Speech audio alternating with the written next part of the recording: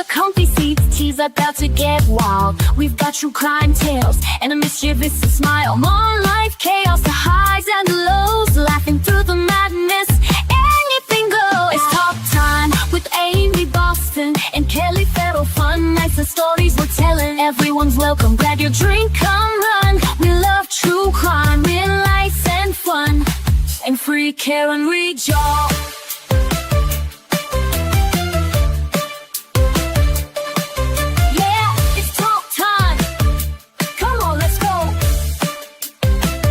Interviews, confessions, and a little bit of sass. Laughing till we're breathless, letting troubles pass. Among squad missions to mysteries at night. Grab your crew, settle in, it's a wild ride.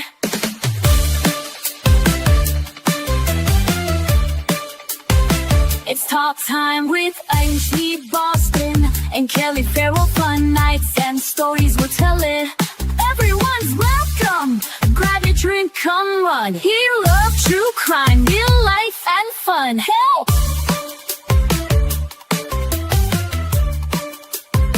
it's free can read, y'all. Yeah, it's talk time with Amy Boston and Kelly Free Karen Reed.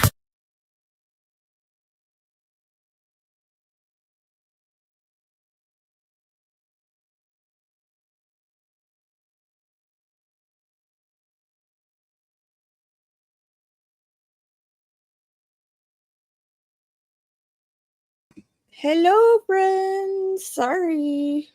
Was hitting the wrong buttons. What's up with everybody today? Good morning. Guess what, guys?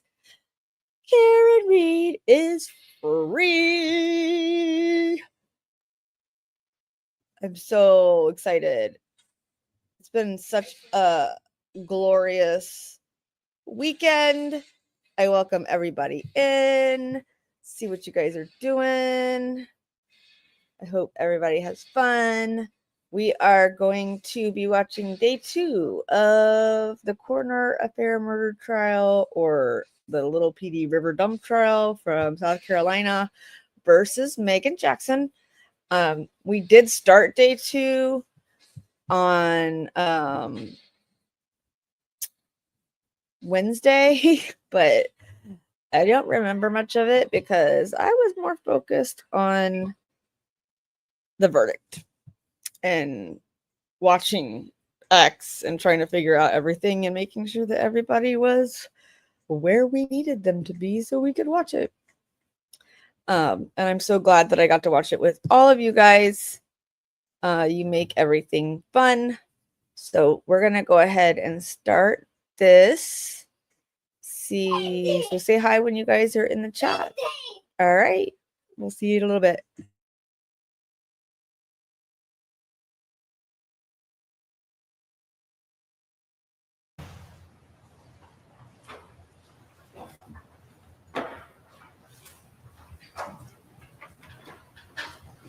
Please raise your right hand and place your left hand on the Bible. Do you solemnly swear or affirm that evidence you give the court in this case will be the truth, the whole truth, and nothing but the truth, so help you God? I do. Thank you.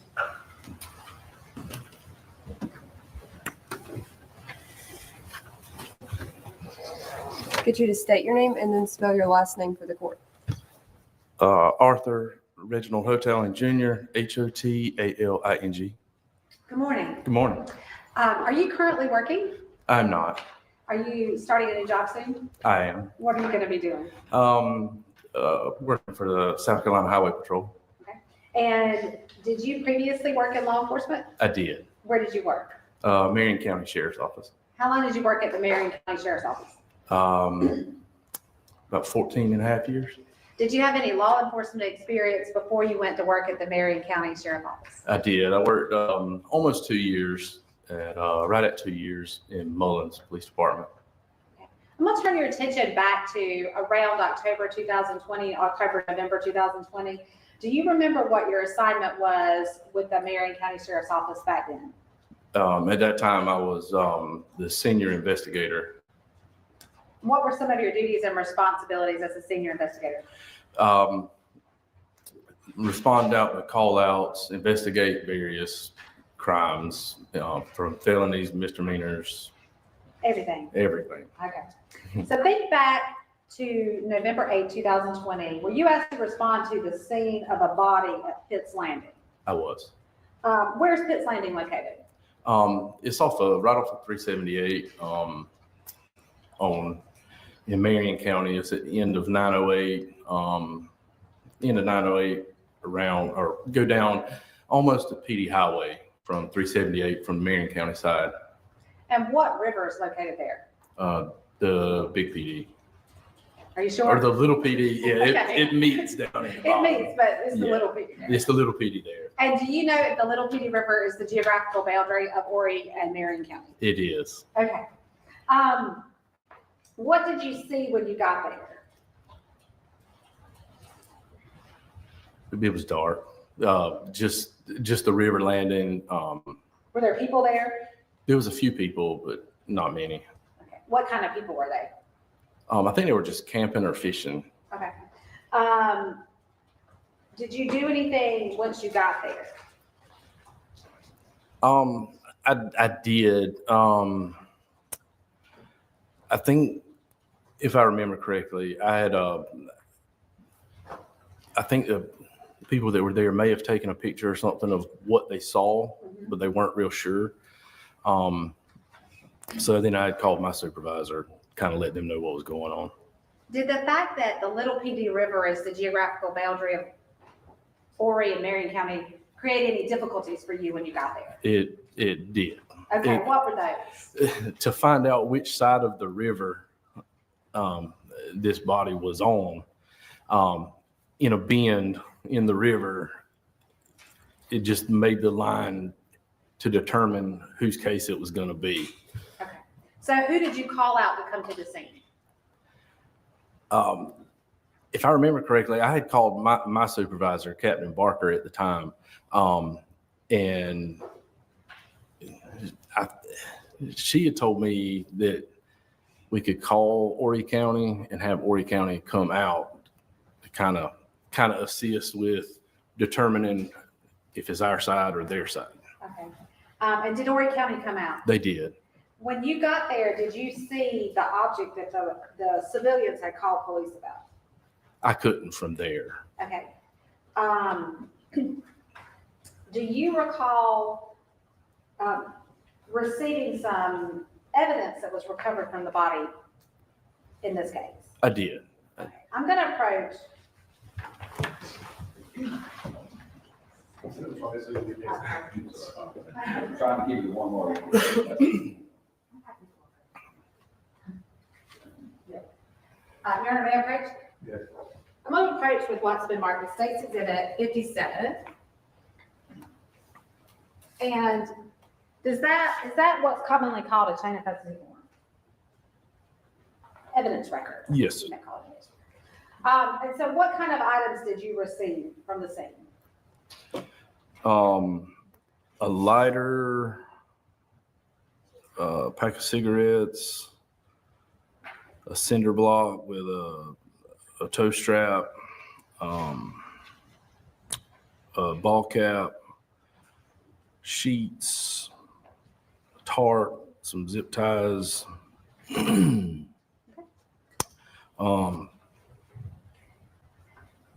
tarp. Yeah, there was just that kind of stuff. A number of items. A number of Were items. those items recovered with the body that day? Yes, Were you asked to sign this form showing that those items were given to you? I was. Do you see your signature on this form? I do. Is it right here? It's actually over. Right there. Okay, Yes. sorry. Hard to read. Thank you.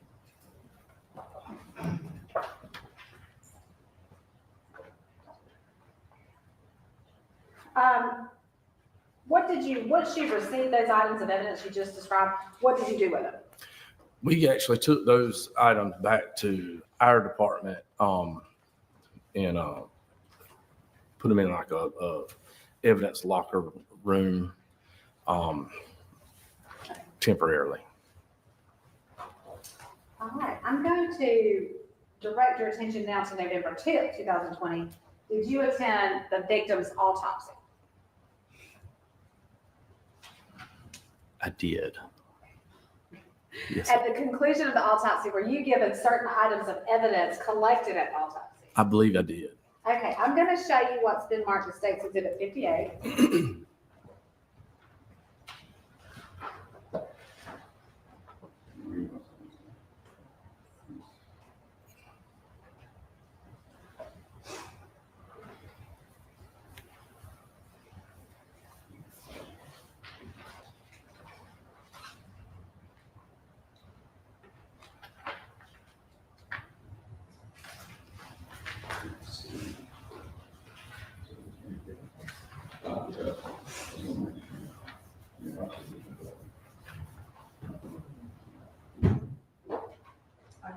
Madam President, Yes, ma'am. I'm gonna show you what's been marked as State's Exhibit 58. Okay. And what items of evidence were you given at the conclusion of the autopsy? The clothing, black belt, black sneakers, jeans, sweatshirt, socks, shirt, a bullet, blood spot, photos, bullet. So how many bullets did you count? 2, 3, 4, 5. And is that your signature on that form saying you received those items? It is. Okay, I'm gonna show you what's been marked as State's Exhibit 139. And you can look at them if you need to open them, I will. Okay. Are those the bullets you collected from the autopsy that day? It is. 139, yes, I think so. Okay, what did you do once you took those bullets into your custody?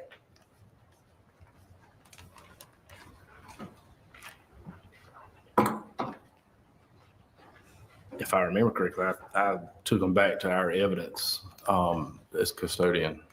So you stored them in your property and evidence? Yes, Is that standard practice at the Marion County Sheriff's Department? yes. Okay. At some point in the future, did you turn those back over to Horry County? I did. Oh, Your Honor, at this time, the state seeks to introduce Exhibit 139 in evidence. Any objection? No objection, Your Honor. State's Exhibit 139, admitted into evidence, without objection.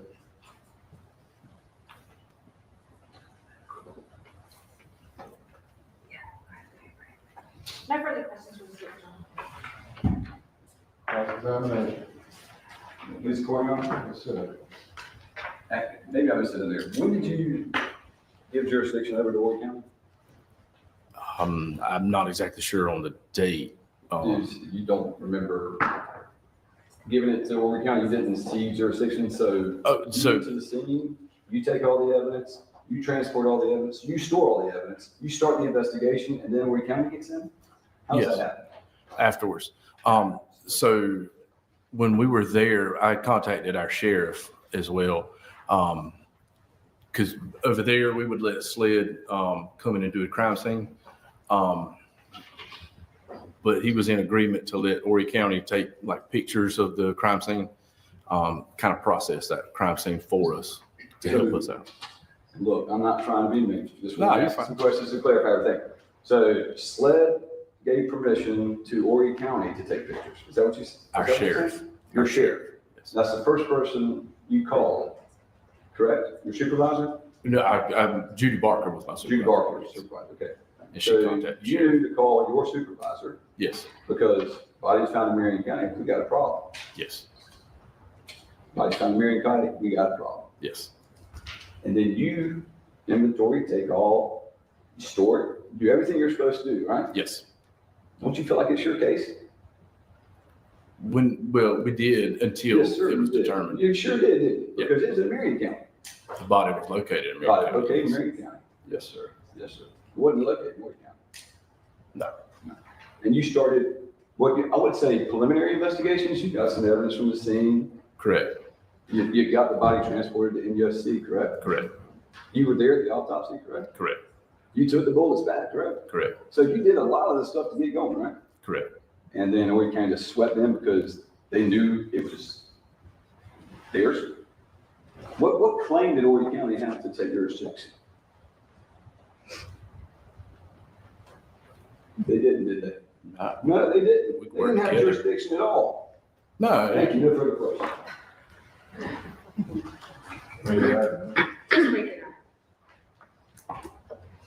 Mr. O'Malley, does the Marion County Sheriff's Department have a crime scene division? no, So who does Marion County normally call when you have a crime scene to process? slid. Okay, in this case, did Marion County ask Horry County to process the crime scene? They did.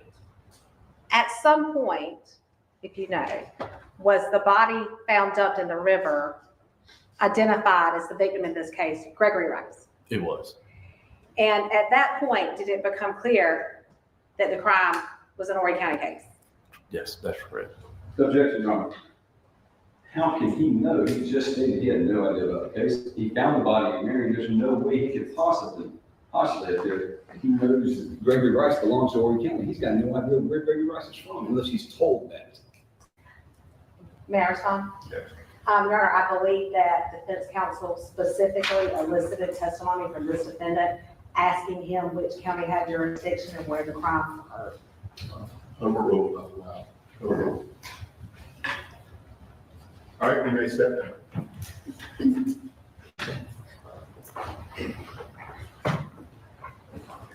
State and call your next witness. The state calls Adam Skellett.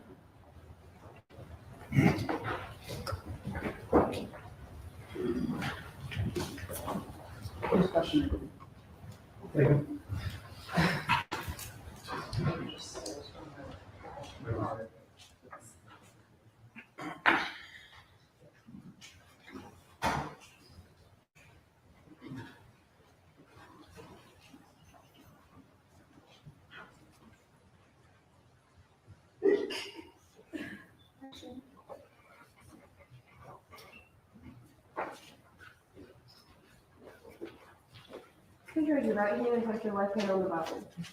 Do you solemnly swear or affirm that evidence you're about to give the court in this case be the truth, the whole truth, and nothing but the truth, so help you God? I do. Thank you.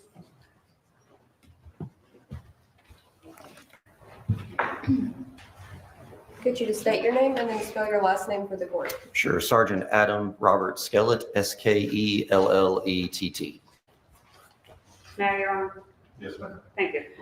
Where do you work? Horry County Police Department. And how long have you been there? This May will make 14 years. What is your current assignment? The current assignment is sergeant at the West Precinct over the patrol division. What areas of Horry County does the West Precinct cover? 501 to Aner, Gallivan's Ferry, out to Marion County, stretching all the way to Greensea, Nichols, out to Longs, across the North Carolina border to 905. Big area. Big area. What are some of your duties and responsibilities as a patrol sergeant? Basic patrol operations, answer 911 calls, also supervise corporal and about 4 or 5 private first class officers that we have. How long have you had that assignment? Since March of 2024. What was your assignment before that? Prior to that, I was in the investigations unit from 2020 to 2024. I'm sorry. No, go ahead. Worked in the special victims unit and also in the homicide robbery unit.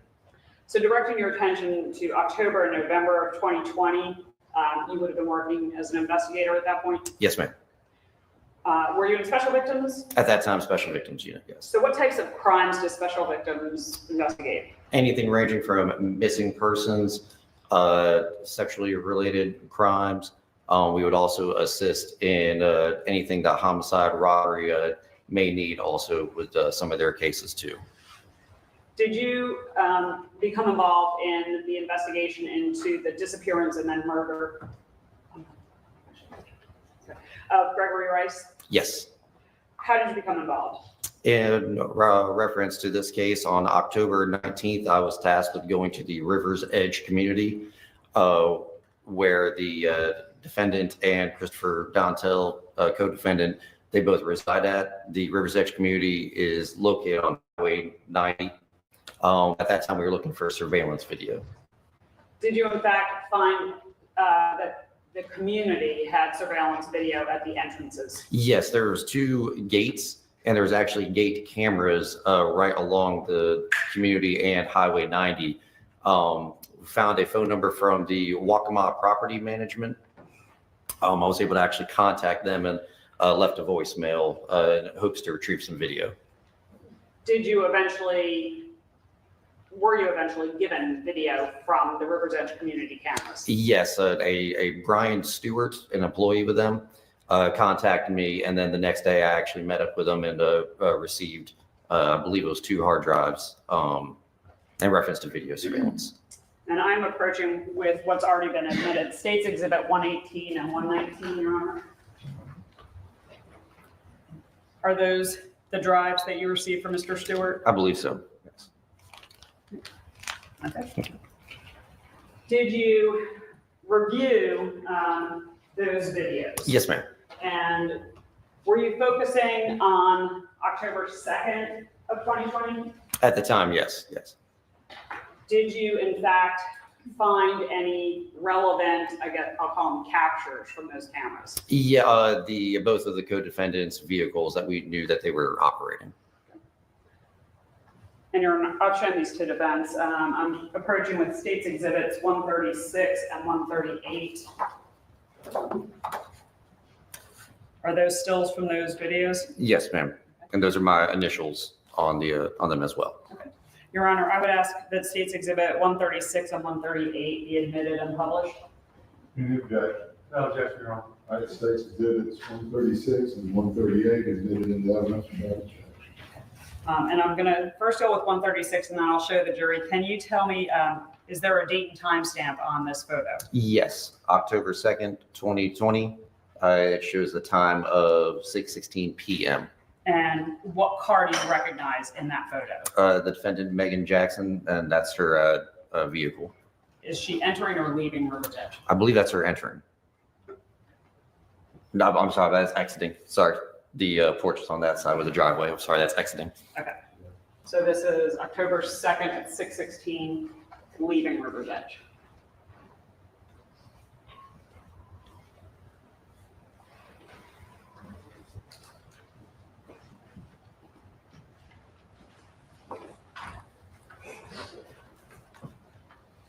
And then States Exhibit 138, does that also have a date and time stamp on it? Yep, same date, October 2nd of 2020, and that shows 18:20 military time, so that'd be 6:20 p.m. So just Apologize. about 4 minutes later? Yes, Okay, and whose car do you recognize in that? that's the Christopher Dontel's gray and color Ford Explorer. Is he also leaving the community? Yes, ma'am. How is it that you recognized Mr. Dontel's and the defendant's cars? Okay, in reference to Mr. Dontel's vehicle, I believe that's actually the county issued Ford Explorer that they issued out to the coroners. I've been on multiple calls for service while on patrol in reference to him showing up as a county coroner. Same with Megan Jackson too, the van that should be using also. So you were familiar with that? Yes. Court's in order. Nothing further, if you just answer any questions for Mr. Preston Britton. Sure. Yeah, good morning first. Good morning. Good morning. Do you remember about when you got these pictures or got these, this video footage? October 19th, from what I recall, is whenever we went out there to look. I believe it was the 20th, the next day is whenever I received the videos from Brian Stewart. Okay. And just to kind of button some things up, that was, at that point, y'all had some suspicion they were, Megan Jackson and Chris Dontel were people of interest. Is that fair to say? Fair to say, yes, sir. And so we know, just kind of button up this jurisdiction issue, that the body's not found till November 7th. Isn't that right? From what I understand, from what I believe, yes. Okay.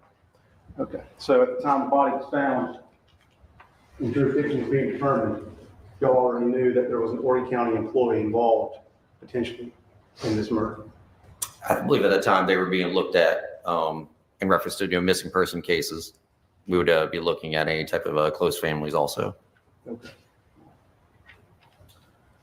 You did have one of the more, I'm sure, troubling aspects. You also had a conversation, you took an interview with Erica Dontel, didn't you? The wife of Yes, Mr. Dontel? yes, Chris Dontel's wife. Yes. And you learned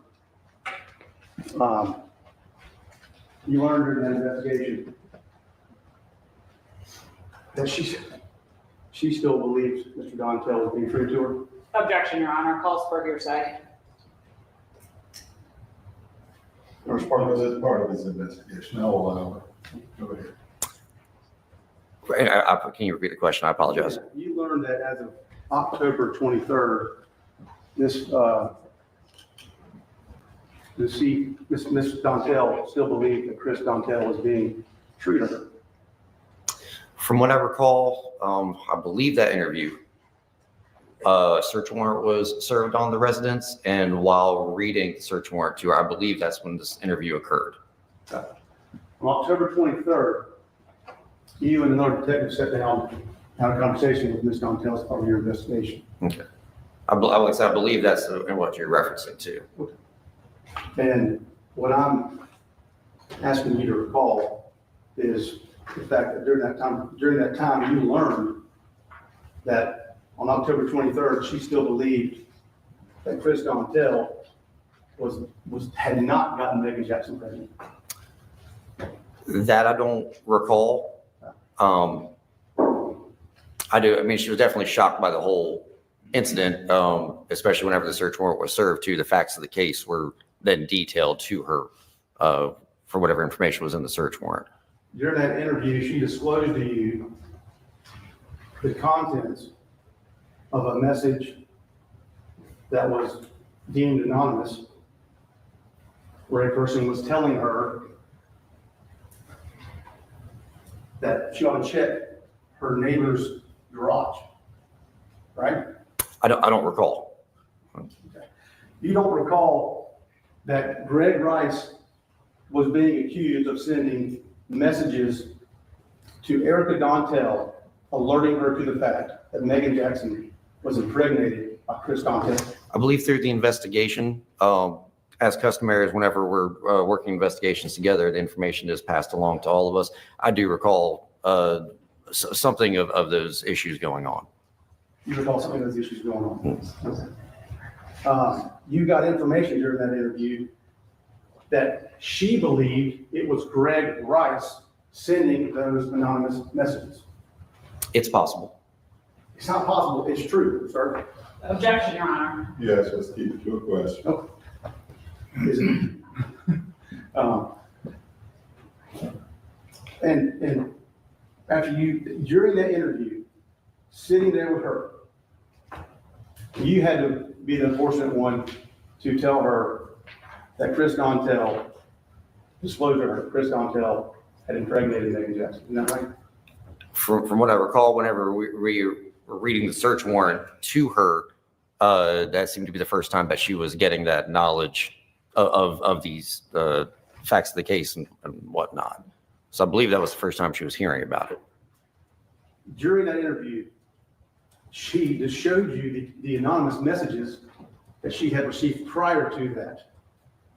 Back in September, in the days leading up to Greg Rice's murder. Objection, is there a question in there? Isn't that right, sir? I don't recall that part of the interview.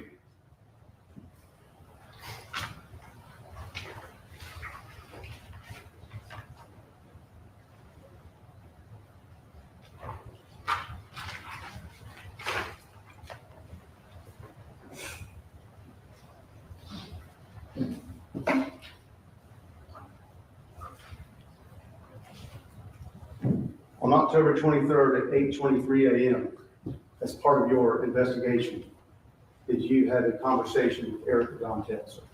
I believe so whenever we served the search warrant. And as we see here today, you're telling me you don't recall asking her or her informing you that she got a text message from someone that was stating things were going on between Chris and Megan. It's, it's definitely possible on that. I'm saying that the interview was 5 years ago. I'm not sure of every detail of that interview.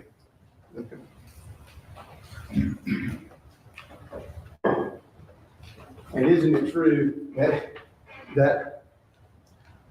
Ms. Dontel, despite everything that was going on, 20-something days later, was still believing that her husband, Chris Dontel, that this was all just made up, and he was still being faithful to her? That I can't, that's not something I could answer to, or her thoughts and beliefs were. Well, you're the one who spoke with her, sir. I mean, respectfully, this is part of your investigation. You knew you were going to testify today. You wrote certainly would have had some kind of, did you write any reports or anything during your investigation? Absolutely. Objection, Your Honor. If counsel would perhaps, since he's talking about a report and has the report in front of him, if he would let Sergeant Skellett review it, it might refresh his recollection. I'm gonna let him do his cross-examination, how he chooses. Go ahead. Thank you.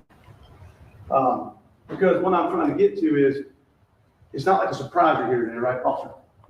I'm sorry, so that, You're not surprised to be here today, are you? oh, no, absolutely not. In fact, had this case gone forward against Chris Dontel back in December, instead of him getting in some kind of situation where he's not any longer facing murder, you would have testified in that case too, wouldn't you? I would assume so, absolutely. And I imagine that when you came here to testify today, you took a little time to get prepared. Yes, sir. Are you telling me you didn't even look at your investigative notes? In reference to the answer, yes, sir. Okay. And so, having told us that, as we sit right here today, you can't confirm your conversation with Erica Dontel? I can confirm we definitely spoke with her. From what I recall, we read the search warrant off to her. It did appear at the first time, this is the first time she had heard of any of these accusations. In reference to a text message that if she said she received, I'm not denying that she said that. That's definitely something that possibly occurred. Okay.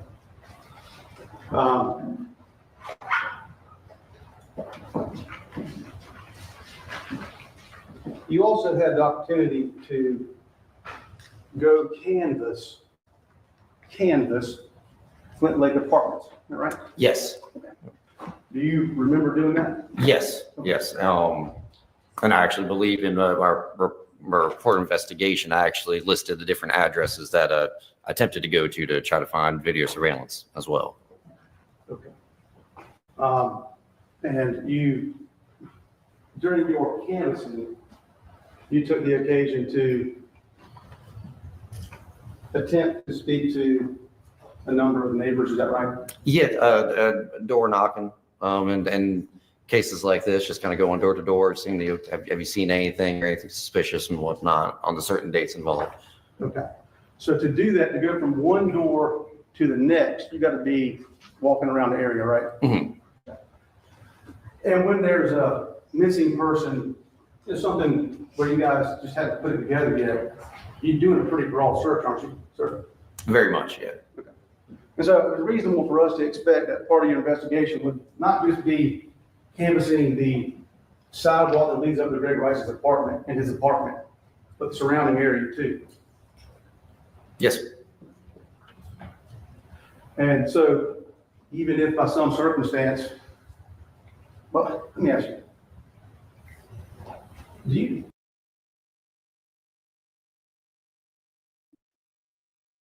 Coming on, guys. Just so you know, I'm here. Dennis, that's amazing. You guys did have an amazing turnout yesterday. Ames got the hug and Mark got the hug. All the peeps. I have FOMO in Florida, just so you know. But we're gonna start doing that justice for John O'Keefe stuff and Free Turtle Boy. We're gonna get it. So I wanted to bring up, I found Hank Brennan's statement on X. So I figured we'd take a break real quick. So if you haven't seen Hank Brennan's statement, we're going to look at that. And then there's also a statement from the MSP that I did not know.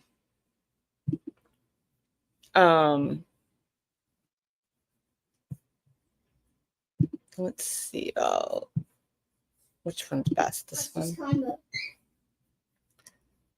going to share this tab. Okay. So he says,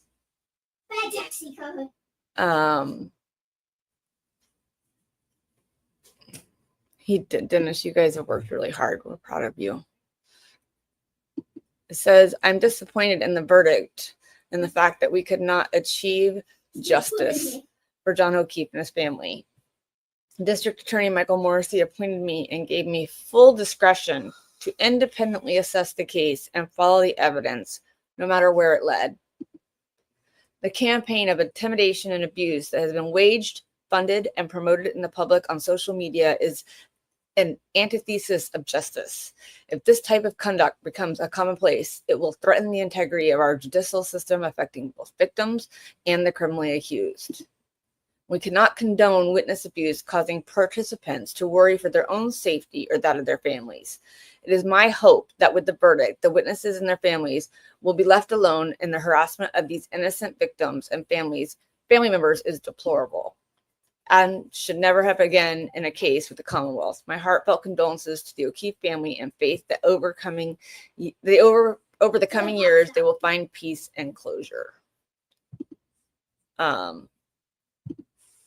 So, hey, Rosie. Sounds like, let's see. Yeah, this is the statement that he made.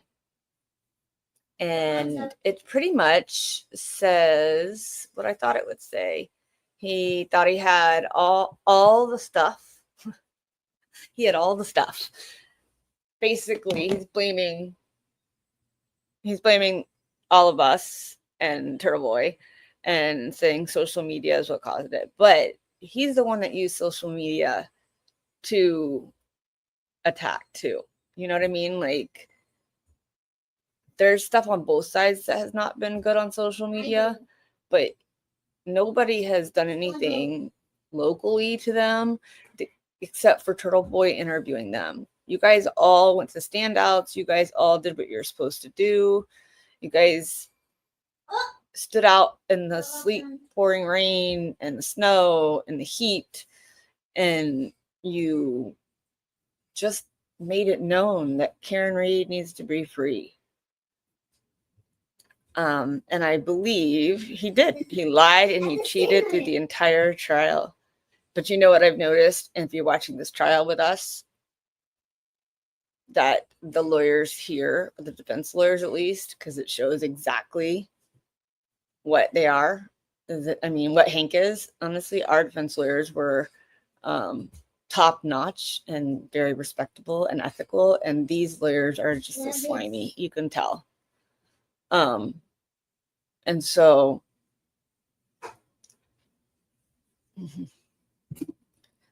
no underwear Monday with Kelly, me and Kelly. Well, that's nice, Sanding Stones. We're excited for that, Rosie. I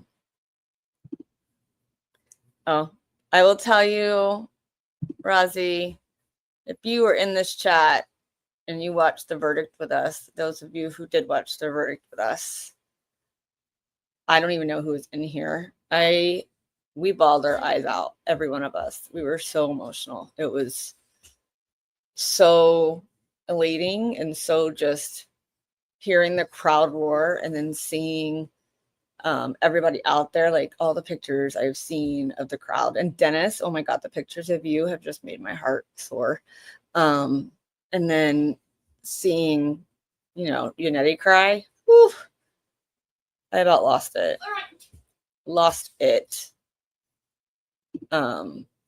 But so that was that one. I have a child he's playing Roblox, so you guys be careful. He's on it. Let me check and see can find MSP, the statement.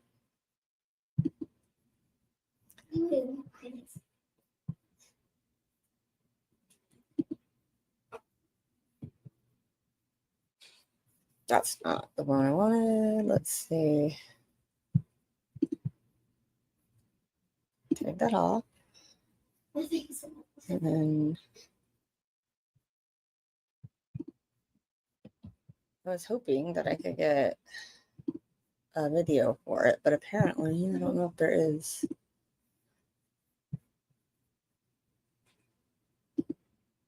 This, it says this will end in 13 seconds. So I'll see.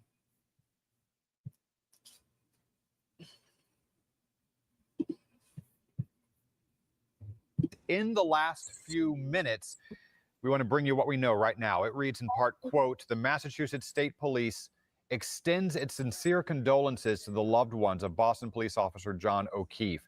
The events of the last 3 years have challenged our department to thoroughly review our actions and take concrete steps to deliver advanced investigative training, ensure appropriate oversight, and enhance accountability.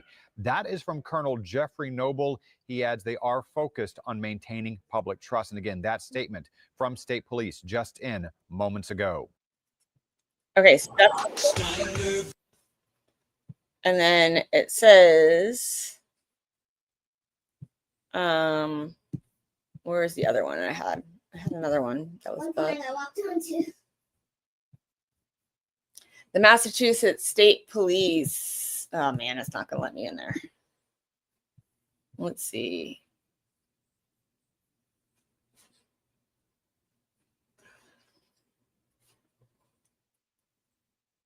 Let's see if NBC Boston will let me do it.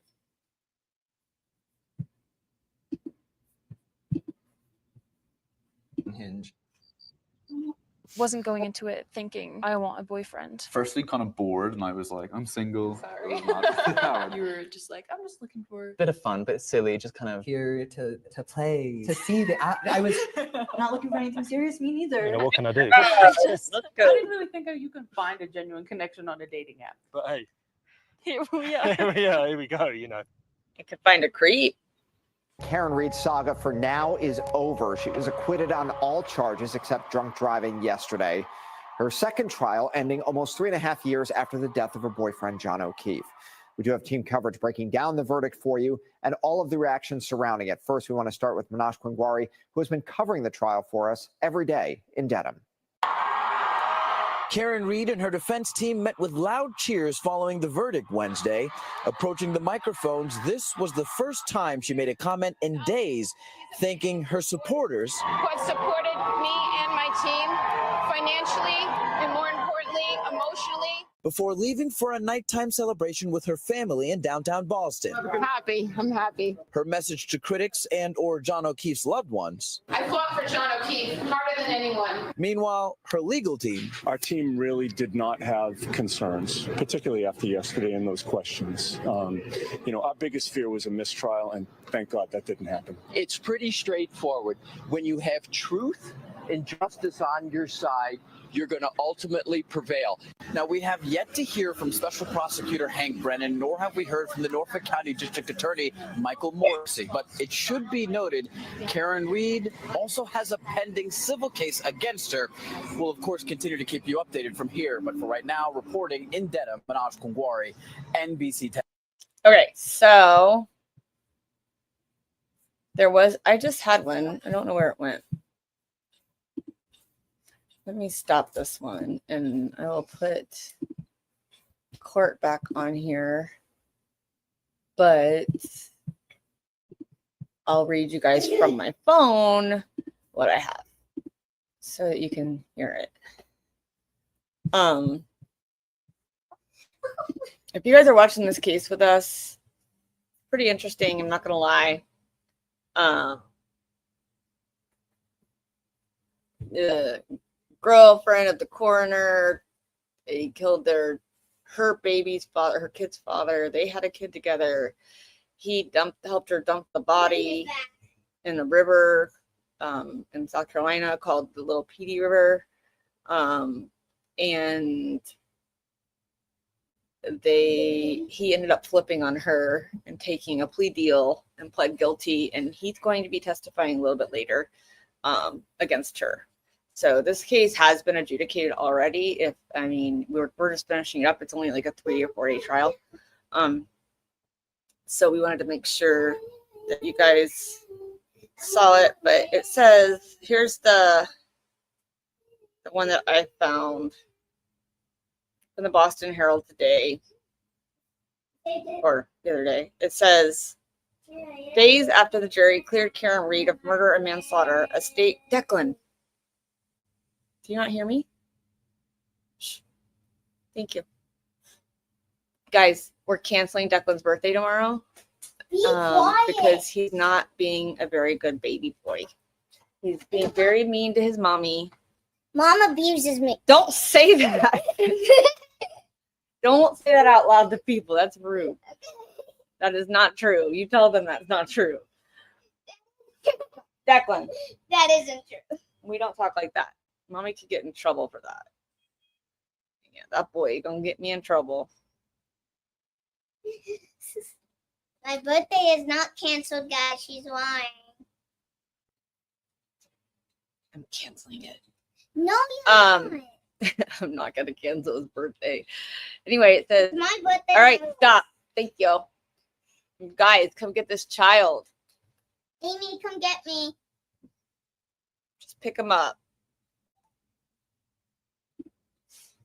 You gotta ignore this kid. He is nuts. No. No. Says days after the jury cleared Karen Read of murder and manslaughter, a state police union is fighting back against accusations that the investigation into John O'Keefe's death was compromised. The State Police Association of Massachusetts, made up of all troopers and sergeants in the state police, have broken into silence after the jury in a lengthy retrial. That kid is ridiculous. Come here, Declan. I want you guys to see this child because you tell them the truth. You don't say that stuff in loud. She doesn't abuse me. I swear. Anyway, don't look at me. Declan. That was a joke. It's not funny. You guys, I can't.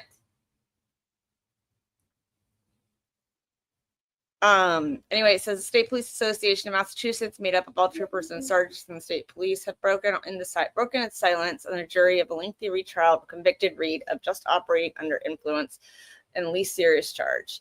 As our current former members,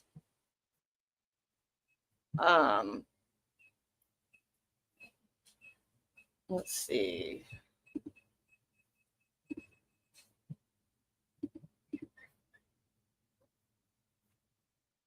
It says, continue to be the subject of baseless accusations.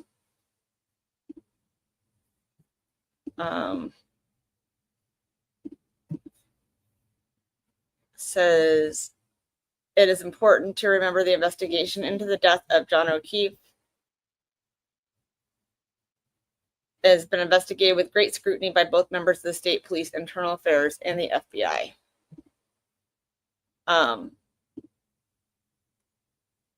To date, there has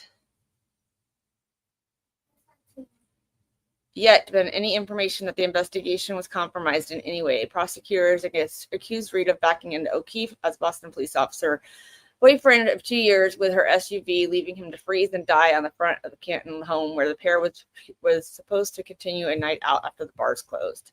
The jury didn't buy the argument. Jurors have spoken to the media after a verdict came out on Wednesday, have highlighted that they assume O'Keefe went inside the home of 34 Fairview during the blizzard. The defense has argued that others possibly killed O'Keefe inside the home and that the police were either incompetent or corrupt to investigate that angle. Massachusetts State Police Board fired Trooper Proctor that led investigators to O'Keefe's death over inappropriate behavior and self-described inappropriate and regrettable text messages that Read revealed during the first trial. Sergeant Yuri Buchanan, whatever, Proctor supervisor and his boss, Lieutenant Tully, were both placed under internal investigation at one point in the aftermath of last year's trial.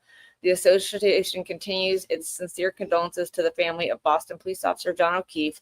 The union stated in its social media post that jury has spoken and we remain respectful of the process. However, since the beginning of this trial, there have been numerous attacks and accusations against our troopers and sergeants. It's added careers have been lost, families have been devastated, and many lives have been changed.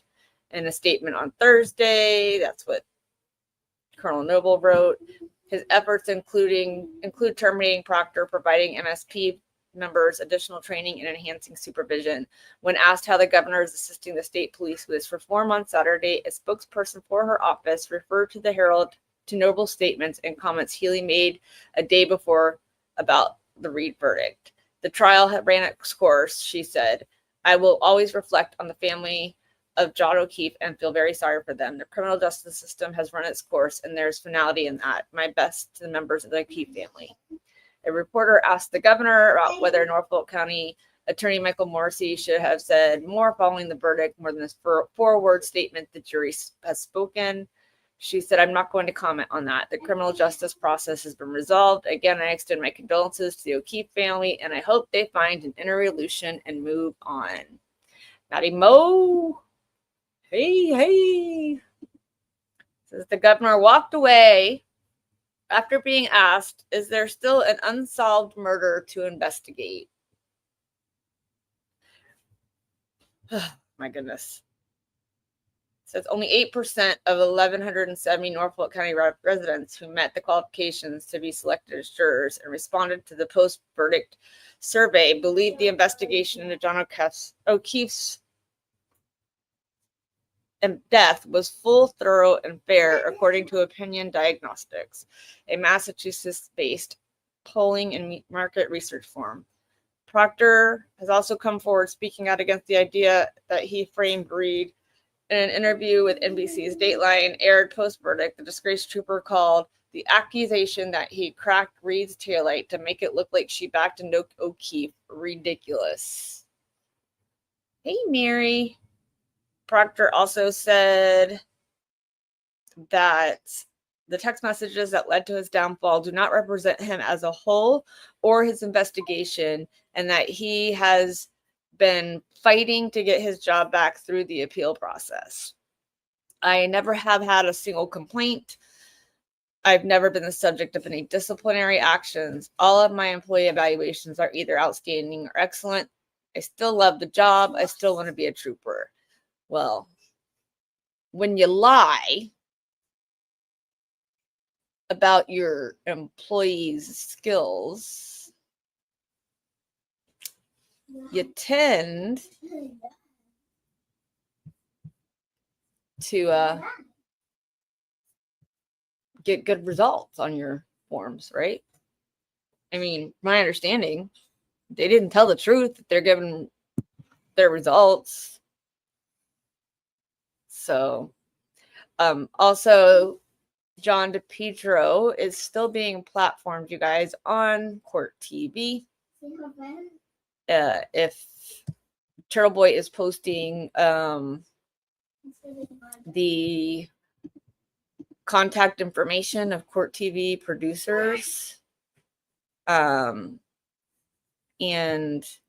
they said that they are going to have people flood them to try to get him off because he has been attacking nonstop. I cannot tell you how many people he has, or how many posts he put on X that he has attacked Paula Prado, which is the juror from Juror 11 from the trial, who, if you saw her post or her interview with Turtle Boy yesterday, was amazing.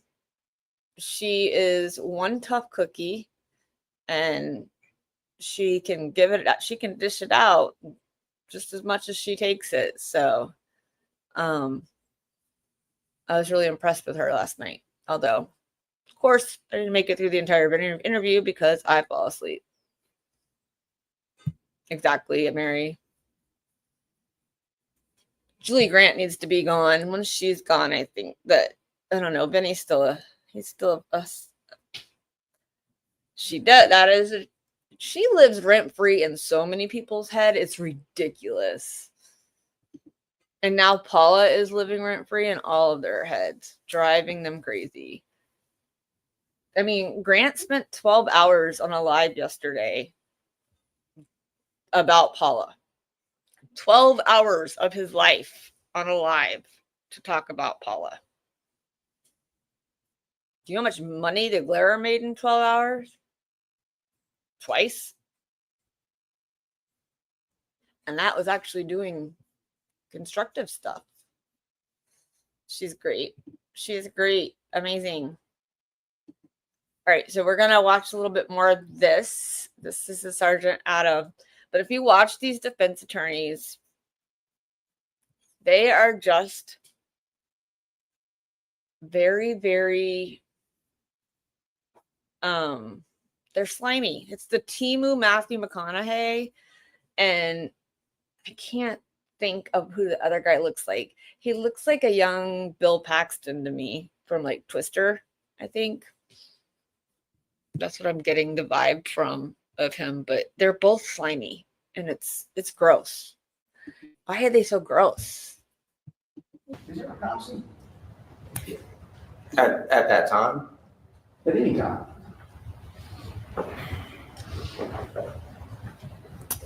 You will never see someone pause this long with that question. Objection, Your Honor.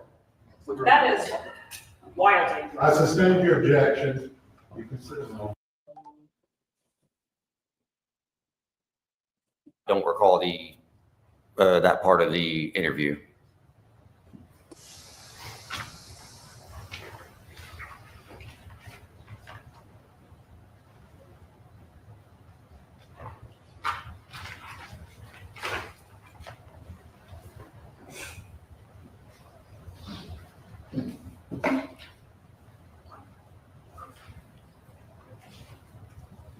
On October 23rd at 8:23 a.m., as part of your investigation, did you have a conversation with Erica Dontel, sir?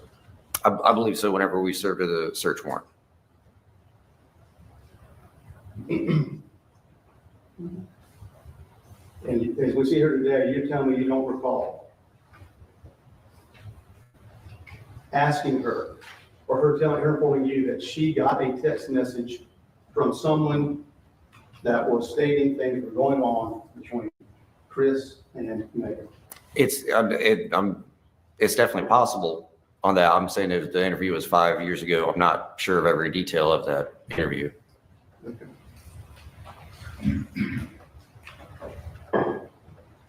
And isn't it true that Ms. Dontel, despite everything that was going on, 20-something days later, was still believing that her husband, Chris Dontel, that this was all just made up, and he was still being faithful to her? That's not something I can answer to what her thoughts and beliefs were. Well, you're the one who spoke with her, sir. I mean, respectfully, this is part of your investigation. You knew you were going to testify today. You wrote I'm certain you would have had some kind of, did you write any reports or anything during your investigation? Absolutely. Objection, Your Honor. If counsel would perhaps, since he's talking about a report and has the report in front of him, if he would let Sergeant Skellett review it, it might refresh his recollection. I'm going to let him do his cross-examination, how he chooses. Go ahead. Thank you. Because what I'm trying to get to is, it's not like a surprise here today, right, officer? I'm sorry, say that. You're not surprised to be here today, are you? Oh, no, absolutely not. Okay. In fact, had this case gone forward against Chris Dontel back in December, instead of him getting some kind of situation where he's not any longer facing murder, you would have testified in that case too, wouldn't you? I would assume so, absolutely. And I imagine that when you came here to testify today, you took a little time to get prepared. Yes, sir. Are you telling me you didn't even look at your investigative notes? In reference to the incident, yes, sir. Okay. And so having told us that, as we sit right here today, you can't confirm your conversation with Erica Gontel? I can confirm we definitely spoke with her. From what I recall, we read the search warrant off to her. It did appear at the first time, this is the first time she had heard of any of these accusations. In reference to a text message that if she said she received, I'm not denying that she said that. That's definitely something that possibly occurred. Okay.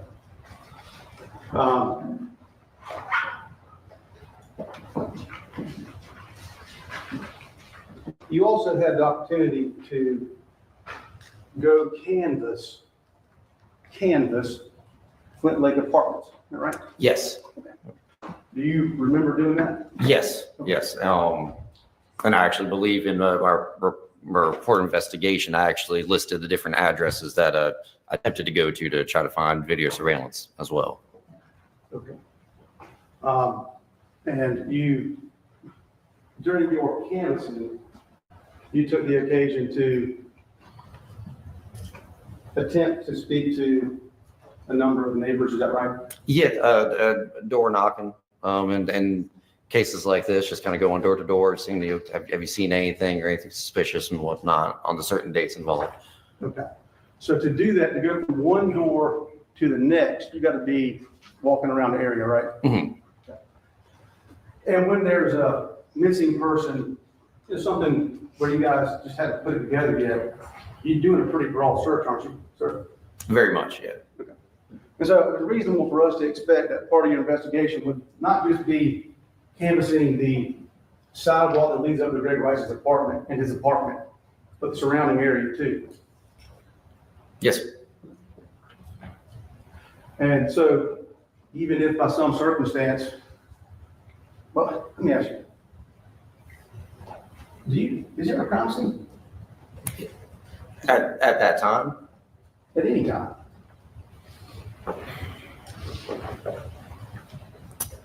You will never see someone pause this long with that question. Objection, Your Honor. That is wild. I sustain your objection. You can sit down. All right, let's go. Sorry. Sir, is there a crime scene? At that time, whenever do you have the date whenever we went to go surveil that subdivision? Yes, sir, it was October 27th. Okay, at that time, he was still a missing person. Did you guys ever identify a crime scene? Not me specifically on that. At that time, I was just tasked with going from door to door in that subdivision looking for a surveillance footage. That wasn't really my question, but since October 27th, a crime scene. That wasn't part of my investigation.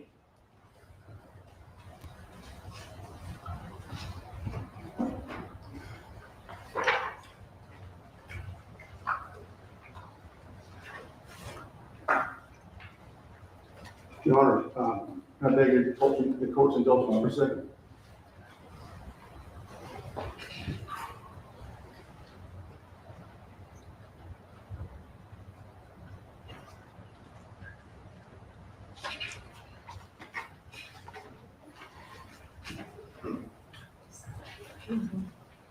We don't have any further questions, Your Honor. Thank you. Thank you. Okay. You're right. Thank you, Your Honor. I'm going to kind of go in reverse because counsel was just asking you about this. You're canvassing the area. And this, you canvassed prior to Greg Rice's body being found. Yes. Yeah. And when you were conducting that canvassing, had Horry County Police Department been told that Greg Rice had actually been shot down the road and not at his apartment? That I don't recall on that part. At that time, working with it, there was definitely suspicious circumstances surrounding the missing person from the information that I believe we were receiving. But you didn't, at that point, you didn't even know that he had been killed. No, no. And counsel was referencing a report, so I guess I need to mark this Yeah, I'll show it to you. Your Honor, I've yet to him having his record. No, you brought it up. Yeah, that's fine. I guess that's something you want to, we can do 6, I think 6 is used. Or if it's easier for you, you can do 159. States 159 marked. And this would be just marked application. Your Honor, if I may, I'm approaching with what's been marked States Exhibit 159 for identification. Just hold on to that. Sure.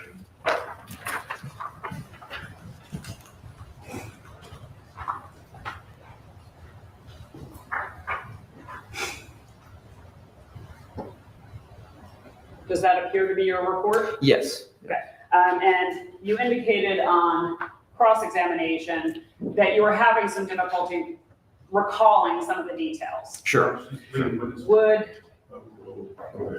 Would reviewing your report refresh your recollection as to some of those details? Yes. Yes. And thank you for allowing me to look at this again.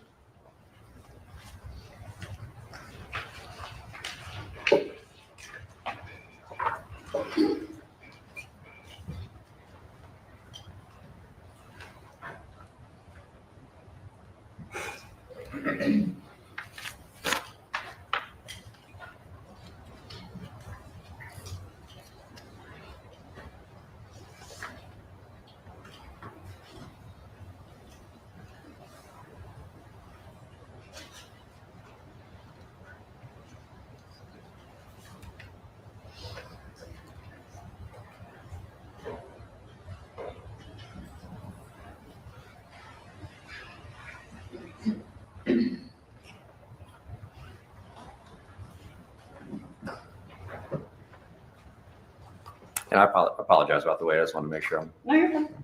And then when you're done with that, if you could just turn it over. absolutely.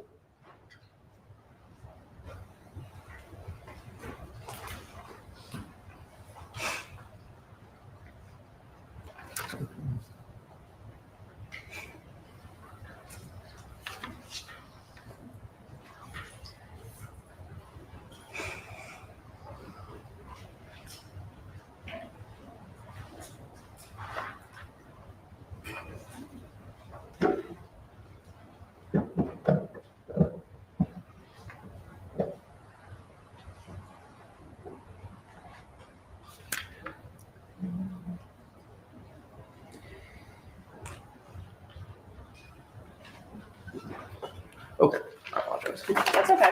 So having reviewed your report, does that refresh your recollection as to your conversation with Erica Dontel? Yes, in reference to the text messages, I think it does seem like she believed that the text messages were from Gregory. Didn't she in fact say that Megan implied that Greg had sent them? Yeah, yes, something along the lines of that, yes. Did Erica Dontel indicate whether Christopher Dontel was fine just sort of moving on from his friendship with Megan? That appeared to be that too. Are you, if you know, do you know if Erica Dontel and Christopher Dontel are still married and supporting each other? I'm not positive on that, to be honest. Okay, that's fine. Thank you. Sure. Nothing further. You may step down. Sure. You want me to leave this right here? Yeah, I'll take it.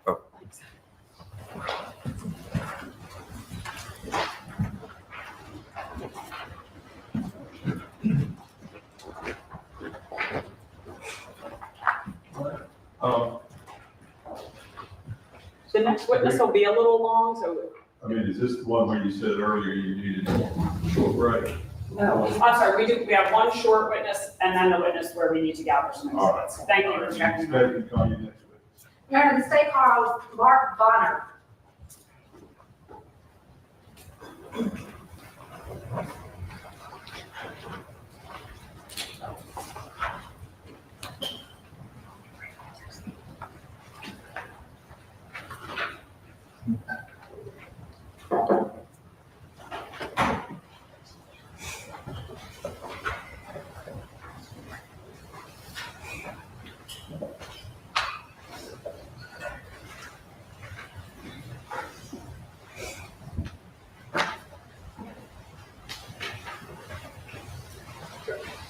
Please raise your right hand and place your left hand on the Bible. Do you solemnly swear or affirm the evidence throughout the court in this case will be the truth, the whole truth, and nothing but the truth, so help you God? I do. Thank you.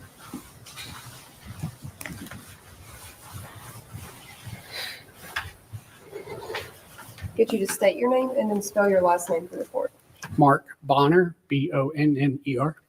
Mr. Bonner, do you currently work? No, ma'am, I'm retired.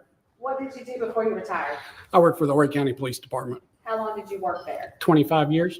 What was your last assignment there? I was a lieutenant over the narcotics divisions. I supervised narcotics, street crimes, and traffic enforcement.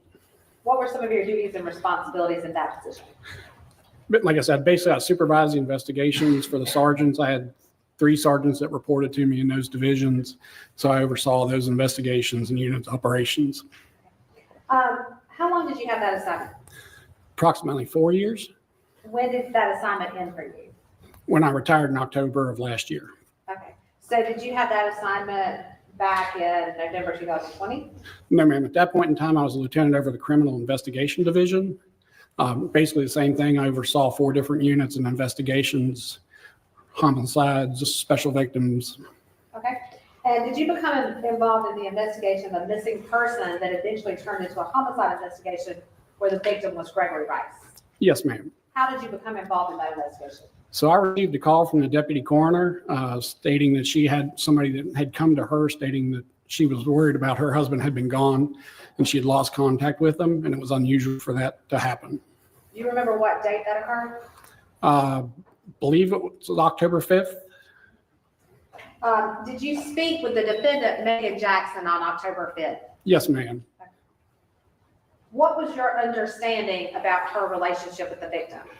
They had become estranged, so they lived separate residences, but they had children in common. And so he would come and visit, and that was one of her biggest concerns, is that he hadn't come to visit the kids, which he was usually very reliable with. Did she give you any information about when she had last seen or spoken to Gregory Rice? I think she said at that point in time, she had last spoken to him about a week prior to that, and she had not seen him since. Was this investigation assigned to a detective? Yes, ma'am. Did you stay involved in the investigation in any way? Yes, ma'am. And why was that? Just to assist with the investigation as needed, if any type of follow-ups were needed.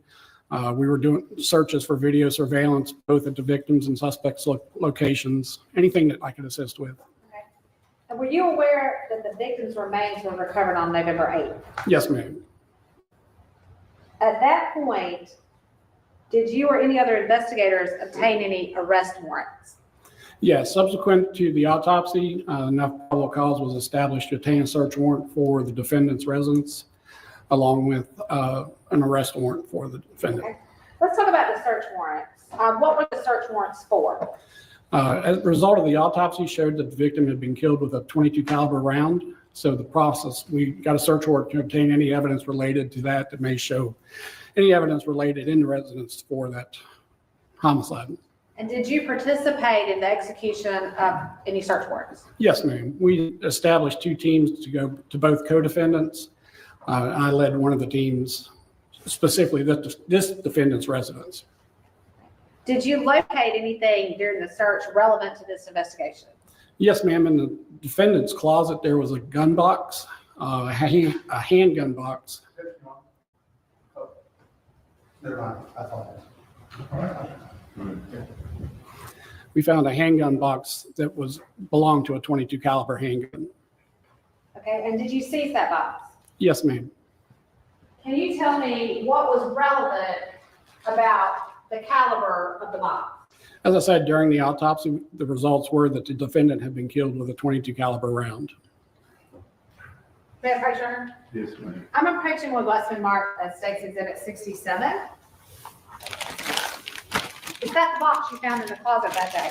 Yes, ma'am. Was there a gun associated with that box? There was not a gun in the box, no, ma'am.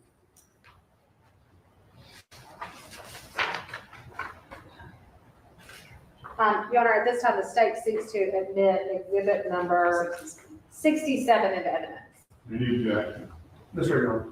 State's Exhibit 67 admitted into evidence without objection. No further questions by the state. Cross-examination. Just a clarification. We know that based on what bullets were found in Greg Rice's body, this is not was not this gun, right? Objection, Your Honor, basis of knowledge. I mean, if he knows, Involved in the investigation, surely if it was, know what kind of bullets were found. I do not know specifically. I was not part of that investigation. Okay. Well, do you know, if I told you that it was identified as a Sig Sauer, you would know this was not that gun, right? Correct. No further questions, Your Honor. redirect? No, Your Honor. All right, you may step down. Thank you, Your Honor. May he be released from this subpoena, Your Honor? Any objection? No, sir, Your Honor. All right, he's free to go. Thank you. Yes, Mr. Hall. All right, ladies and gentlemen, we've got to do some setting up before we get to this next witness. So we're going to take our morning break, leave your notepads in the jury box, and not discuss the case. We'll take, what do we think, 10, 15-minute break? Take about a 15-minute break, then we'll come back.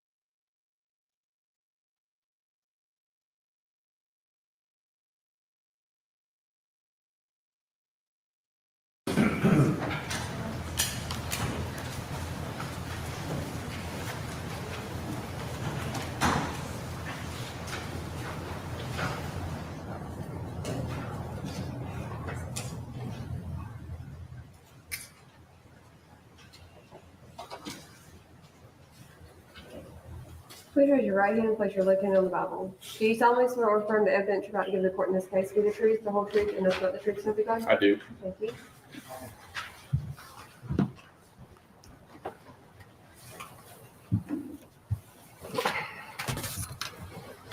Could you just state your name and then spell your last name for the court? My name is Chad Smith, Smith. Where do you work? I work at the South Carolina Law Enforcement Division, commonly known as SLED. Specifically, I work in the firearms department at SLED's Forensic Services Laboratory in Columbia. Could you just tell me briefly, what is SLED? SLED is an assisting agency for state agencies that require additional manpower. We also operate a full-service forensics laboratory. So agencies throughout the state bring us evidence to be analyzed and examined, mostly for court purposes. How long have you worked at SLED? This November will be 17 years. What's your current assignment there?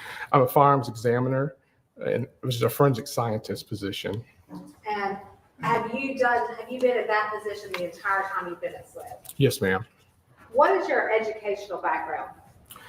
Well, I attended Clemson University, where I earned a bachelor's of science degree in biological sciences. And I worked for Clemson for several years before coming on board at SLED. When I started my training program at SLED, it's last several years. It involves extensive reading and studying. There are multiple examinations and tests given during that time. I also attended various classes and seminars, toured several firearms manufacturing facilities, and then later I helped the other examiners prepare their casework. At the end of the training, I received a comprehensive multi-part examination, which I successfully completed, and then I began to receive my own casework.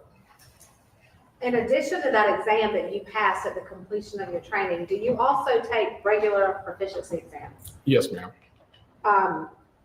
How often do you take those? We're on a cycle, so every year we take a certain discipline of our field. And have you ever failed any of those proficiency exams? Not that I know of. So tell me, what does a forensic scientist in the firearms department do? Well, our main responsibility is examination of firearms, ammunition, and ammunition components, such as bullets and cartridge cases. The main goal is to try to identify if a particular bullet or cartridge case was fired by a specific firearm. We also do serial number restorations on firearms that have had their serial numbers obliterated. I also assist with the destruction of firearms that agencies throughout the state bring us to be destroyed. Okay, let's turn our attention specifically to bullets. What are the different parts of a bullet called?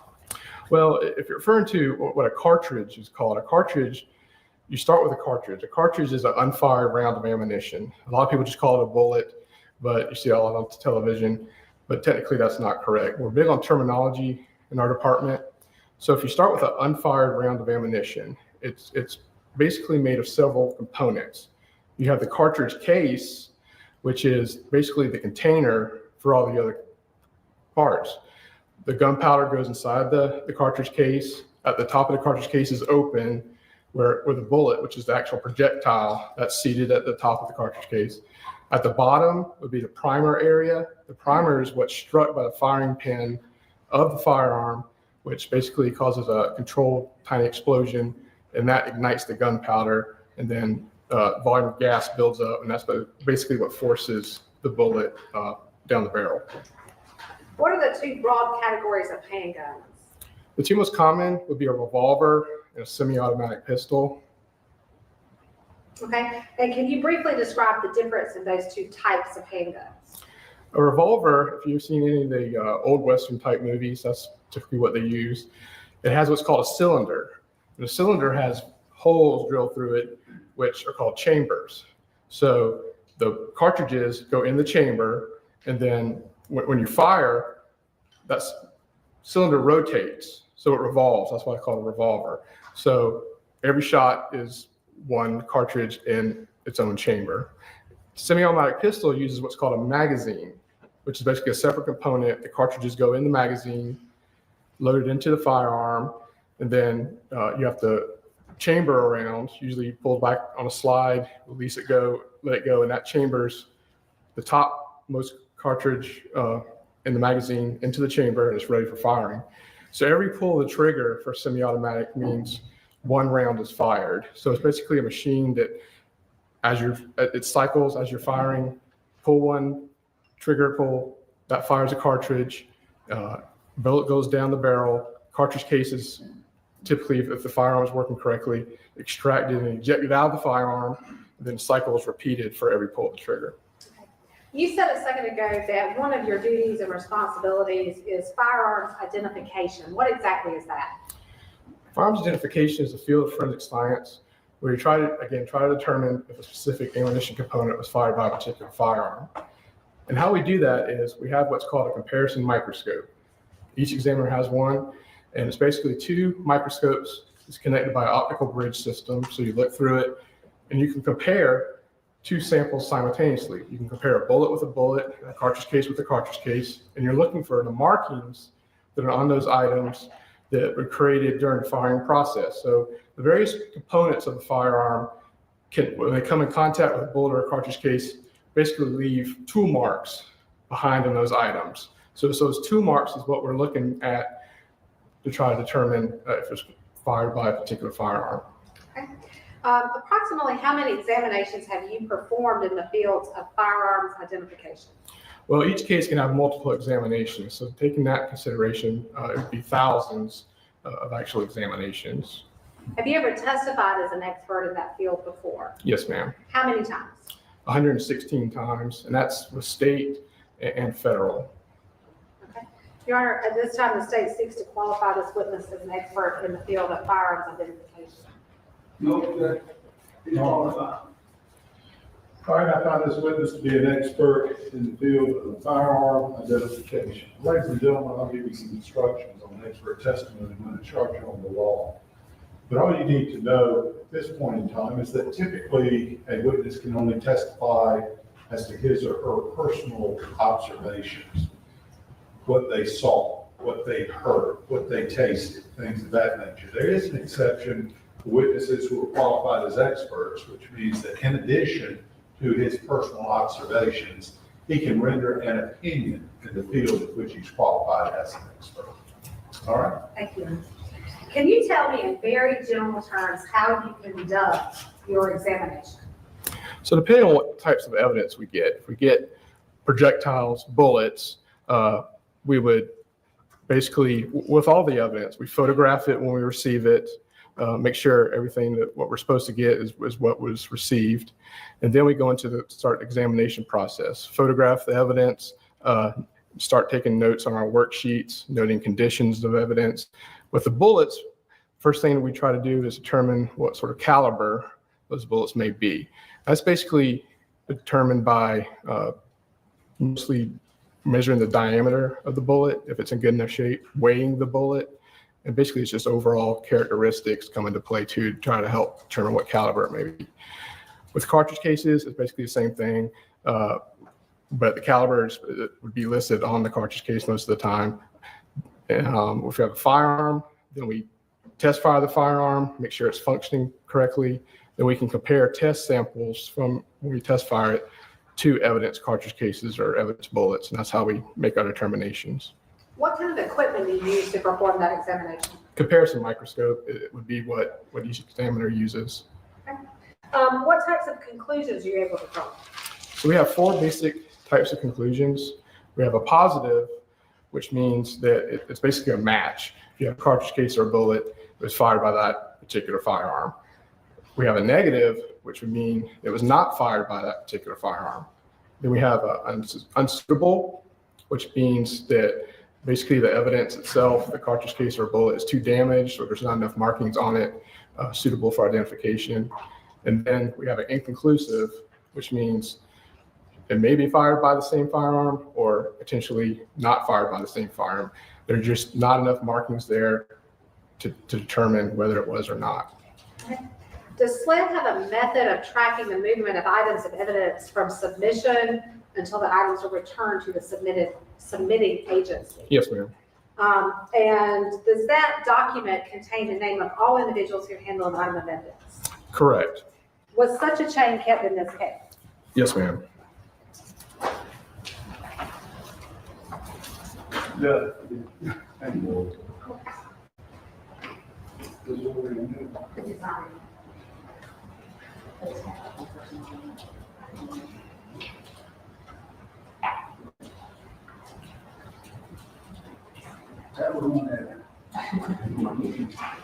May I approach the witness, Your Honor? Yes, ma'am. I'm going to approach with what's been marked as State's Exhibit number 141. Is that a copy of the SLED chain of evidence form for this case? It appears to be. How can you tell? Well, it's got South Carolina Law Enforcement Division at the top, chain of custody, the lab number, which is our case number, prepared for release. And it's got everyone listed when the evidence is transferred. Does that lab number match the lab number for the items of evidence you examined in this case? Yes, ma'am. And is that document kept in the ordinary course of business? Yes, ma'am. Your Honor, this time the state would seek to admit Exhibit 141 in evidence. Exactly. I don't believe it's relevant based on the earlier conversations we had about weapons. What's the relevant? It's bullets. They examined the bullets from the autopsy that were retrieved from the victim, Your Honor. All right. All right, I'll admit State's Exhibit 141 over defendant's objection. Thank you. So we just talked about lab number L20-17755. Were you asked to examine some items for that lab number? Yes, ma'am. When you completed your examination, did you put those results in a report? Yes, ma'am. Do you have a report that you can refer to me? I do. I just asked that you refer to it if you did and turn it over if you don't. Okay, were you given some projectiles to examine? I was. These are. I'm approaching with what's been previously admitted into evidence of State's Exhibit number 139. Are those the items that you examined?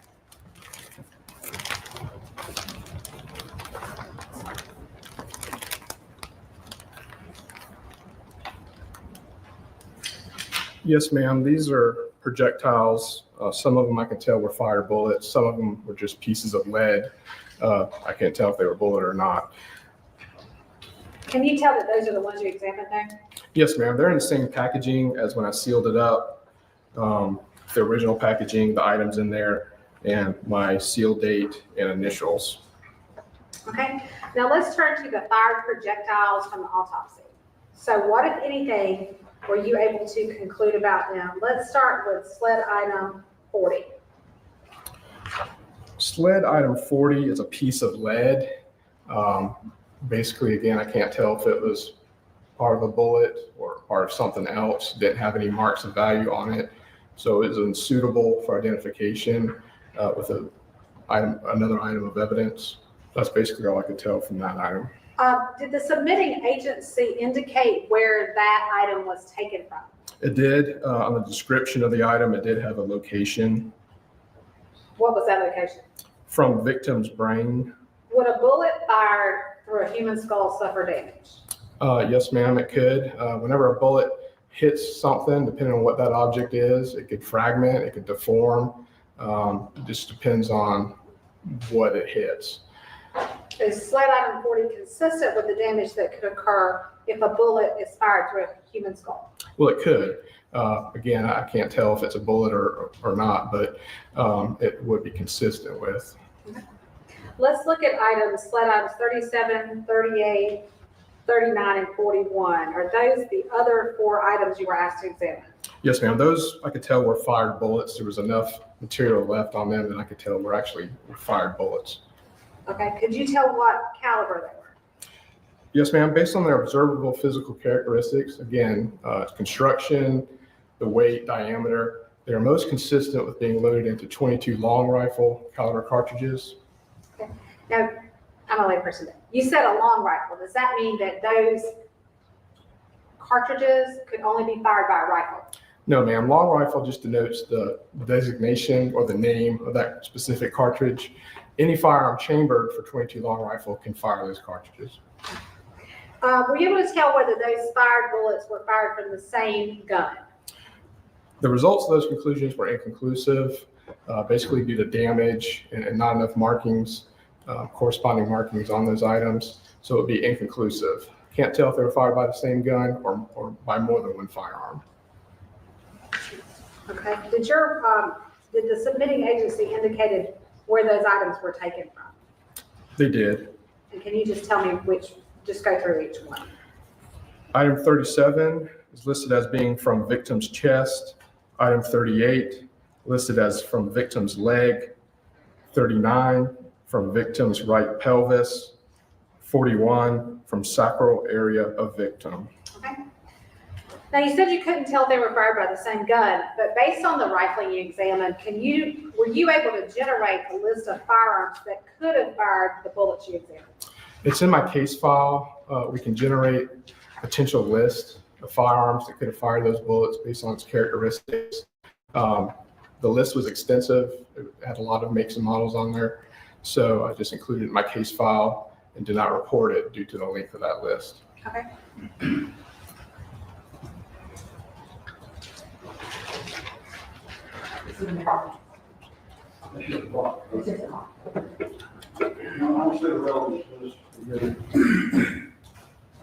The witness can testify regarding whether or not this vacant manufacturer of gun could have fired the bullets that he found. Thank you. I'm approaching with what's been marked as State's Exhibit 67. Can you examine that box first?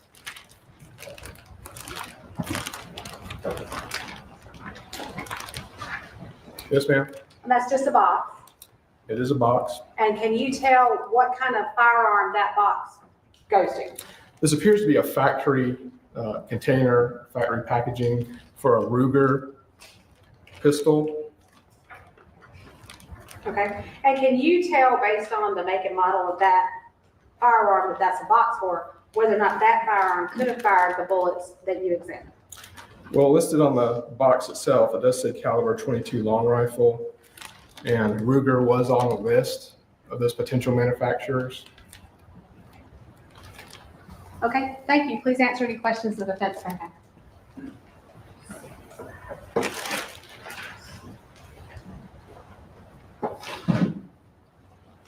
Good afternoon, sir. Good afternoon.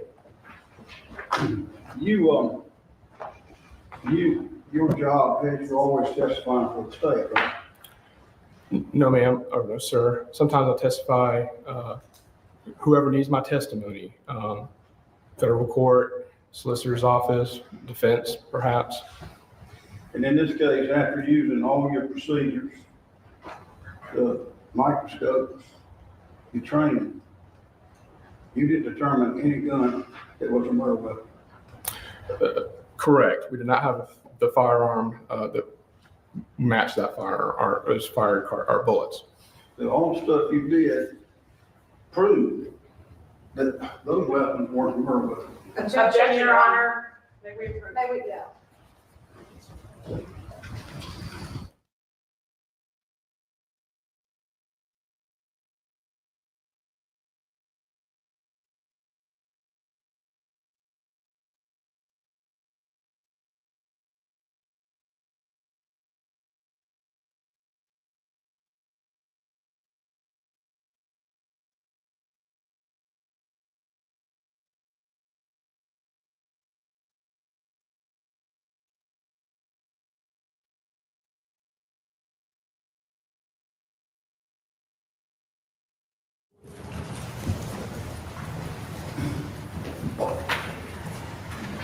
You identified no murder weapon. Correct. Go for it. All right, ready, ready. Court's industrial minor.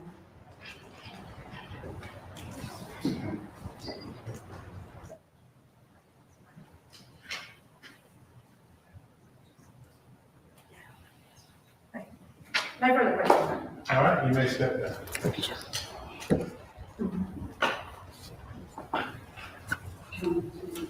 Oh, yes. Can we just, what is the release from this meeting, Your Honor? Any good? Nothing defense. All right, he's free to go. Thank you, Your Honor. Your Honor, may we just see if our next proposed witness is here? Is that their house staff? Right, okay, so.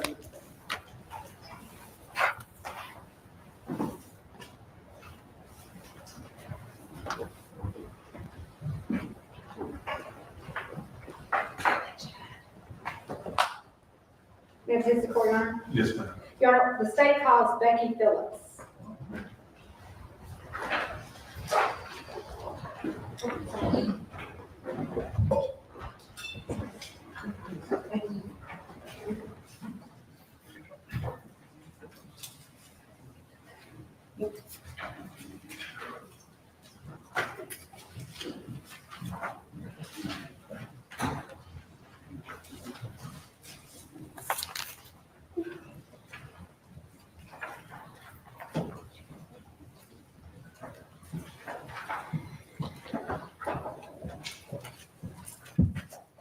Please raise your right hand and place your left hand on the Bible. Do you solemnly swear or affirm the evidence you're about to give the court in this case be the truth, the whole truth, and nothing but the truth, so help you God? I do. Thank you.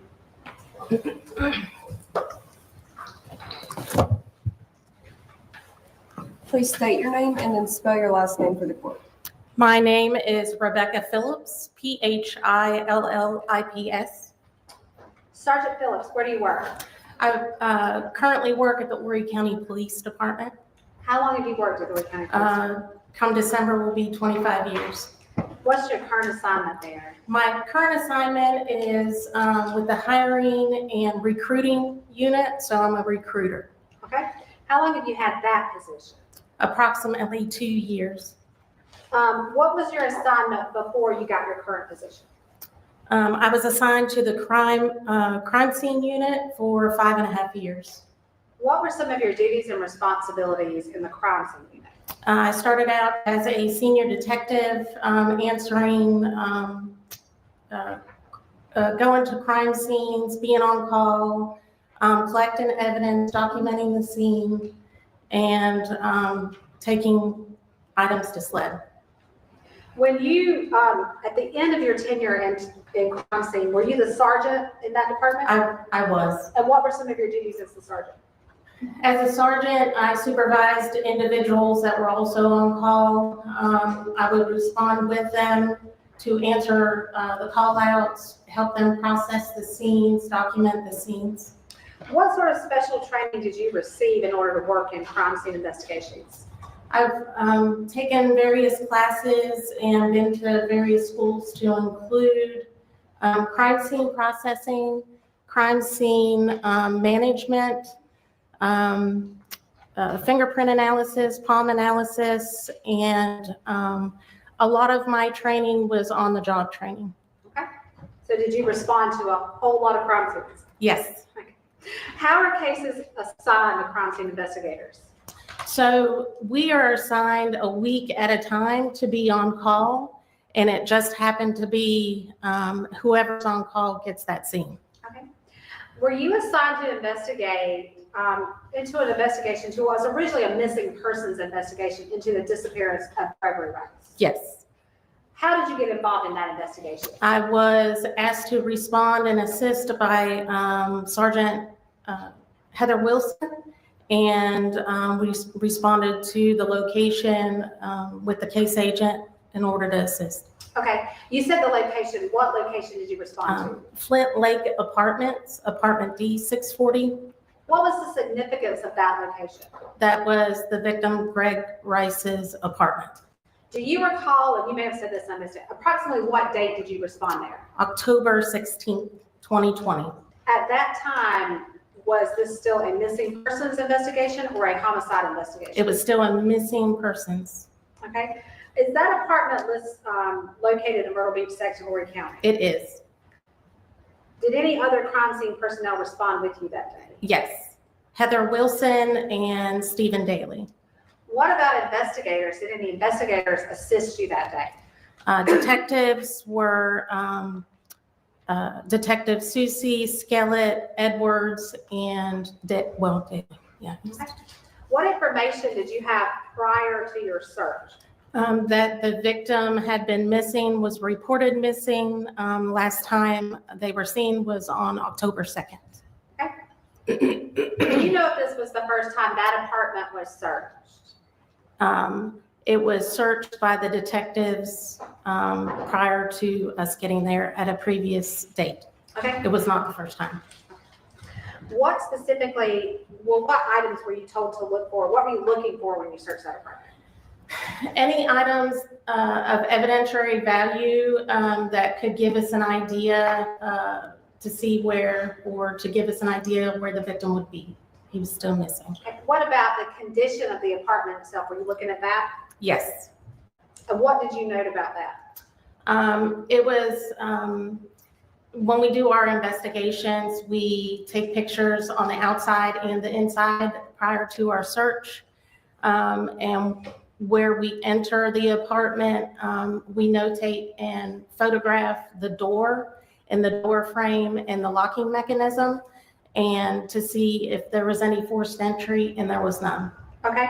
Were you also looking for items of electronic evidence? Yes. Why was that? Just to see if the victim was communicating with anybody prior to him going missing. Okay. Let's get back to your arrival at this location, the victim's apartment. Can you just describe what it was, what it looked like? It's an apartment complex, multi-unit or multi-building. His particular unit was a 2-story, but the apartments were a single story. It was a 2-bedroom, kitchen, living room. Yeah. Okay. Yeah.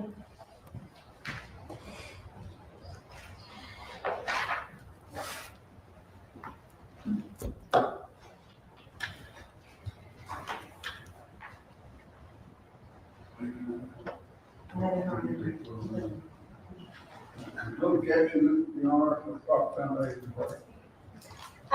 Do you have a standard procedure that you follow when you begin processing a scene? Yes. What's the first thing you do? We document with photography. I usually try to get a cross-street photograph or a sign. May I approach, Your Honor? Yes. I'm approaching with what's been marked as State's Exhibit 72, 73, 74, 75, and 76. Will you look at these?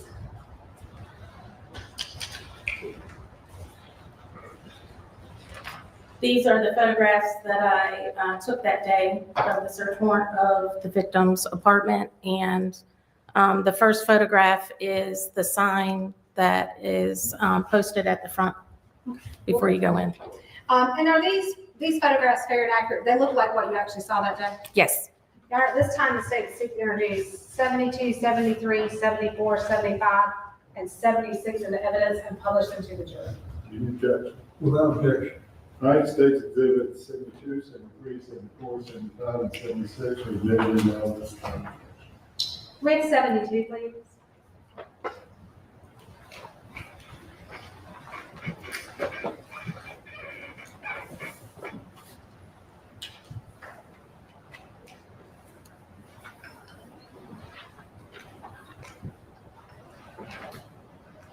Okay, this is the first picture, and you just described it. Yes. What does this show? That is just the sign when you first go into the apartment complex. Okay, can we have a 73, please? What's this one? That is the front of the unit 640. Okay. And the front porch is to the right. The victim's unit is the front porch on the right. So is that door you see there the victim's door, the door to his unit? No. Okay, so let's go to 74. Okay, how about this one? That is the front of his unit, and it appears like the door is open. Okay, is that the door that goes? Yes. into his unit? Okay. And you see a little front porch area there too? Yes. Let's have 75. What is this? That is just the side of the unit. Okay. And then 76. That is the locking or the door frame of the unit, Unit D. And why did you take a picture of that? That is just to document that there was no forced entry. Okay.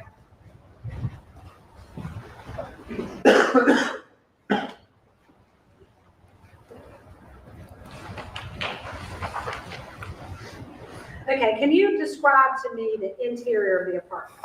The interior of the apartment, when you first walk in, is the living room area. You go to the right is the kitchen and the laundry room area. And you go straight in is where the master bedroom is in the back. And then there's another bedroom on the left and the bathrooms. What about the condition of the apartment? What did it look like? The apartment was cluttered, relatively clean. There was still trash in the trash can. Did you see any signs of drug use? No. Did you see any signs of a struggle that you could tell? No. While you were there, did you search the master bedroom? Yes. And what, if any, thing did you locate there? The master bedroom? I'm sorry. No. This, well, I can show her the evidence. Did you locate a number of items in the apartment that you see? Yes. After you finished searching and collecting items, did you do anything else to process that apartment? I did. So we use a chemical called LCV, Leuco Crystal Violet. It's a chemical that when it reacts or sprayed on blood and blood fluid, it will turn purple. So that chemical attaches to the hemoglobin in the blood. Okay. And in this case, did you find a color change anywhere in Greg Rice's apartment? No. What did that mean to you? It meant and suggested that there was no crime of any altercation where bloodletting had occurred. Okay. Did you at that point have any reason to look for a crime scene beyond the bounds of the apartment or the immediate area outside? No. Do you recall when you learned the location of the crime scene where the murder occurred? December of 2024. And how long after the date you went out there was that? 4 years. Does the passage of more than 4 years affect whether or not you're able to process a crime scene? It does. The location, the number of years, from rain to other people to vehicles can all disturb a crime scene. Okay. Did you also execute or help execute a search warrant into a 2014 Honda Civic that belonged to Greg Rice? I did. When did you do that? October 19th? And did you seize anything from that car? No. Why was nothing seized? It did not appear that any altercation had occurred in the vehicle, and at that time, we did not believe the vehicle was involved. Okay. I'm going to direct your attention to October 23rd, 2010. Did you participate and execute a search warrant on Megan Jackson's residence on that day? I did. And at that time, was this a homicide investigation or a missing persons investigation? At that time, it was still a missing persons investigation. And what was the address of that residence? River 218. Is that? And did you collect anything relevant that day? We collected digital media just to see if there was anything that could give us an idea or an investigative lead to where the victim had gone. Moving forward to October 27th, 2020. Did you execute a search warrant on a 2008 Honda Odyssey van that was also driven by Megan Jackson? I did. Had you seen that car? Yes. Why had you seen it before? The vehicle had been used multiple times for body transport, and as part of the normal job that Megan Jackson and I would end up at crime scenes, and she would be there to transport the body. Did she also load the bodies into the van? Yes. Did the fact that that van was used for the purpose of transporting bodies affect your ability to process that van? Yes, with the amount of bodies and just the utilization of that van and various reasons why people end up deceased, there is the possibility of lots of mixtures of DNA, blood, bodily fluids in that van. So was that particularly challenging? Yes. Okay, did you also execute a search warrant on Christopher Dontel's work car, a 2017 silver Ford Explorer? I did. Did you recognize that car? Yes. And how did you recognize that car? He would be the deputy coroner that would respond to the same cases that I was working. Okay. Can you tell me what the interior of that car looked like when you examined it? It was very cluttered. There were car seats, leftover food containers. It appeared in the back hatch that items that he used for work were just thrown back there, no organization. Okay. You mentioned LCD that you used earlier. Did you use any similar substance to look for evidence in that vehicle? We did, and we used Blue Star, which is also commonly known as luminol. In low light situations, we can use that to spray on an area, and it will fluoresce for a very short time, and that can provide us an area to possibly take a swab from. Did any of those areas yield a positive reaction? It did. And of those areas, did any of those yield any information relevant to this case? I don't believe so.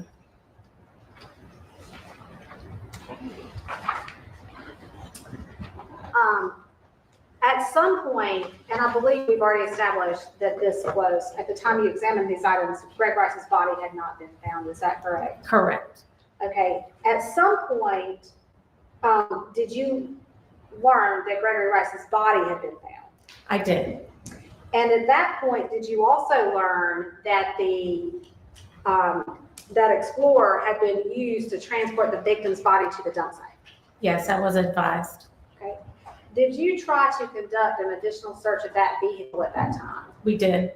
And were you able to do that? We were not. Why was that? It had already been cleaned and released and sold, I believe, by the county. By the Horry coroner's- County. Or, yes, by the coroner's office. Okay. All right. I know you did a lot of things here. So moving Sorry. forward to November 12, 2020, did you execute a search warrant at the Myrtle Beach Funeral Home in Myrtle Beach? We did. I did. But can you tell me approximately where that's located? I call it the back gate area. It's also the entrance to to market comments. And at the time, on that day, had Gregory Rice's body been found? Yes. Okay. So why did you search the funeral home at that time? We were attempting to find a crime scene at that time.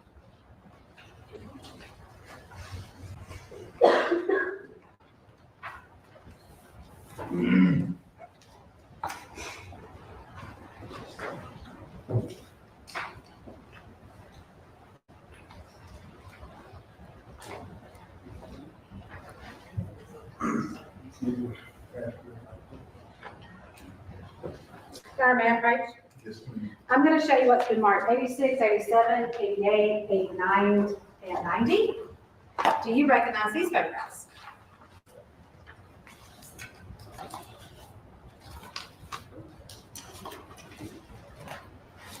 Yes, those are the photographs that I took that day at the funeral home. Okay. And are these photographs fair and accurate? Do they look like what it actually looked like that day in real life? Yes. Your Honor, at this time, state 600 86, 87, 88, and 90 in the evidence.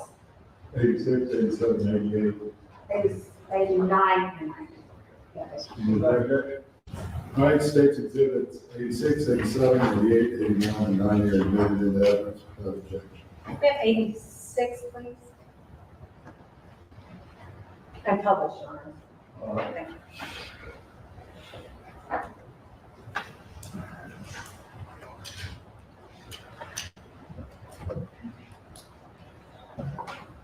Okay, so you described when you went to Greg Rice's apartment that you began by taking over all evidence. Is that? Yes.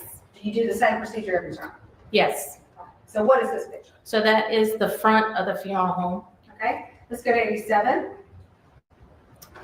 That is the south end of the funeral home, and it shows the roll top door and the stack of the crematorium. Okay, what, 88? That is just another rear view of the funeral home showing the back door. And 89? That is the north side of the funeral home, another roll top garage door. You can take that. Okay. And while you were out there, did you notice anything relevant to this investigation in the exterior of that building? Yes. Did you photograph and collect it? Yes. What did you notice? There was a zip tie, black and color zip tie on the ground.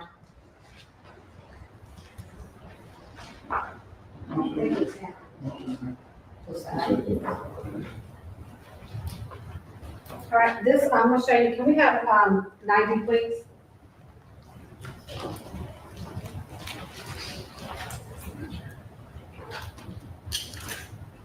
Okay, is this a photograph of the zip tie you found that day? Yes, Did you collect that big zip tie? I did. And I've just handed you what's been marked as State's Exhibit 91. Is that zip tie you found that day? Yes. How can you tell? It has my initials on it. Okay. Your Honor, at this time, the State's introduced Exhibit 91 in evidence and published to the jury. You did, states exhibit 91 admitted in that.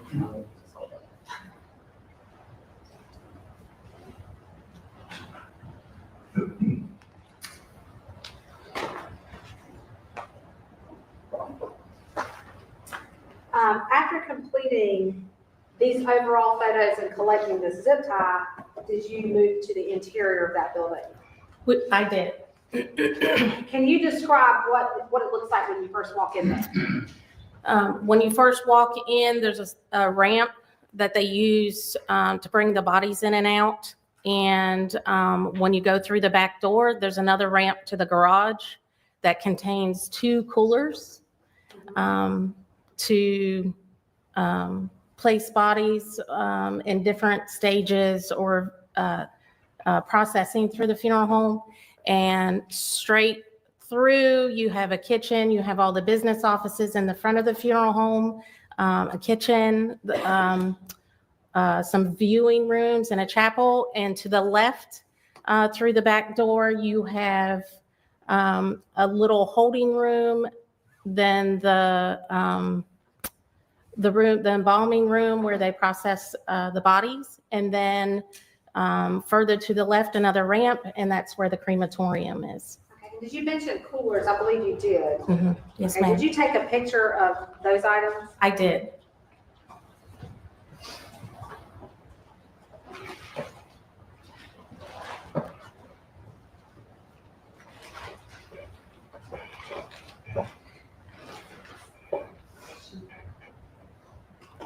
We're going to approach with what's been marked as State's Exhibit 102, 105, and 96. Let's start with 102 and 105. Are those photographs you took that day? Yes, they are. Are they fair and accurate representations of what it actually looks like? Yes. Your Honor, the state seeks to introduce 102 and 105 in evidence and publish to the jury. Any objection? No. State's exhibits 102 and 105 admitted into evidence without objection. Can we have 102, please?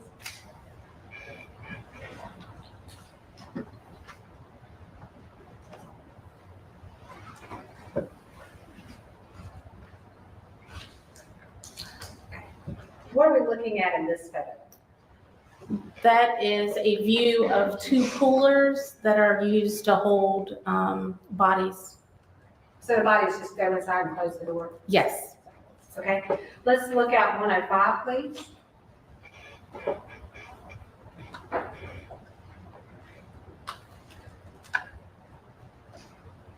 Okay, what is this picture? That is a view of a stack of cardboard boxes that they use to store some of the bodies in for various reasons. Okay, do you have to put them together first? You have to fold them like a normal box. Okay, and then to the left there, what is that you can see? That's the cooler on the right. Okay, is that the same cooler? Can we go back to 102, please? Just, I think you can see the boxes in 102 as well. Yes, to the right. Okay, so there they are. Yes. Okay, all right.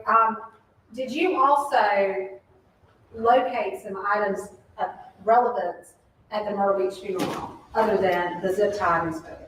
I did. Okay, I'm gonna show you what's been marked as State's Exhibit 96. Do you recognize that photograph? Yes, that is my photograph. And is that a fair and accurate representation of what you actually saw that day? Yes. Your Honor, the state seeks to introduce Exhibit 96 into evidence and publish to the jury. Any objection? It's the line. All right, State's exhibit 96 admitted into evidence without objection. We have 96 and published to.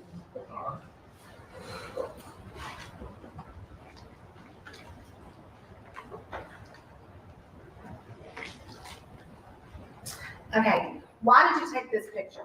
That is a picture in the embalming room of some sheets that were folded up in the cabinet. And did anything strike you about those sheets? Yes. The one you see there, marked my item 20 is a white sheet with a blue thread. Why was that? Why did that catch your attention? It is similar to the one that was recovered with the victim. I'm going to show you State's Exhibit 132. Is that the sheet? Did you collect that sheet, first of all? Yes, my initials and the date, and that is the sheet. Okay. Your Honor, the state would like to admit Exhibit 132 into evidence and publish to the jury. Any objection? Yes. I don't believe it should be introduced and accepted as proof of similarity with any other apparel, clothing, blanket, sheets. It's not relevant. All right. State's exhibit 132 is admitted into evidence over the witness's objection. John, I'm going to publish it.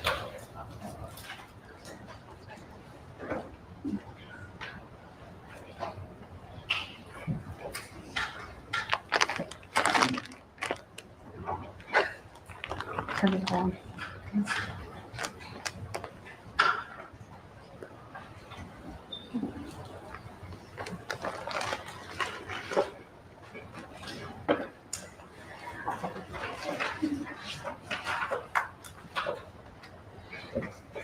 Did you take any DNA swabs from anywhere in the funeral? We did. From where? At the back door, at the ramp, on the wall behind the cooler. I believe in the embalming room. Did any There's of multiple. those yield any information relevant to this case? No. And you've already described the particular challenges you faced in processing the body transport van. Were there any particular challenges you faced in processing the funeral home? Yes, the same challenges, the way that the building is utilized through the process of multiple deceased people for various reasons. Okay, I'm going to turn your attention to November 17, 2020.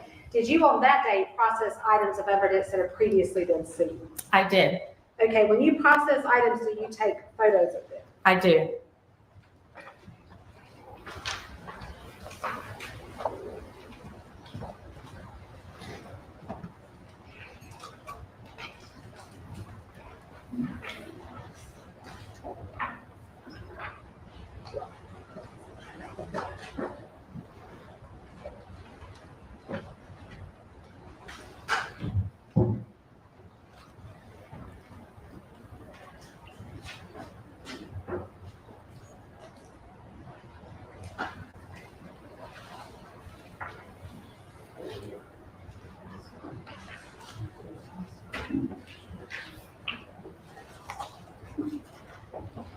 Your Honor, on 106, we was yet based on previous objection to the box. Other than that, we have no objection to 107. All right.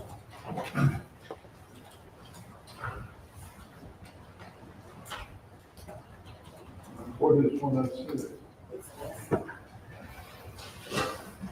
That's what the prior witness testified. Yes, sir, it's the side one. All right, State's Exhibit 106 admitted into evidence over defendant's objection. State's Exhibit 107 admitted into evidence without objection. Okay, I'm going to first show you what's been marked as States 106.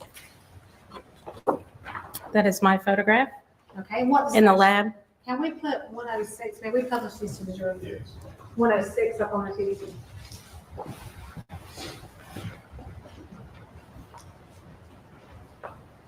And we've seen this. Do you know where that item was seized from? Megan Jackson's house. And were you able to locate a serial number on that box that goes with the gun? Yes. And just to be clear, was there a gun in that box? No. And based on the serial number, did law enforcement, were you able to perform a trace on that gun? Yes. And how do you do that? We sign into what's called E-Trace, which is through the ATF. And we notate the information on the box, but we notate that it was a box only. And it provides or can provide the purchaser or owner information. Okay, I'm going to show you what's been marked and admitted as State's Exhibit 107. Is that a certified copy of that trace performed on that gun? It is. Okay. And if you don't mind, who does it show is the purchaser of that gun? Gregory Vincent Rice. And were you able to perform a search to determine if that gun had ever been reported stolen? Yes. Was it ever reported stolen? No. And again, where was it found? Megan Jackson's house, residence.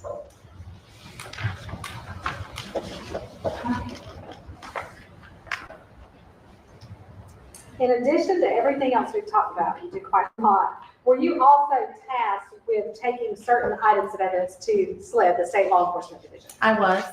And what does that entail? How do you do that? We decide what we feel needs to go to SLED, and we request further processing. I will sign out the items from evidence, place them in my vehicle, and immediately travel to SLED in Columbia to be turned over to their evidence division. Okay, and are those items, when you take them to SLED, in your sole custody and control? Yes.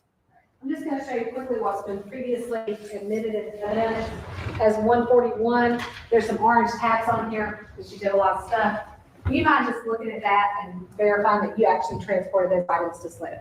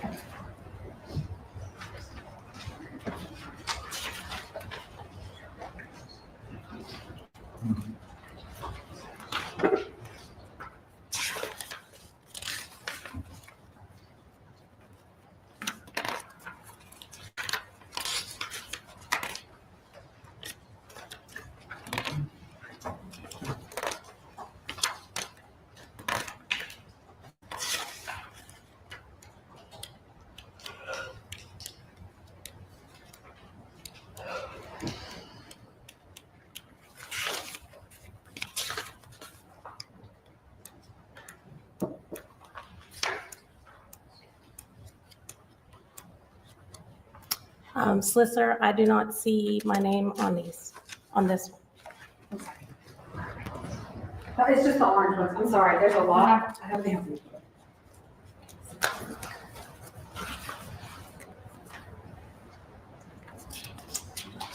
Submitted by. Oh, that's returned. Okay, Yeah, yeah, got submitted it. by, There you I'm go. sorry. Yeah, Rebecca submitted by Phillips. me. Sorry, I was was looking just for the looking at that one. signature. Only one can talk at a time because the court reporter can't hear you. But, Sorry. So my name is in there, submitted by. Looking for the signature, I'm sorry. Oh, that's okay. Thank you, Sergeant Phillips. Please answer any questions that offense may have. How you doing? Good. Good. You were just talking about showing the pictures of Myrtle Beach Funeral Home. Yes, sir. When were you out there, looking at the Myrtle Beach Funeral Home? The 17th, I believe, Oh, October what year? 2020. Okay. So at that time, were you investigating it as a possible scene of the crime? I was. And you've introduced the objects that you took from there, you've gone over and told us that's exhaustive, and you don't have anything else that you collected there. I did collect other items, but they are not the items that are submitted to court at this time. Okay. So these are the only ones that have been put into evidence, right? All of the items are submitted to evidence. Have you investigated another crime scene in connection with this issue? No. Okay. You investigated a missing person at Mr. Rice's apartment, is that correct? Correct. Okay. But you didn't do any investigation after the quote crime scene changed. You heard about that, didn't you? Yes. Okay. So you didn't go out to that area and conduct any kind of search in December of 2024? No, I was not assigned the crime scene at the time. Okay. Now, isn't it true that DNA lasts a long time? It depends on where it's left, what it's left on, and the weather. Well, they dug up bodies that still have it, right? That's true. I'm not a DNA expert. All right, thank you. David Phillips, Lord, Your Honor. all right.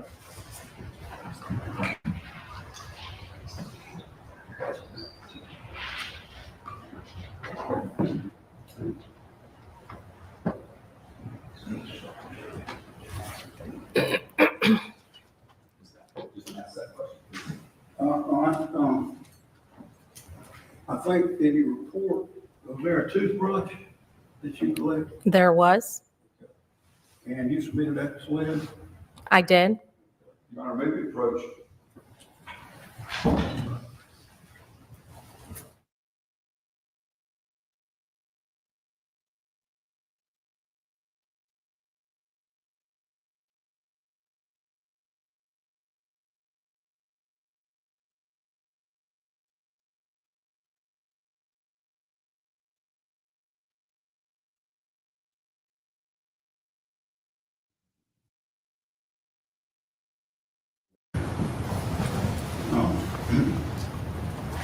items that you collected that were transported to SLED Yes, sir. were done by you personally?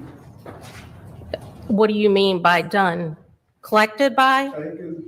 Oh, and taken. handed off to the? Yes. That you did that? You handed? That's what the report says submitted. But you remember doing that, right? That was 5 years ago, or close to 5 years ago, but that's why I used the documentation in the chain. Well, I understand it's a problem for all of us, but length of time, but you don't remember delivering those items personally. I've delivered tons of items to SLED. If the report says that I submitted it and I took it to SLED, then I did. Was Dudley involved in this? She is the supervisor over evidence. Did she Not go sure. with you? She go with you to SLED? No. John, maybe a question? All right.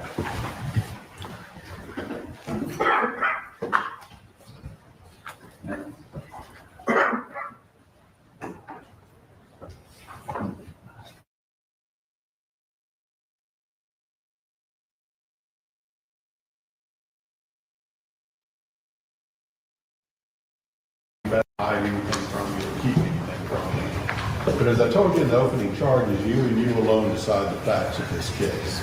And you decide those facts based upon the testimony of witnesses and any other exhibits that are introduced into evidence. I decide the law. Well, there's an issue of law that has come up. When I discuss the law with the attorneys, it often requires us to reference factual issues. But what I say and what the attorneys say is not evidence. So we don't want you to be influenced by anything that we say when we discuss the law. We don't want that to influence your decision as to what the facts are. And that's why we excuse you back in the jury room. In any event, it'll give you a little break, leave your notepads in the jury box, do not discuss the case, and we'll bring you back out in just a moment.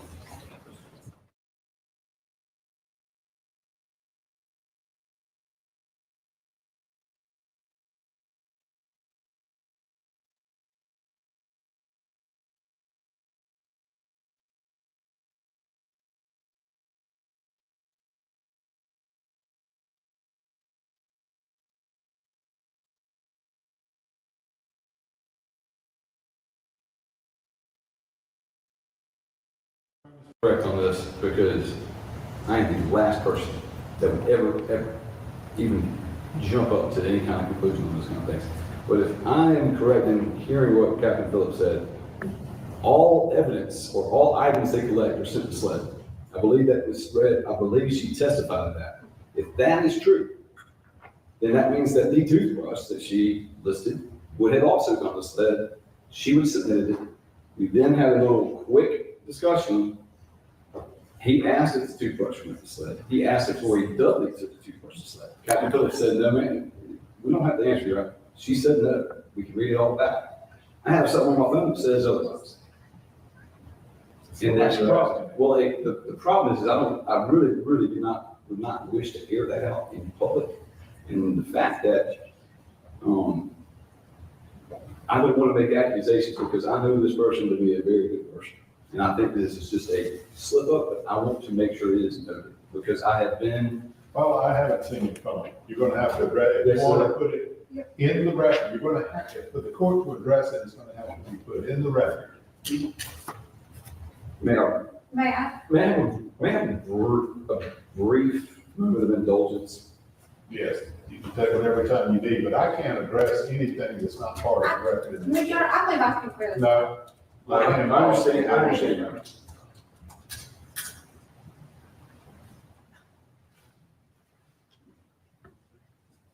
Your Honor, may I approach? Your Honor? I'm not going to be looking at any phones or anything. Yes, sir. The chain is not here. I understand. But he's saying, I'm saying that that's not the problem. But this chain matches what he's saying, and that's not what the witness testified to. What I asked the witness I was. heard what she testified to. Yeah, you understand? Now, he's saying, are you saying what's on your phone is what they have put in? It's the same thing, right? If we were to believe what the testimony has been said, so far, Your Honor, then she says that she collected all of the evidence and sent it, took it, personally delivered to Rick. Please read it back when Read I it back, asked her what 'cause she said. Hold it.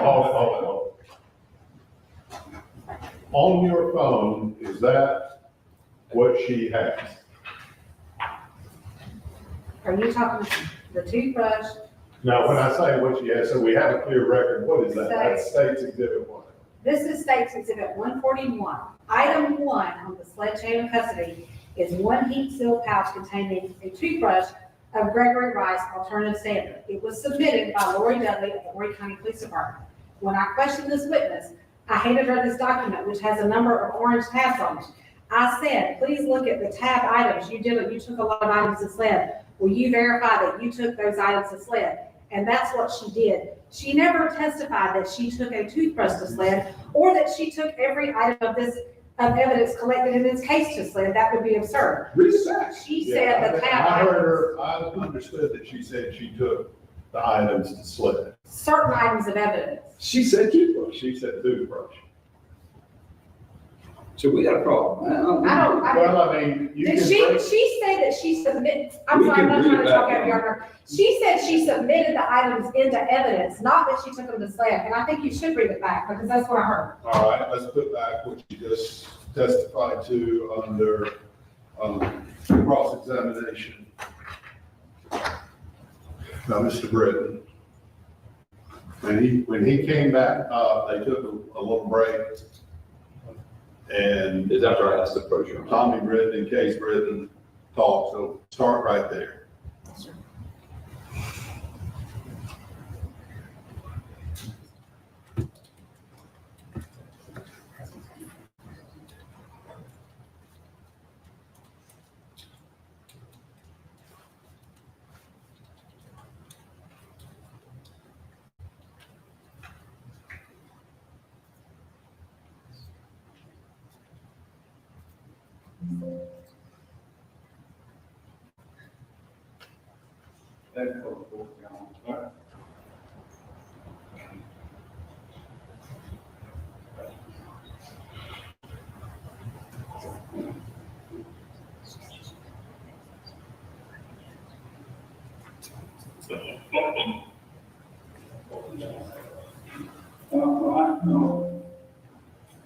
I think in your report, was there a toothbrush? There was. And you submitted that to sled? I did. I read it first. All right, that's fine. She said she submitted it to sled. Well, And it's actually because he doesn't say that at all. well, Your Honor, Well, what are you asking me to do? I mean, we're in cross-examination. Yes, sir. And you can bring out any discrepancy. Yes, sir. On cross-examination. And Your Honor, the reason I wanted to approach this topic is because it's not my office. And unfortunately, I'm trying to abide by what we need to do here so we can keep on page. But that information came solely to me. I do not believe that it is been sent to me in any kind of way to me. But the problem for me, Your Honor, personally, is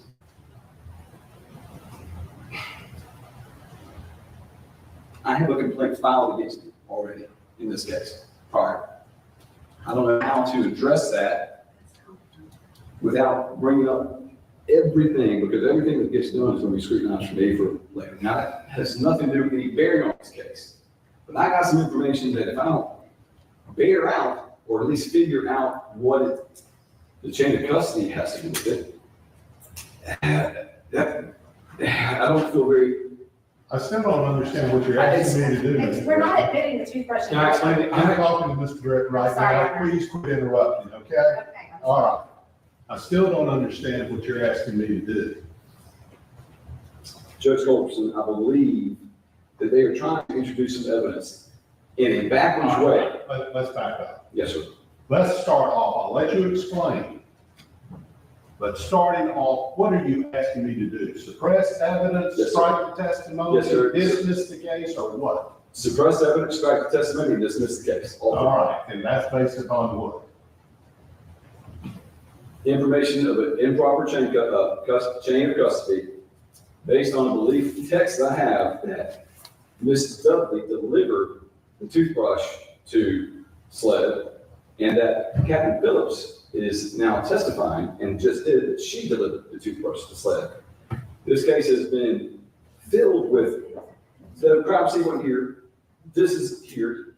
I haven't had a strand of evidence connecting except that it looks like they're having an affair. Now we're gonna have somebody testify that she delivered a toothbrush, but she didn't. And she's an officer of the law. All right, I'm denying your motion. Yes, sir. Still in cross-examination. Yes, sir. You've got the exhibit with the chain of custody. She just testified that she delivered it. You can cross-examine with the chain of custody to show any discrepancies in her testimony. Yes, sir. Thank you, Your Honor. All right. Anything from the state before we bring the jury in? No, sir. Anything from the defense? All right, let's bring the jury in.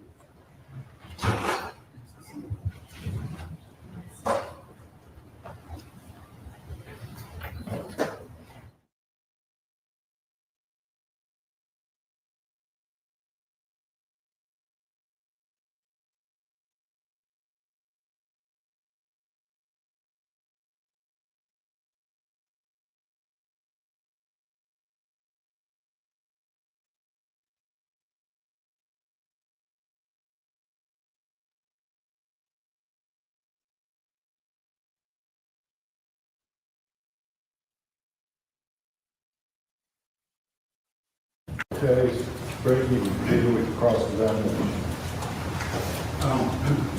Officer, you realize the significance of chain of custody documents? I do. And I believe you testified earlier, you don't have any personal recollection of delivering these items to SLED. Some of the items, I do not have the personal recollection of that particular day.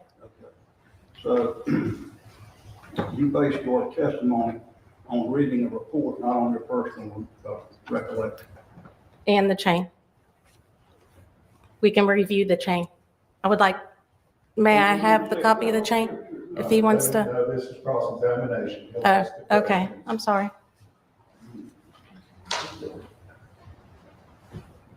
All right, go ahead. If he's going to ask me specifically, I'd like to have it. Thank you, sir.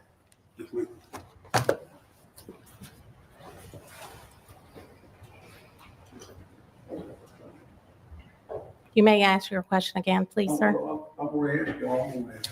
Okay. You don't personally remember the transport at SLED? No, I used the report. Thank you.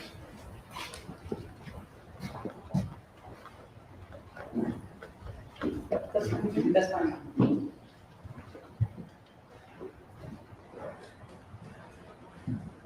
That is all. All right, Thank you, sir. Sergeant Phillips. I'm gonna hand you the chain, but I have to stand up there beside you and look at it. Oh, that's fine. Dr. Muller, page with exhibit 141. All right, we just heard testimony. I believe the defense asked you specifically about a toothbrush. Yes, I collected the toothbrush And where did you collect that toothbrush? from the victim's residence to use as an alternate standard. Okay, I believe the defense also asked you some questions about items you took to SLED. Can you Yes. tell me, did you take the toothbrush to SLED? This SLED item 1. No, Lori Dudley took it to SLED and put it in the lockers there. So Mr. Britton just asked you, do you have a personal, so first of all, let's start out. I just questioned you, you did a whole lot of stuff in this case, is that correct? I did. Did you collect, how many items of evidence do you think you collected? Hundreds. And do you have a specific recollection of collecting each item of evidence? I do not. What do you rely on to determine whether you collected an item? My reports in the chain, Okay, why do police departments keep chain of custody? just to say where the evidence goes and that nobody has tampered with it. Does it also identify each person who may have participated or touched each item of evidence? Yes, Do you have an independent recollection of collecting each item of evidence? not each item, but I utilize my placard numbers and photographs. Do you have an independent recollection of transporting each and every item of evidence you collect to SLED when you transport it? No, How do you recall when you transfer something to SLED? I use their chain. When I questioned you earlier and asked you to look at the orange tabbed items, are the orange tabbed items the items you submitted to SLED? Yes, And I believe that you had a difficult time kind of determining that because it's, I didn't see my name right away. okay. Is that a voluminous document? Yes, And then the defense asked you specifically if you took SLED item 1, the toothbrush to SLED, and what did you say? I said I had, but I submitted it not transport. So I collected it, and when we say submitted it to SLED, I request it. But for their verbiage, they use submit. Okay, so if there's a difference between your recollection and the chain of custody, which one is correct?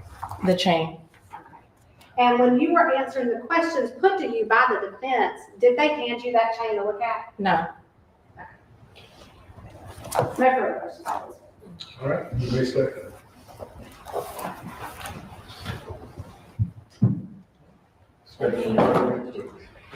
Oh, you know what I mean? This witness be released from her stand. No objection. All right, she's free to go.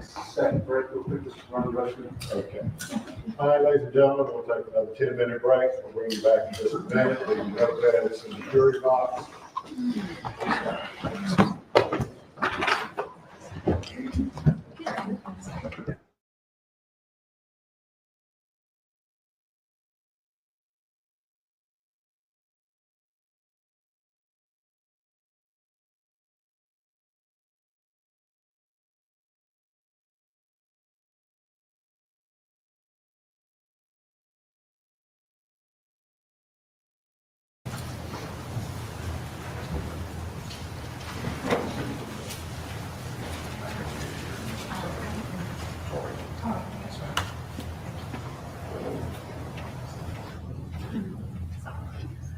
Raise your right hand and then place your left hand on the Bible.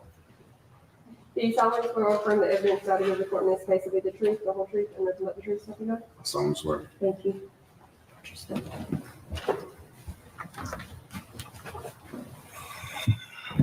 Could you just state your name and then spell your last name for the court? My name is Taurean Hodges, Taurean, last name Hodges, Hodges. Good afternoon, Dr. Hodges. Where do you work? My office is located 201 Chartwell Court, Myrtle Beach, South Carolina 29588. And what is your business called? Inlet Premier Implant and Cosmetic Dentistry. What's the nature of your business? I'm a dentist. Does your practice maintain dental records for its patients? Yes, ma'am. Are those records kept in the ordinary course of business? Yes, ma'am. And as the owner of that business, are you a custodian of those records? Yes, ma'am. Was the victim in this case, Gregory Rice, a patient of Premier Implants? Yes, ma'am. Patient, sorry. Directing your attention to early November 2020, were you asked to provide Greg Rice's dental records to law enforcement? Yes, ma'am. Did you or someone in your office provide those records to law? Yes, ma'am, we did. Without objection. Your Honor, I'm approaching with what's been marked as State's Exhibit 13. Will you take a look at that, please?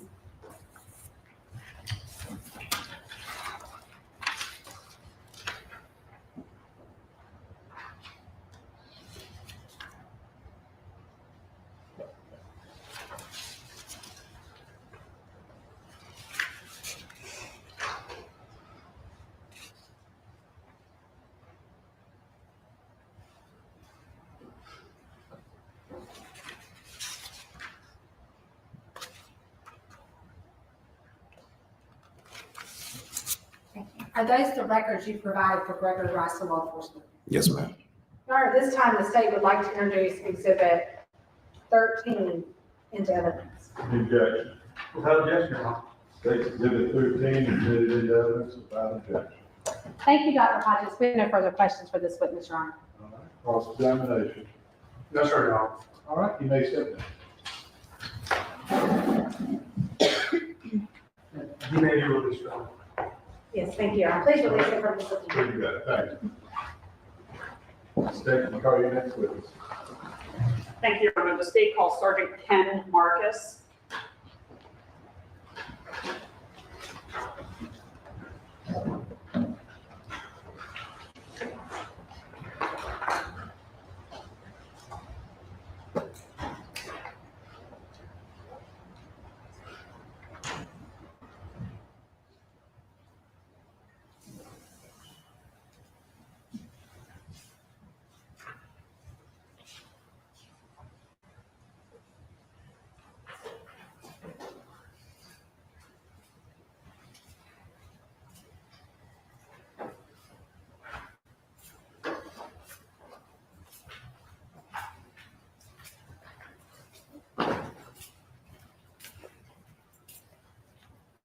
Please raise your right hand and place your left hand on the Bible. Do you solemnly swear or affirm the evidence you're about to give the court in this case will be the truth, the whole truth, and nothing but the truth, so help you God? I do. Thank you.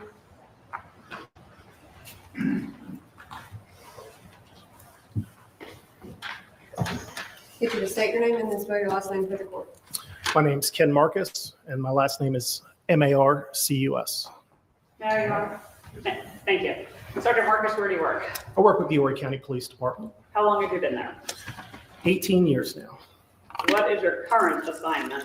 My current assignment is working with our criminal intelligence unit. I'm an analyst, the supervising analyst for that unit.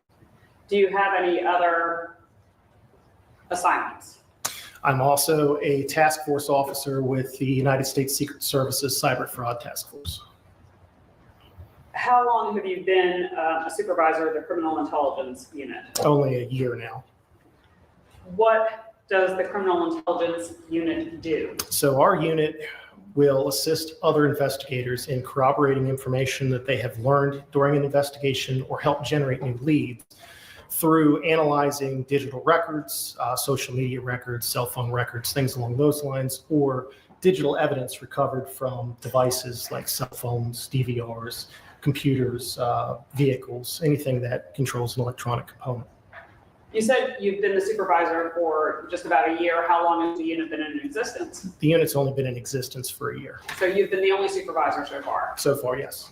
Prior to the unit being established, did you do the same type of work, just not in a specialized unit? Yes. So I've analyzed social media records, geolocation data, cell records since 2019, and I've done digital forensic works, actually pulling information from devices and examining it since 2021.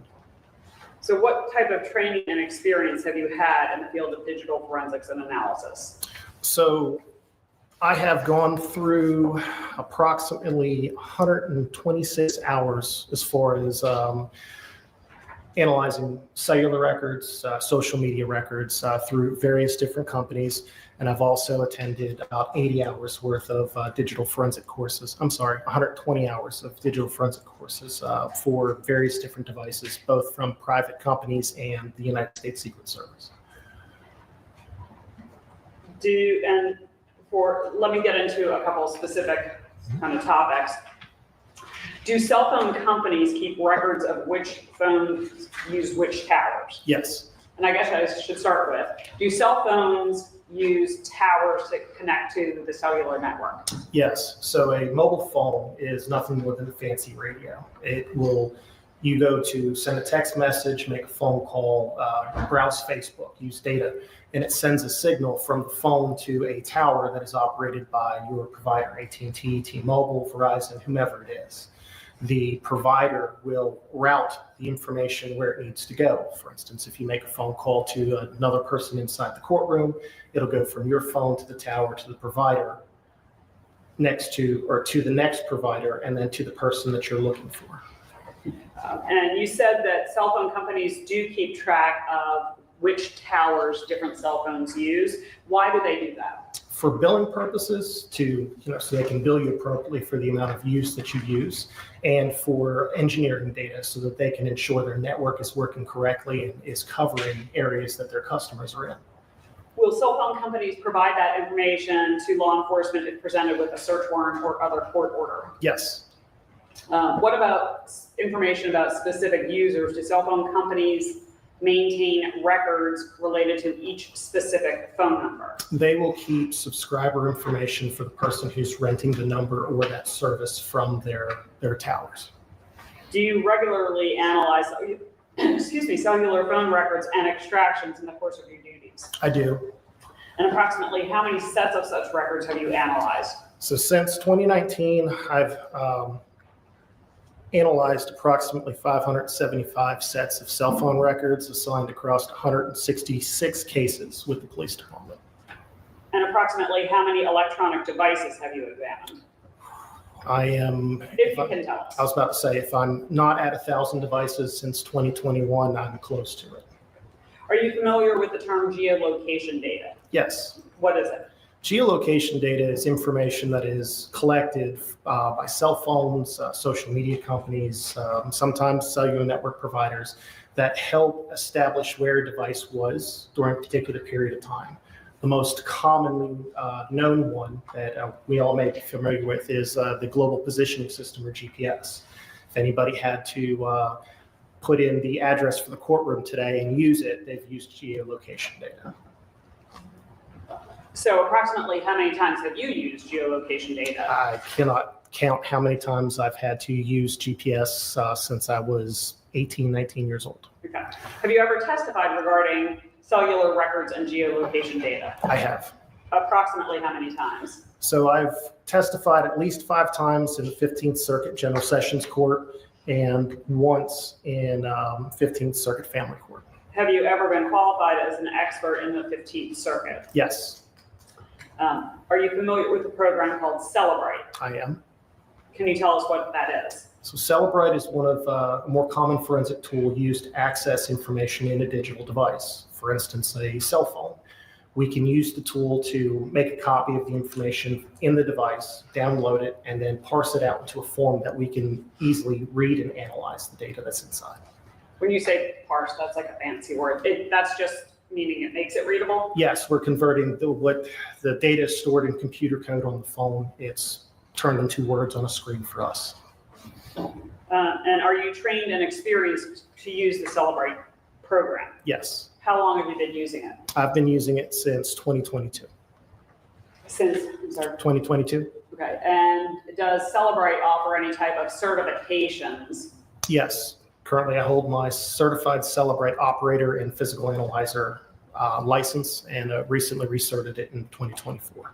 What does it take to obtain those certifications? That is a 40-hour class through Celebrite where you're learning how to use the tool, the type of information that you'll download, type of information that you can analyze, and then they test you at the end of it to make sure that you actually retain the information they taught you. And I believe you said you just recertified?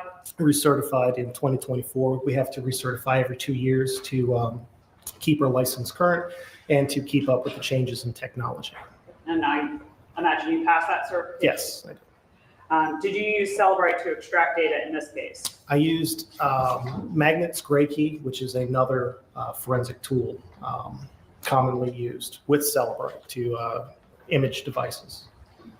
Are you able to extract data from every device, from every phone outside? No.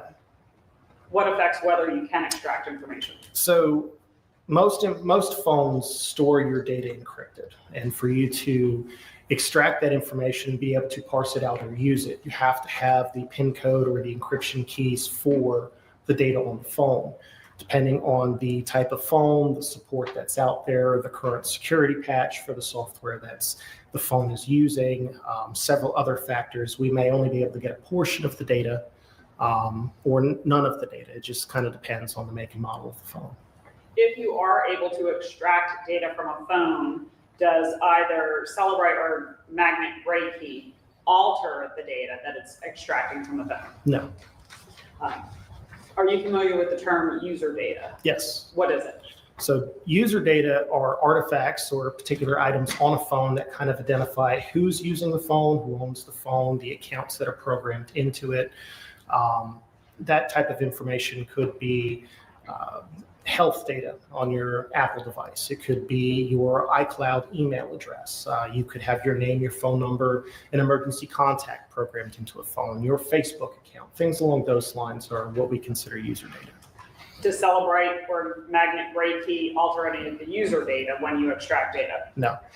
Your Honor, at this time, we would offer Sergeant Marcus as an expert in digital forensic cellular record and geolocation analysis.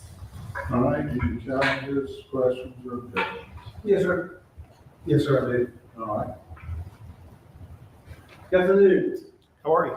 I'm fine. How are you? Good, sir. Good. Thank you for being here.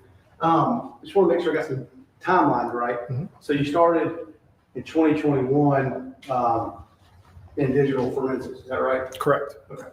And so murder that we're here to discuss today occurred on October 2nd, 2020, is that right? Correct. You also tell us that you started your exploration or learning about Cellbrite, that was in 2022? No, my use of Celebrite started in 2021. My use of cellular record or analyzing cellular records started in 2019. Okay, yeah, well, I thought you testified that you started to utilize the program Cellbrite in 2022. That's correct. Okay, all right. And so what I have for you guys is records from Cellbrite. You said you used Cellbrite in this case? No. I did use Celebrite in this case. Okay, you did use Cellbrite. I did use Celebrite in this case. That's okay. Can you describe, I've heard about what sounds to me like education you've acquired since becoming an officer. What was your formal education? I've got the highest formal education I have is an associate's degree. Okay, and where did you do that? Or Georgetown Technical College. And what was the major? Just in general criminal justice. Criminal justice. Okay. All right. So your Cellbrite certification, isn't that? Can I have you out? Thanks. No problem. Thank you very much. Yes, sir. Let's just make sure we're clear on this Cellbrite certification. That's about how you use the data, right?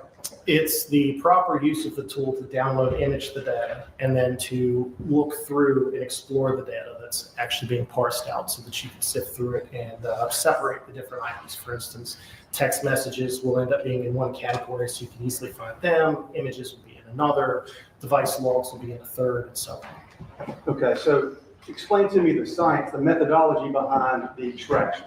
That I can't, because that particular information is proprietary. Cellbrite doesn't explain to us how they download the information from the phone. That's right.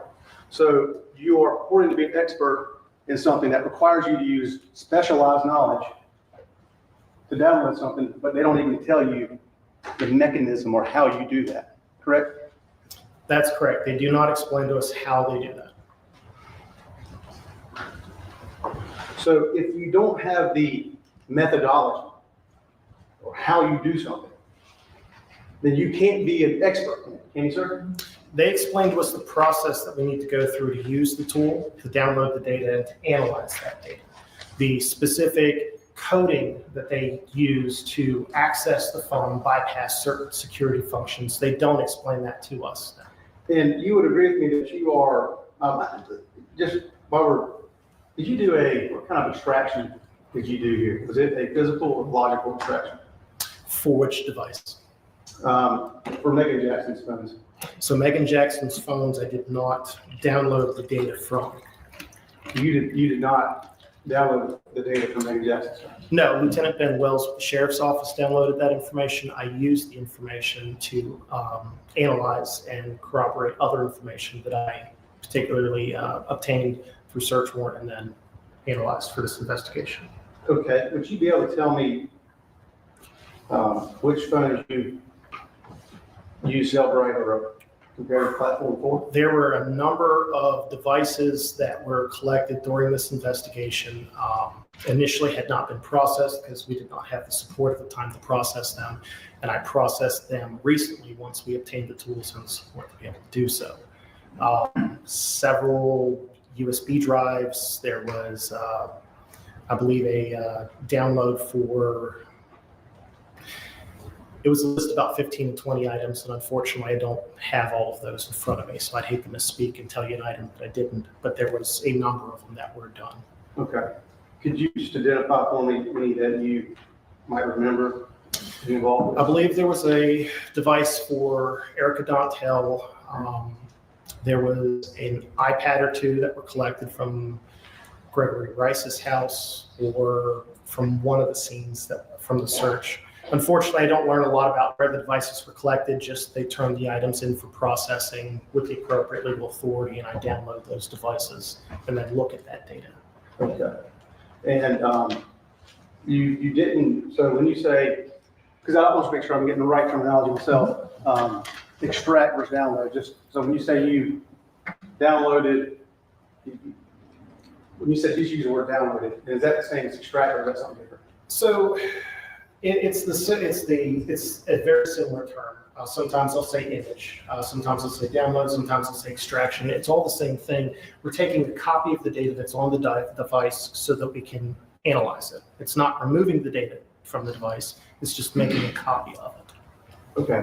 And again, how are you doing that? What is the methodology for that removal? It depends on the particular device and support. We have several forensic tools we have the ability to use. For instance, I used Magnet Gray Key on a few of these devices and Celebrite UFID on several others.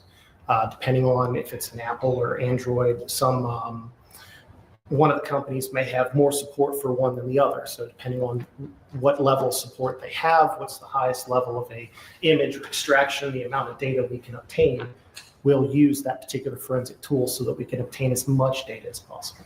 As we sit here today, are you familiar with Toll, Sutikino, and Iqbal Bustami? Not any of their work? Are those people? Those are people. No, I am not. Okay. So you haven't read the capabilities of Cellbrite Universal Forensics Extraction Device and Mobile Device Forensics? I'm not familiar with that article or. Okay. You would agree with me, you're familiar, aren't you, with the criticisms of Cellbrite and the Cellbrite software?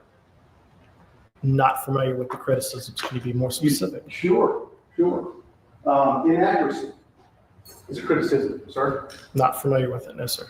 Okay. Have you taken the time to do any of your own independent study of Cellbrite and similar platforms? No. Don't you think if you're going to be an expert in it, that you ought to have that knowledge? In using Cellbrite or knowing exactly how it works? In knowing what its recognized flaws are. In its recognized flaws, during our training, we're explained what we should be looking for as the extraction or as the imaging occurs and as the parsing occurs. And we're provided indicators if certain things are not working correctly. And you stated, and one of the criticisms is, and you've stated it, but is that they will not teach you the methodology about how to utilize the software itself. No, the specific method that they use or the specific coding that they use to access the phone is considered proprietary, and they do not share that with us. And in this case, although it sounded like maybe you're not even the witness I need to speak to in terms of Megan Jackson's phone, but what steps did you take after you did any of the extractions that you may have done in this case to verify those, to make sure that they were actually accurate extractions? So the information that I did use from the extractions from Megan Jackson's phone, I was able to validate I used geolocation data for starters. And the information that I obtained from her phone, I was able to validate with both video surveillance that was obtained and cellular records. Oh, no, sir, I think you misunderstand me. I'm not asking about, and I apologize if I didn't ask a good question. What I mean is, you've got a set of material from either the extraction or the download. Mm-hmm. But did you take that to another system and run that same extraction and compare the two for any discrepancies? No, what we ended up doing is using a separate set of data to validate that data. So there's several different ways you can validate information when you're downloading or extracting something, imaging something from a phone. You can use a separate tool to try and validate that information. You can pull up the device itself and see if the device is displaying the same information that you downloaded. You can look through the computer code, read the binary, and see if it's saying exactly what it should be displaying on the phone or the image. Or you can use a completely separate independent piece of data to validate it. For instance, if I've got a geolocation data from a phone that says that you're at a particular gas station and at a particular date and time, and I go to that same gas station, pull up digital video, and I have a video that shows you standing there with your phone in your hand, that video has validated the location information pulled from the phone. And that's specific to location. But what about things? Because these are massive, right? These are massive bits of data that come out. It's not just GPS location. These are text messages, images, right? This is a full panel of information from these things. Correct, sir? Correct. And one of the things that you could look to see is, are there any duplicate messages, right? And that's a telltale sign of there being an inaccuracy with the download. You on that, sir? I would not agree with that statement. Okay. Did you tell me if you did a logical or physical extraction data for the devices that you did do? Well, that would depend on the particular device. Again, I don't have that list in front of me. The majority of them, I believe, they were full file system extractions. Okay, and do you categorize that as being physical or logical? So that would be just under the physical range. Okay. Logical would be at the bottom range, or the least amount of information that you could get. A physical extraction would be the most, an exact bit for bit copy of the entire area of storage on a phone or a device. And you would agree with me that if you ran that physical extraction, that because it's, as you said, a little more complete, you should still be able to recover deleted items. So when we do obtain a full file system from a device, that does contain that unallocated space or space where deleted items could be stored, yes. So I just want to make sure it's clear, you didn't cross-validate any of the extractions that you did do in this case with X-ray, magnetoxin, or oxygen forensics? None of the extractions that I did in this case, I validated with another tool. That's correct. Okay.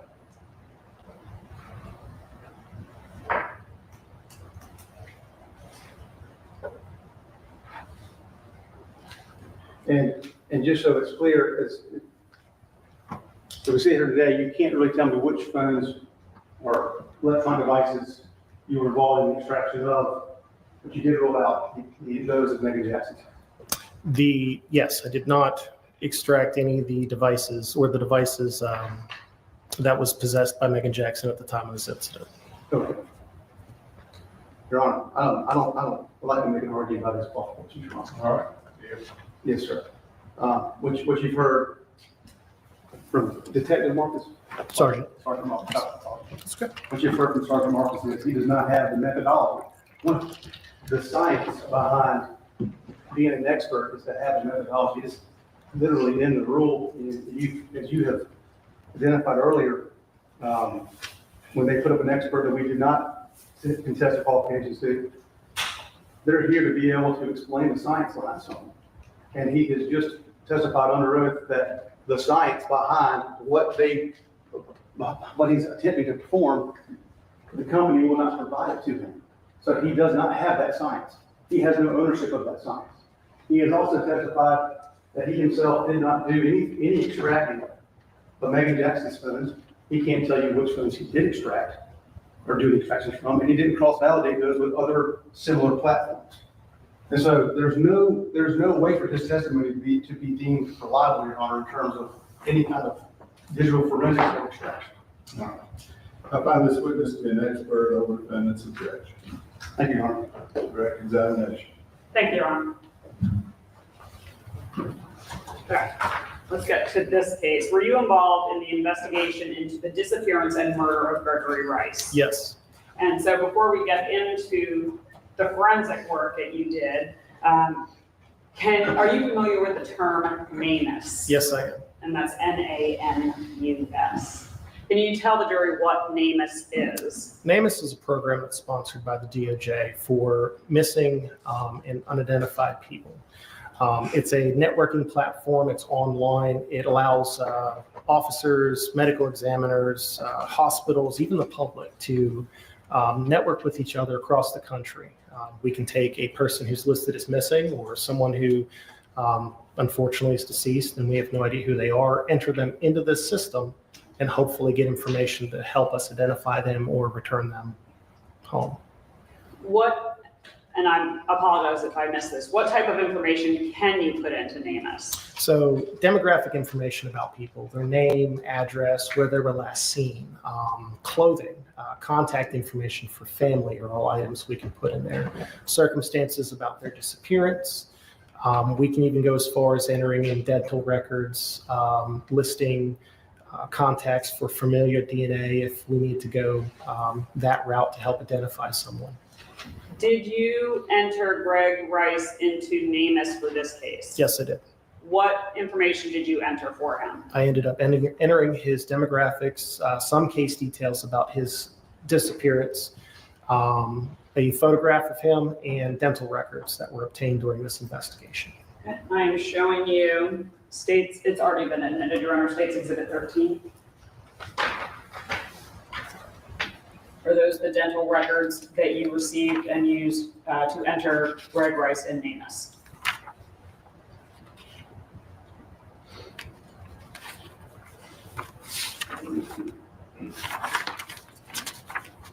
Yes.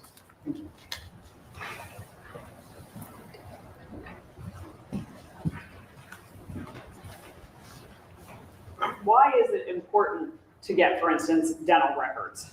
Like I mentioned before, unfortunately, sometimes when people go missing, they've end up deceased in different places of the country.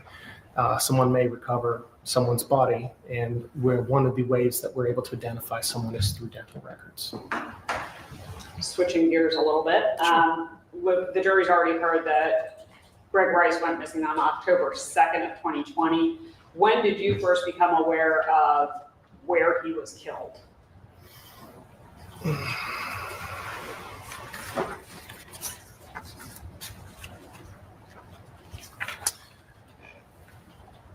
Late October, early November. Not where he was found, where he was killed. Most recently, very recently. Okay. Where was he killed? That would be along was in the village of Arrowheads in the Myrtle Beach section of Horry County. Okay. So now let me get into your forensic work a little bit. As part of your involvement, did you try to corroborate other information that the team of investigators had learned? Yes. So what types of information did you review or use to corroborate those items? So I used cellular records. Those are those records that are generated by cell phones, stored by a network provider. I used records from digital downloads from cell phones. I also used digital surveillance photos and videos that were recovered at different places, as well as still shots from a automatic license plate reader. I am, Your Honor, if I may approach with admitted exhibits 5, 7, 8, and 9. If you could just look at those and tell me if those are some of the phone records that you used.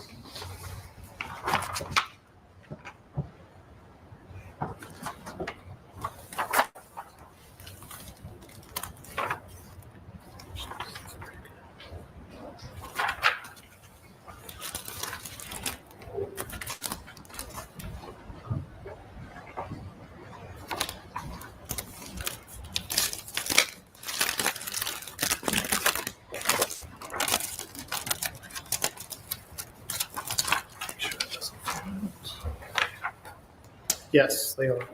Did you in fact initial each of the either disks or thumb drives? I did.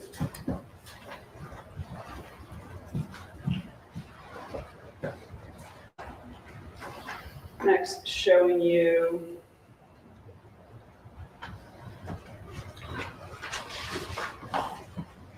admitted states exhibits 23 through 34.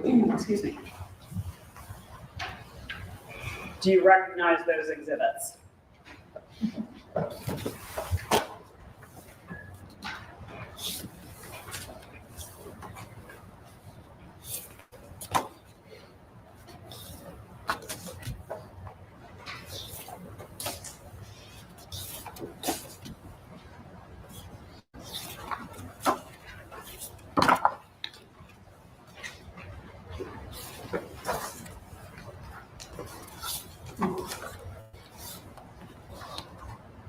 Yes, I do.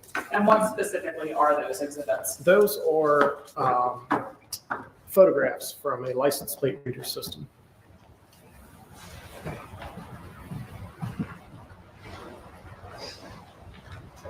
And you mentioned that you reviewed surveillance footage, so I'm going to approach with admitted exhibits 14, 14A, 14B, 14C, 15, 16, and 17. You can tell me if you also reviewed those.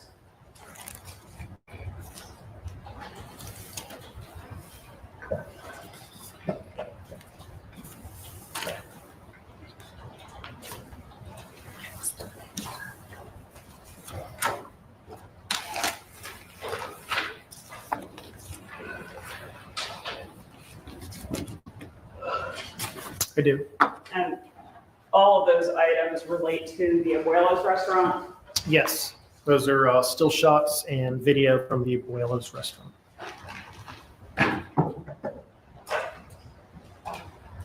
And then, did you, approaching with admitted states exhibits 21 and 22, did you review surveillance video provided by Just Ask Cal located in the Lowe's Food Plaza? I did. And also some clips from that video? Yes, ma'am. And are those exhibits what you reviewed? Yes.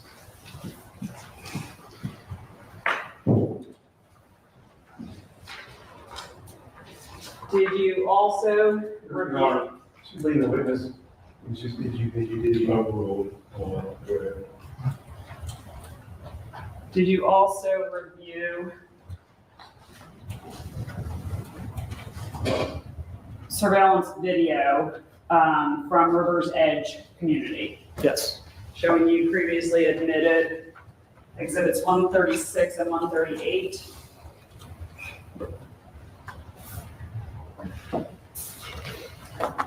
Yes, I recognize those. And you reviewed these prior to your analysis. Correct.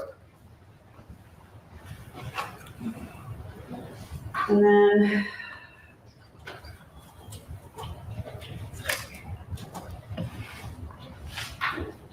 previously admitted exhibits 44, 45, 46, and 47.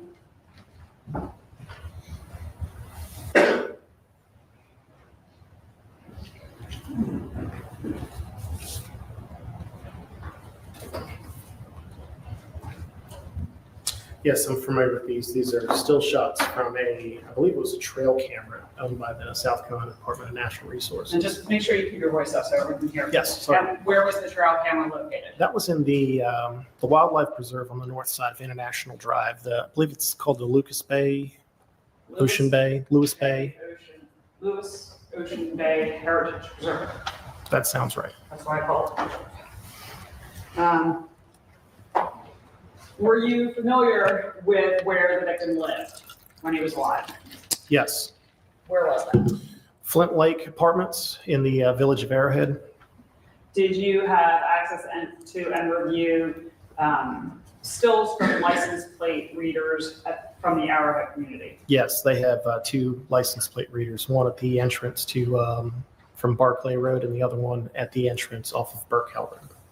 I'm sorry, what were the entrances? Clay Pond, I apologize. Clay Pond and Burkell Road are the two. I'm showing you previously admitted states exhibit 10 and 11. Are those the LPR stills that you reviewed? Yes, they are.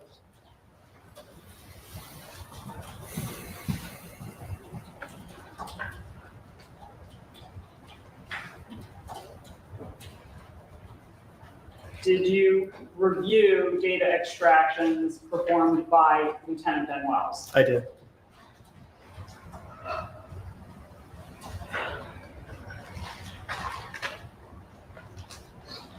Showing you states exhibit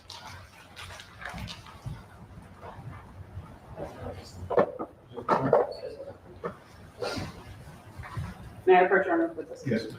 Your Honor, I'm approaching State's Exhibit 145. Do you recognize that phone? This is one of the devices that I examined and downloaded. Okay, and can you tell to whom it belonged? I believe this device belonged to, I believe, one of the Dantels, either Erica Dantel or Christopher Dantel.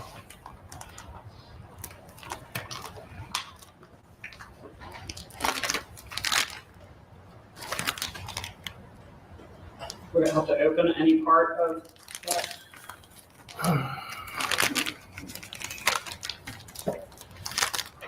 No, unfortunately, I don't believe the information on the owner would be listed on Just this make sure you envelope. keep your voice up so that they're. I'm sorry, I said I don't believe the owner information would be listed on this envelope. It is a device that I examined because my initials are on the back, and this is the labeling that I add to a device that I examine.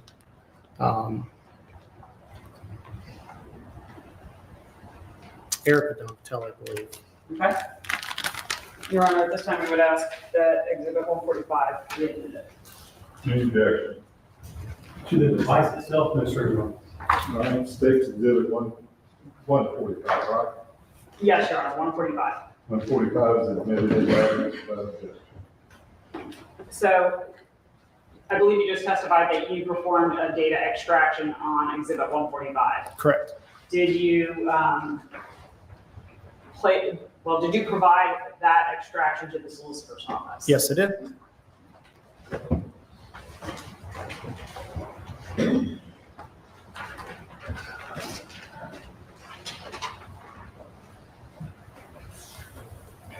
Is that entire correct? Yes.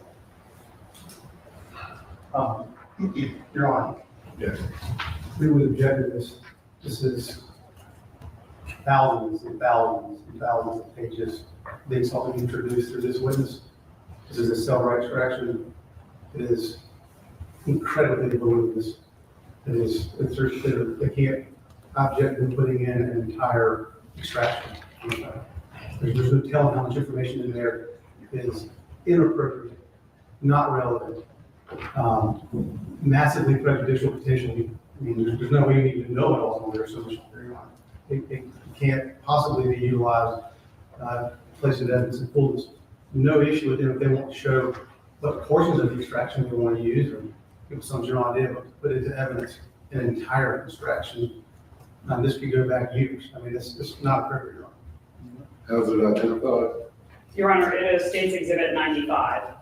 State's Exhibit 95 is admitted into evidence over the defendant's objection. Thank you, Your Honor.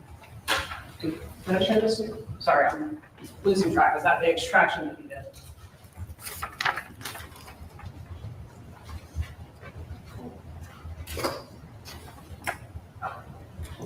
Yes, it is.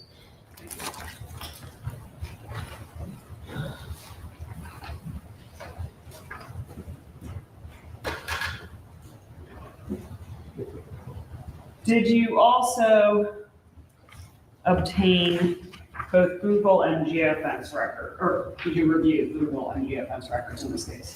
I reviewed Google records that we obtained through a geofence warrant. Okay, so I'm showing you admitted State's Exhibits 142 and 150.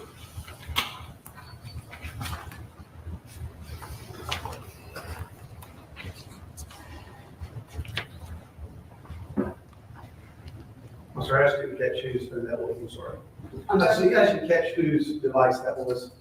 It's not contained to a specific device. It's Google records and geolocation. Oh, okay.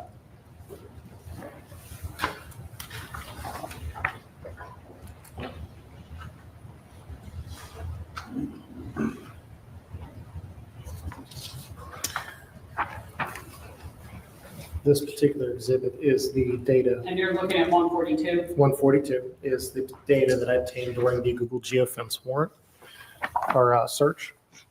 And then 150 contains the records for 2, 2 Google accounts and any Google account that's associated with a particular IMEI number, which would go back to the Christopher Dontel and Megan Jackson. Keep your voice up.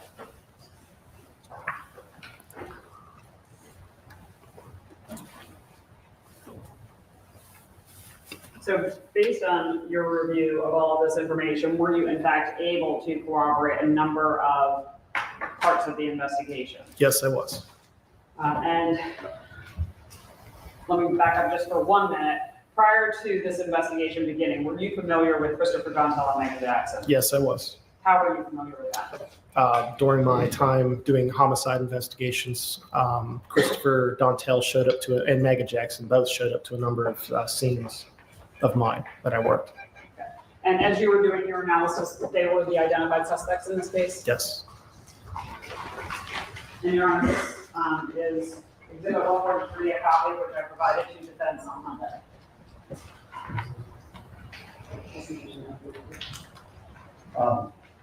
Your Honor, my understanding was that this was discussed with the demonstrative evidence. Is that please?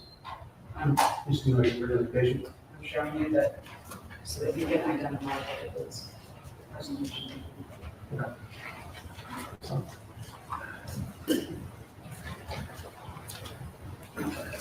But if you can take a look at this and tell me if this, did I ask you, did you prepare a presentation summarizing your findings? Yes, I did. Is that thumb drive, does that thumb drive contain a copy of that presentation? Yes, it does. Did you review it prior to testifying today? I did. Did you in fact initial that? Do you call it a thumb drive or a jump drive? Thumb drive, jump drive, USB drive, it's many names. Did you initial that jump drive? I did. Is that a fair and accurate representation of the presentation that you Reviewed. created?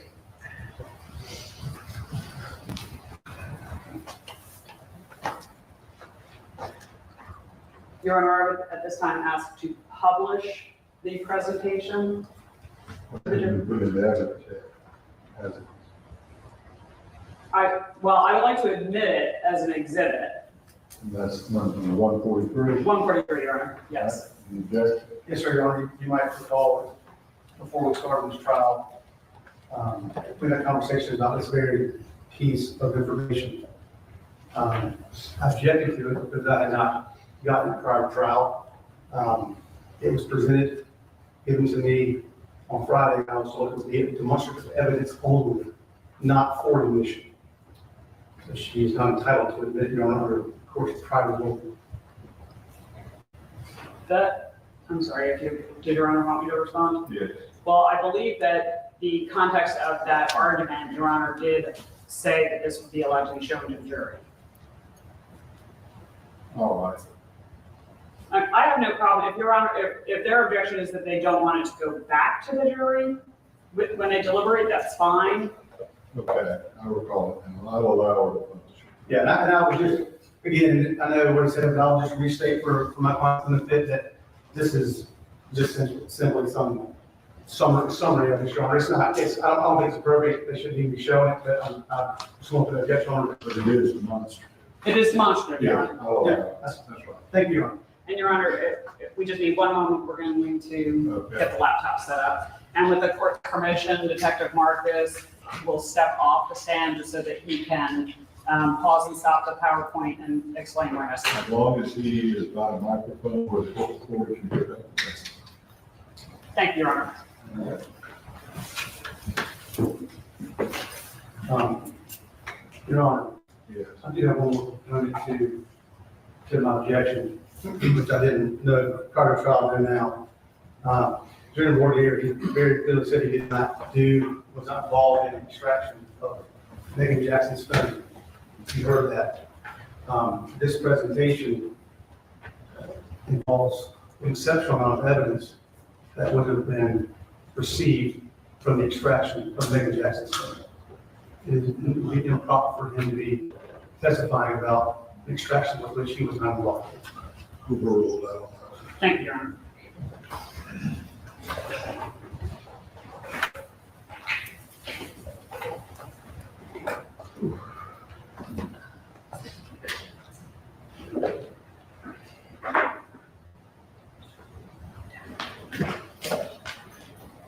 that the microphone? Yeah. Don't worry about that. You can stand right here.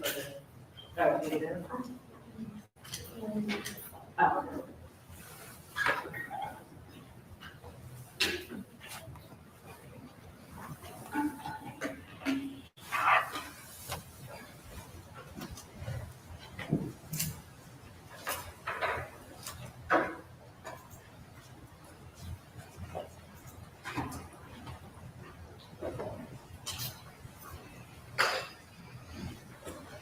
So I need to do a little moving around myself so that I can.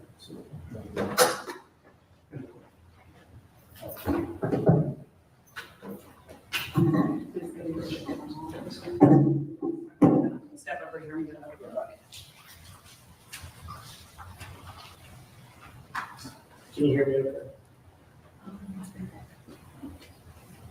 Speak louder. Oh. Pretend you're yelling. Can you hold for a second?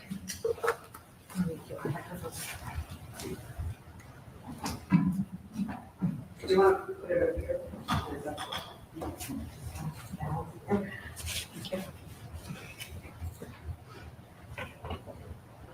All right. He's just got to navigate to the file, Your Honor. That's what he's navigating, so that I'm not interrupting their entire presentation. Can I just have a standing objection to any slide? There's a number of them, which involves Megan Jackson's data. Would you like me, I'll make it as we go. I just don't want to be frustrating the court or, well, really the court. I'll let you have a objection to the entire exhibit. So that'll be on the record. Thank you, Your Honor. So, very nice title page. Are you familiar with cell towers?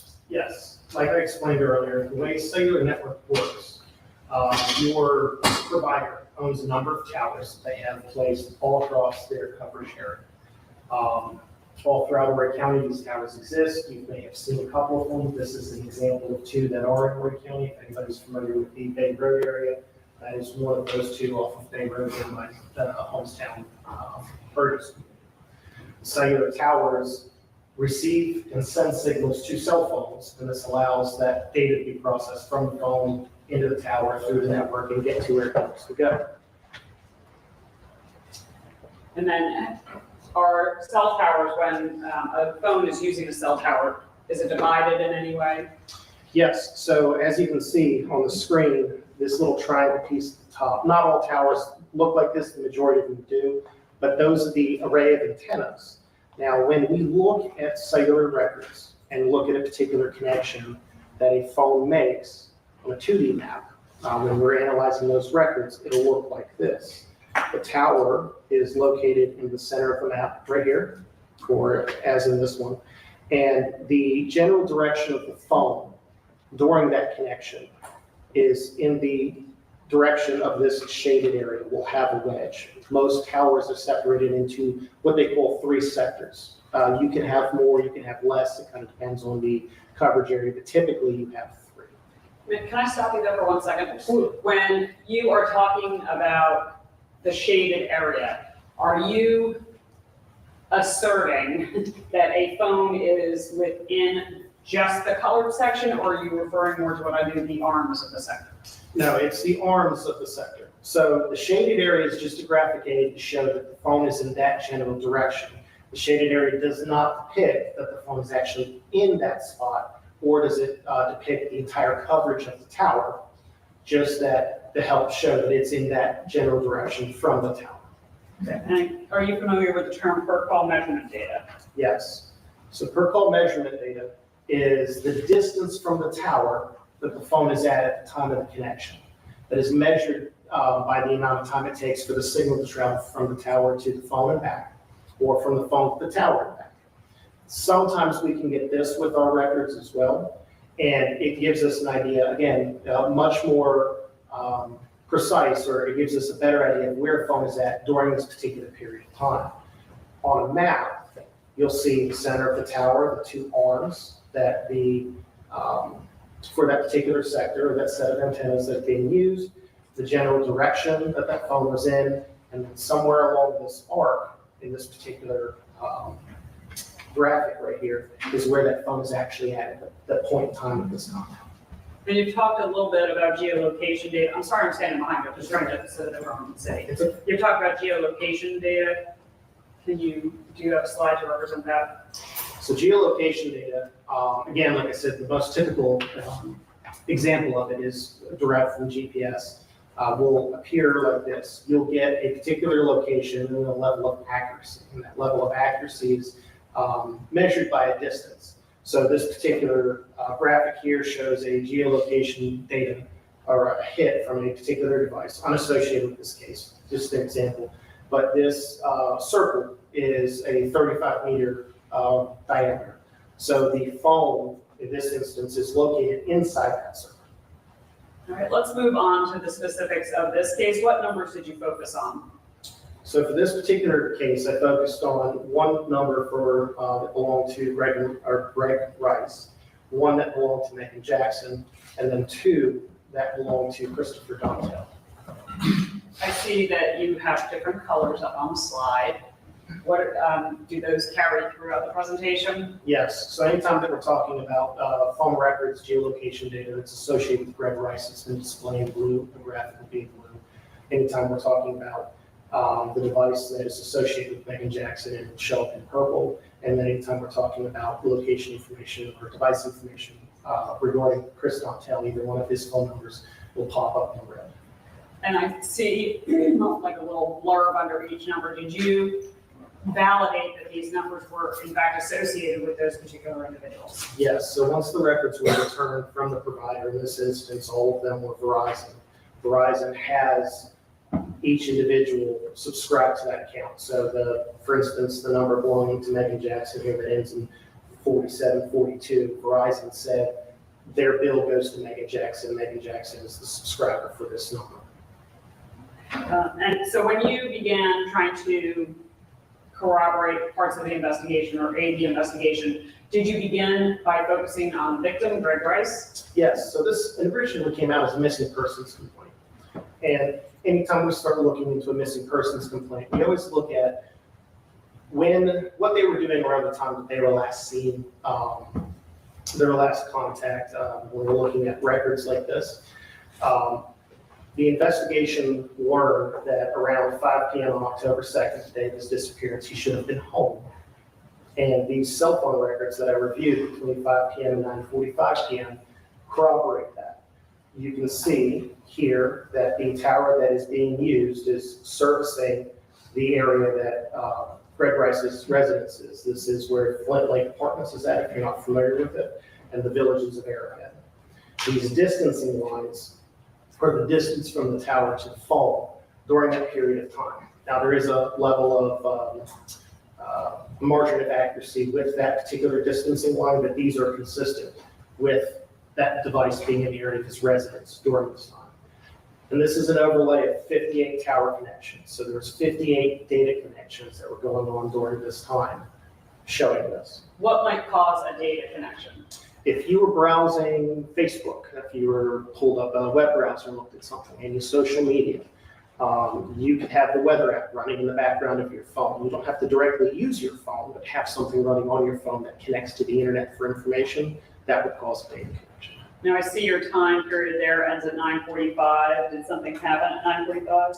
Yes, so one of the other things that we look at is who people were talking with during this period of time when they were last seen, or around the time of what we believe is their disappearance.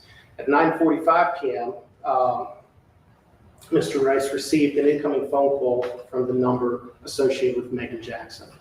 This graph depicts the tower that is being used by Gregory Rice's phone at the time of this connection, and this connection was approximately 2 minutes and 17 seconds. Was there were there any additional contacts in this general time frame between Greg Rice's phone and Megan Jackson's phone? There was one other connection, and that was at 9:58 p.m. This again is depicting the tower location for Gregory Rice's device. Again, you can see it's consistent with it being in the area of his residence. This occurs at 9:58 p.m. and it's only approximately 13 seconds in length. Were you able to determine the last time that Greg Rice's phone connected to a tower. Yes, and one of the things that we look at is where's that last activity? So that last activity for the phone associated with Greg Rice on the cellular network was at 11:06 p.m. on October 2nd, 2020. This particular graph is showing a tower that is actually now servicing the area. This is Highway 17, this is International Drive, so this is the upper end of River Oaks, the bottom end of that wildlife preserve, and there's the Lowe's Food parking lot and all those businesses right through there. And again, is there any way to tell, or does the fact that there was a data connection there mean that someone was actively manipulating the phone, or could it be one of those apps that's running in the background? There's no way to tell. It could have been someone using the phone. It could have been just a push notification on the weather app, or you received a message through Facebook, something along those lines. It could be inactivity in the background or activity in the background. Once you were able to determine where Greg Rice's phone finally pinged, what other things did you do to corroborate or validate? So this information was passed on to investigators. Canvas was done of that area. And during that canvas, a video surveillance was obtained from the Just Ask How store, which is located next to the Lowe's Food in that plaza right there at the International Drive. When I reviewed this video, the two cars that are pulling into the parking lot resembled the two vehicles that Christopher Dontel and Megan Jackson used on a regular basis through the course of work. But it's still plenty, correct? Yes, it is. When you reviewed this clip at any time, did you see Gregory Rice or anyone other than Megan Jackson and Christopher Dontel? No, I was able to see that Megan Jackson and Christopher Dontel got out of their vehicles, respective vehicles, but did not see anybody else that I recognized.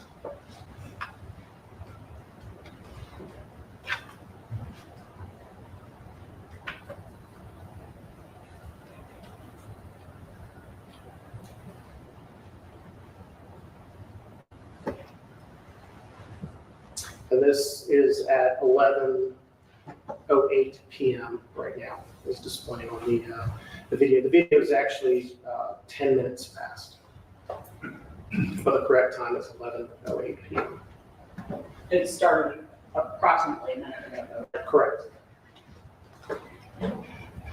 Now, you said as this is playing out, you said that you were aware of the fact that Christopher Dontel and Megan Jackson were suspects in the case. Did you, once you sort of established the last bit of Gregory Rice's life, did you then turn to the defendants? Yes, it did. So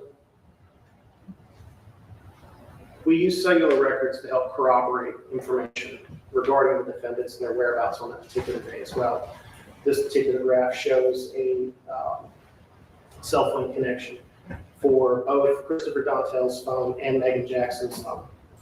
The tower, they're both using the same tower right here located in the center of these two wedges.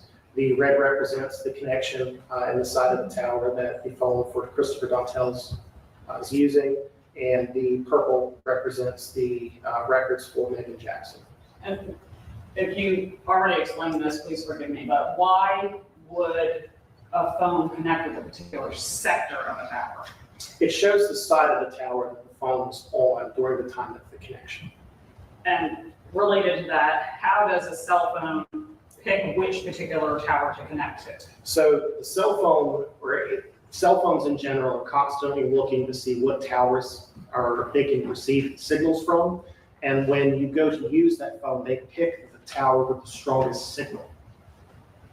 Did you use some of the other evidence that you reviewed to verify this phone data location? Yes, so anytime that we're looking at this information, we always try to verify and validate the accuracy of these records. In this particular instance, we'll go back to this slide for a second. This phone connection occurs at 6:20 p.m. on October 2nd, 2020. And it services, the tower that's being used services the River's Edge community.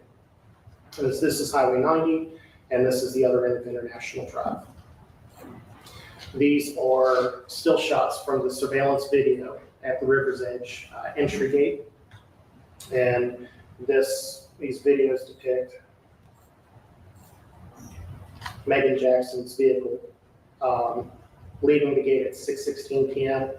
and the vehicle for Christopher Dontel at 6:20 p.m.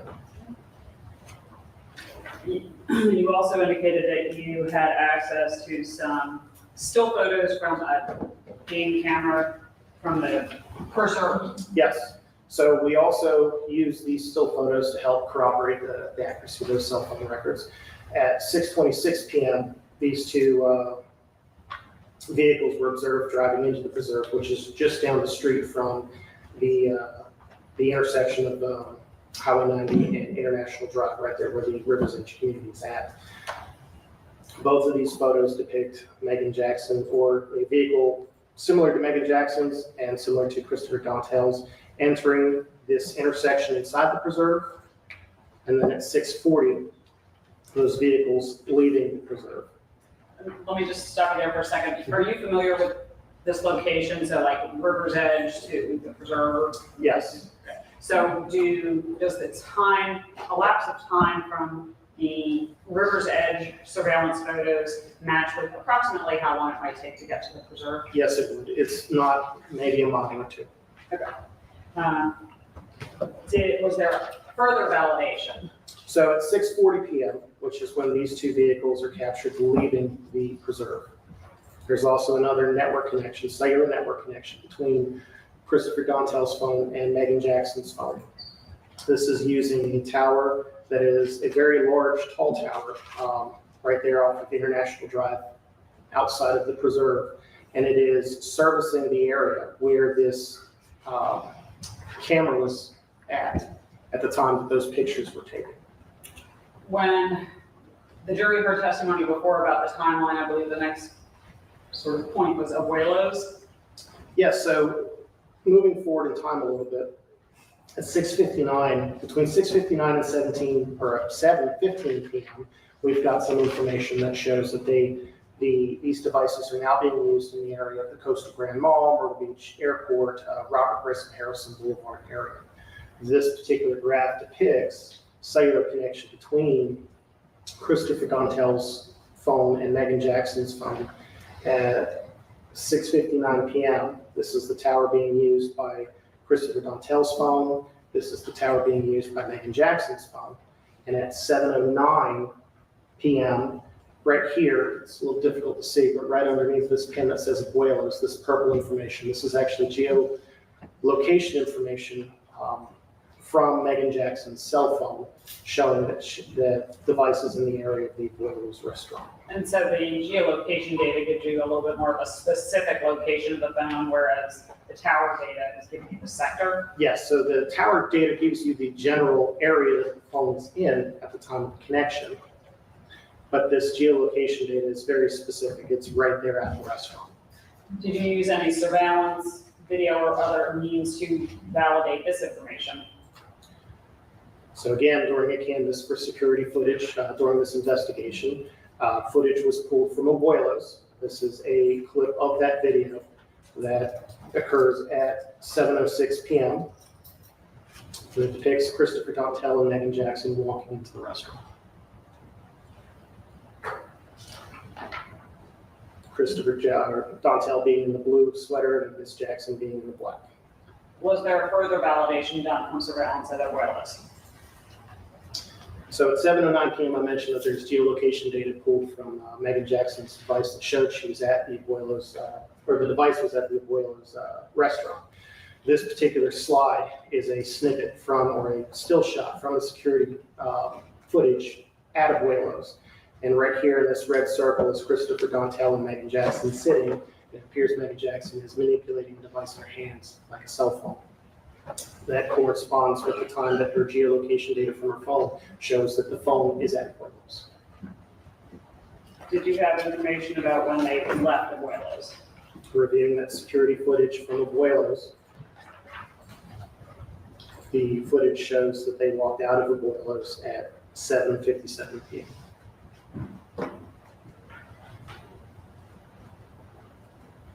was the next point that you looked at?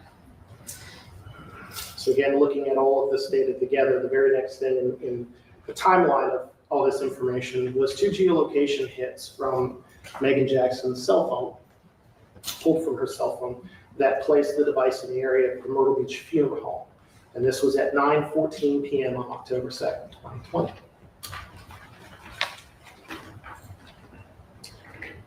And looking forward into cell phone records in line, at 9:45 p.m., when I mentioned earlier that Gregory Rice received a phone call from the number associated with Megan Jackson.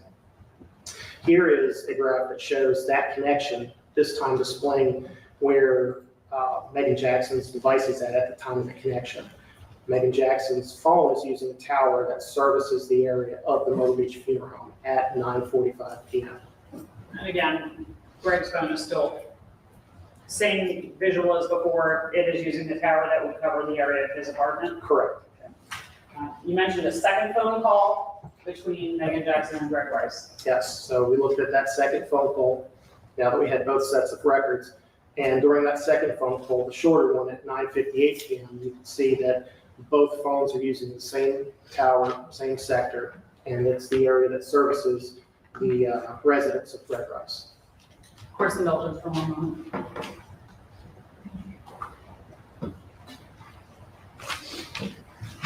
Thank you. Did you also, I think, well, you already identified that you reviewed LPR stills from the Arrowhead community? Yes, ma'am, I did. So at 10 p.m., the license plate reader at the entrance to the village of Arrowhead, the one right there at Clay Pond and Arrowhead Boulevard, captures the image of Megan, the van used by Megan Jackson regularly for work, pulling into the neighborhood. If you can, were you able to tell whether Greg Rice's device moved at all around the time of that second? And if I'm jumping ahead, you just tell me I'm jumping ahead. I'm jumping ahead. So did you also look to the LPR still of the van associated with Megan Jackson's leaving Arrowhead? Yes, it did. So just to show where this LPR is at, this is the village of the Flint Lake apartment complex right here. The LPR is at the entrance to Arrowhead Boulevard and Clay Pond Road. And before you, this is animated, right? This is not. No. Because before you go on, I want to ask you a question related to the 2 Arrowhead stills. Okay. You said that the van entered at 10 o'clock. Enters at 10 o'clock and then leaves at 10:06 p.m. Okay. Based on that time period that the van was in the Arrowhead community, did you perform any sort of little real-life experiments? I did drive the distance between the license plate reader to Greg Rice's residence and back to see if that stretch of road could be traversed during that time frame. What did you find? That it was easy for the vehicle to traverse that time frame and back out with a few moments. And so then you can, okay. Was there cell site location information for Megan Jackson and Gregory Rice during this relevant time period? Yes, so once we identified some of these records and overlaid them, this is what we ended up finding. So you're going to see, this is an overlay of tower hits, and this is an animated slide, so you're going to see certain things as it goes. These are connections by Gregory Rice's phone. It's popping up right here. There's that overlay of Megan Jackson's phone. And you just saw the 2 Village of Arrowhead hits as the vehicle came in and then exited the community. And that keeps doing that when I pause it.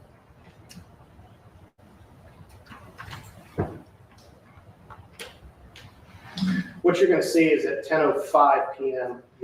is the very first movement that we see from Greg Rice's phone. It is actually moves towers, and you'll see right here in a moment.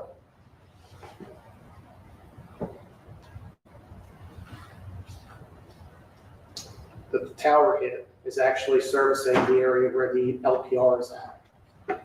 And that was at 10:05 p.m. A few seconds before 10:06 when that hits. Now you're seeing the records surely moving their way down or south, away from the Arrowhead community, and into the area where the Myrtle Beach Funeral Home, the neighborhoods right here at the end of Coventry, Palmetto Point are at. Now here at 10:16 p.m., here are two geolocation hits from Megan Jackson's device showing that that phone is again in the area of the Myrtle Beach Funeral Home, right where Greg Rice's cell phone records were consistent with. And again, 10:18 p.m., here is the tower that's being used by Greg Rice's phone. Here's the distancing data. This line that cuts through the center of the shaded area. And it's crossing right across the area where the Myrtle Beach Funeral Home is at. Okay, and I'm going to stop you again. Maybe go back for one second. What was the time when Greg Rice's phone switched towers? It was at 10:05, I believe it was 10:05:55 p.m.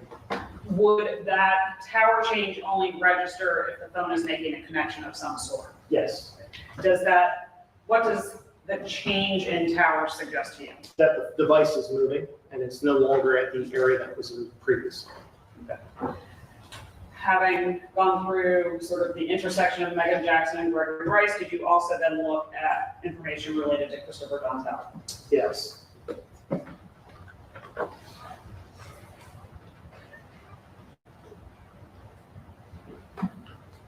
Is there a slide on? There is. It's continuing on through. So the records will continue to hit, consistently servicing the area of the Myrtle Beach Funeral Home until about 10:34 p.m. So meaning Greg Rice's phone is connecting to that tower? Correct. And then at 10:36 p.m. is when we start to see the first movement from that area of Greg Rice's phone. You can see the shorter arc right across here. Now, further back from the Myrtle Beach Funeral Home.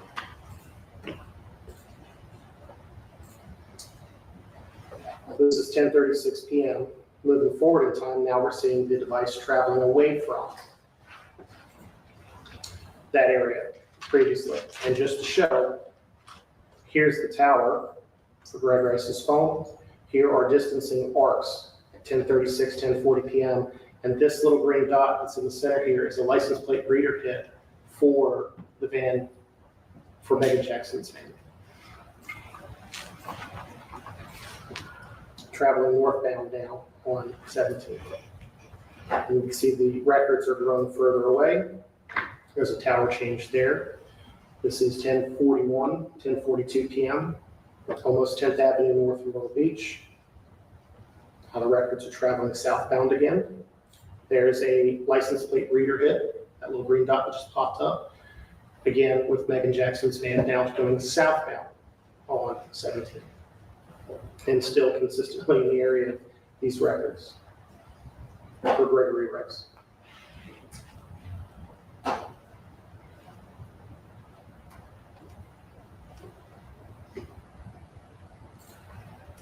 License plate reader hit eastbound on Farrell Parkway, which is the intersection right before Myrtle Beach Funeral Home. Another tower connection for Gregory Rice's home, and then a westbound license plate reader hit moments later.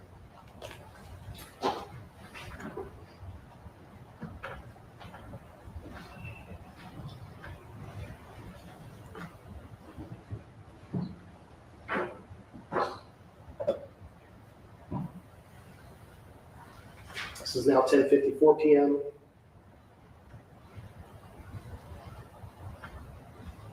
The tower connections for the Gregory Rice phone still show the device generally moving in a northeasterly direction.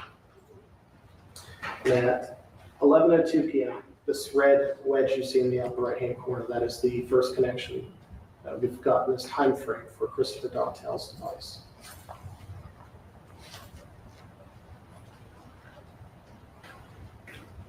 What would cause a device to stop connecting with the tower? If the phone was destroyed, powered off, disconnected from the cellular network, placed in some type of bag or container that would block those signals, that would cause the device to stop.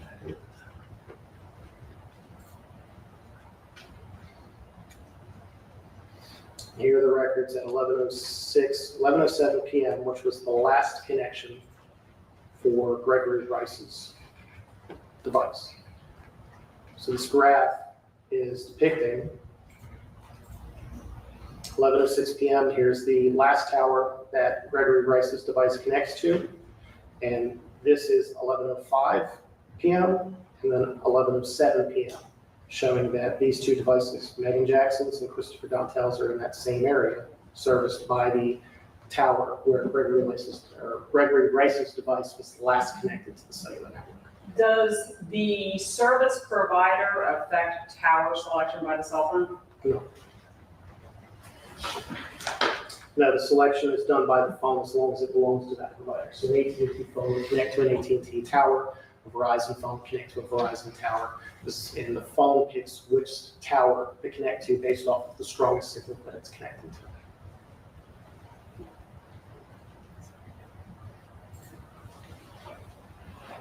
And then this is The Just Ask Cal video again at we don't need to 11:07.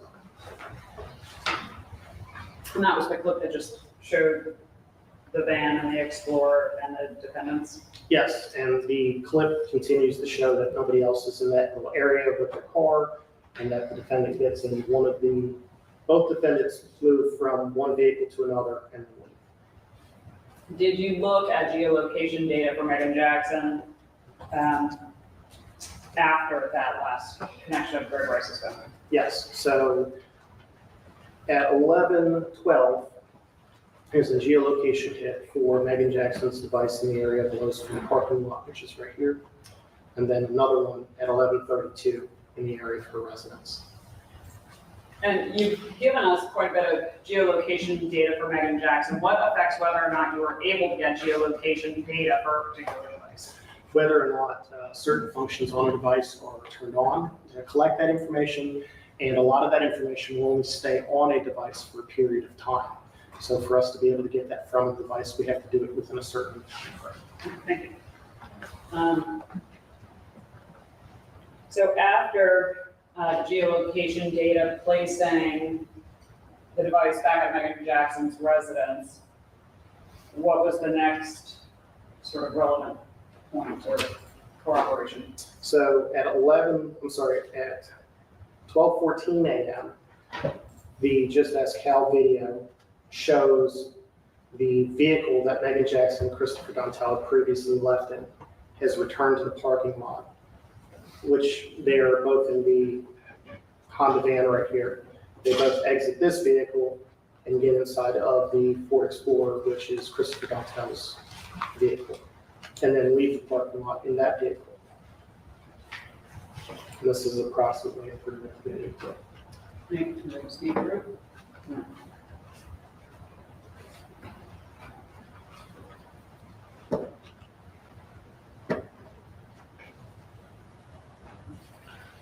Your Honor, may I approach my brother? All right. Can we fast forward? I don't have to go with that, or I can see it. Yeah. Okay. And then, were there any LPR hits for Christopher Dontel's Ford Explorer? Yes, so after the Ford Explorer leaves the parking lot, there are several points of data showing the vehicle traveling southbound on 17. Here's the first one where it hits the license plate reader coming off of Grissom Parkway and onto 17 heading south. And that is at 12:21 a.m. There is another license plate reader hit at 12:33 a.m., showing eastbound Fair Parkway. Towards the bottom side of this graphic map. And then at 12:38 a.m., geolocation data from Megan Jackson's phone again shows that her device is at the Myrtle Beach field. Did that geolocation data show the presence of anyone else? Yes, so during the search for other devices at certain areas during this investigation, through a Google Geofence search warrant, I was able to identify another device in the area of Myrtle Beach Funeral Home at that time. A device associated with Joanne Cusick, the wife of Paul Cusick, was also captured at the Myrtle Beach Funeral Home at 12:40 a.m. So this graphic right here depicts Megan Jackson's geolocation data from her phone at 12:38, and then the larger circle is the geolocation data for the device associated with Joanne Cusick. And who is she? She is the wife of Paul Cusick, a traded bomber who does work for the Myrtle Beach Funeral Home. What was the next? Yes. Okay, okay.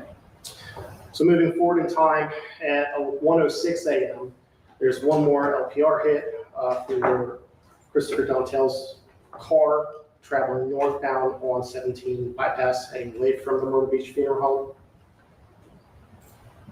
And then at 1:17 a.m., the video at Just Ask Howes captures his vehicle pulling back into the parking lot, both of them exiting the vehicle, getting back into the van, Megan Jackson's van, and then leaving the parking lot. Does the Explorer stay at the Lowe's Food parking lot? Yes, the Explorer does stay at the Lowe's Food parking lot. And this is approximately a 2-minute video clip as well. Okay. At 1:37 a.m., Megan Jackson's device, her iOS geolocation information is showing that her device is now back at her residence on October 3rd, 2020. At some point, did you learn that Greg Rice's body had been found? Yes, so Greg Rice's body had been found on November 8th, 2020. In the water, the Little Petey River, right there on the Horry County, Marion County line, right off of Highway 378. This is a map of that area. Let me give a little better depiction of where this is at. Here's the 378 highway going across the Little Petey River.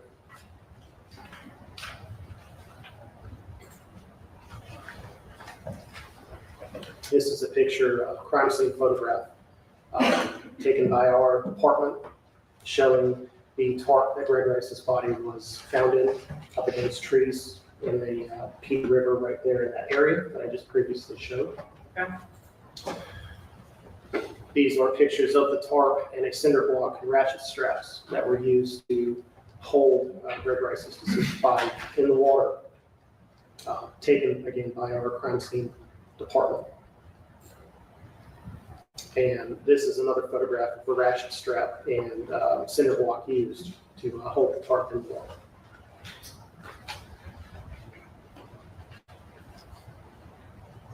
Were you able to use other information to corroborate who had purchased these items? Yes, so investigators had, through the investigation, we've learned that all of these items were purchased at Lowe's hardware store. During a search to find out if there were any tickets with just these items on it, on October 3rd, 2020, at almost 3 o'clock in the afternoon, the day after Greg Rice's disappearance, all of these items were purchased by Christopher Dontel at the Lowe's hardware store in Myrtle Beach, South Carolina.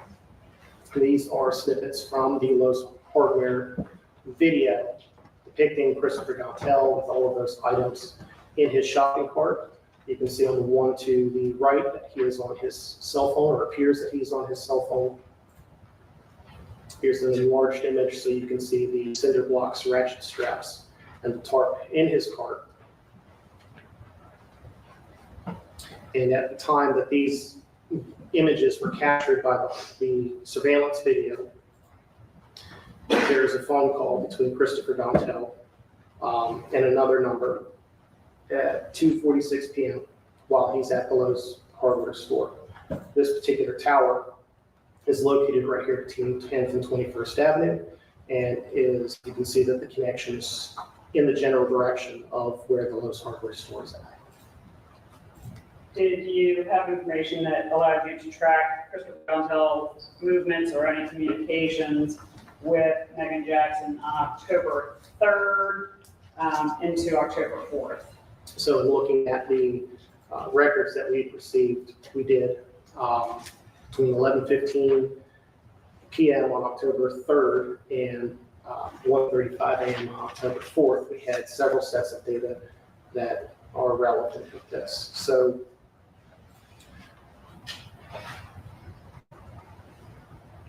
at 11:27 p.m. on October 3rd, there's a connection between Megan Jackson's phone and Christopher Dontel's phone. Both are using the tower that services their neighborhood.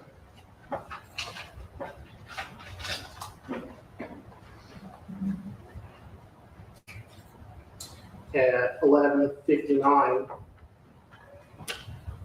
p.m., you can see another connection between Megan Jackson's device and Christopher Dontel's device.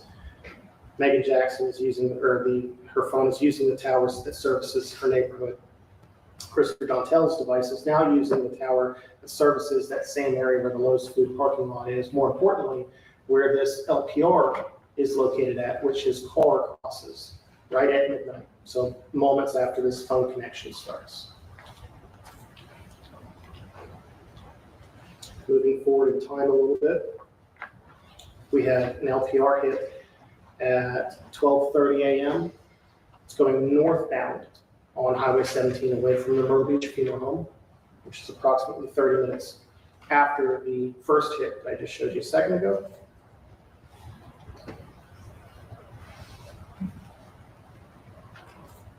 At 12:59 p.m., a.m., so now we're October 4th, right at 1 o'clock in the morning, you have his car, or Christopher Dontel's car, hitting a license plate reader right here in Conway, heading westbound on 501.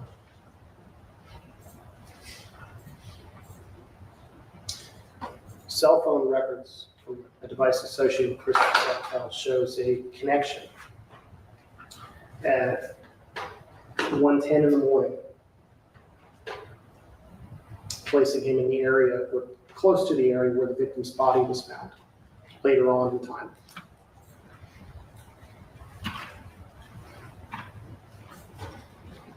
And then at 1:30 a.m., Christopher Dontel's car is hitting a license plate reader in Conway, coming back eastbound on 501, back towards the Myrtle Beach area. And there's a cell phone connection between Christopher Dontel's phone and Megan Jackson's phone at 1:32 a.m.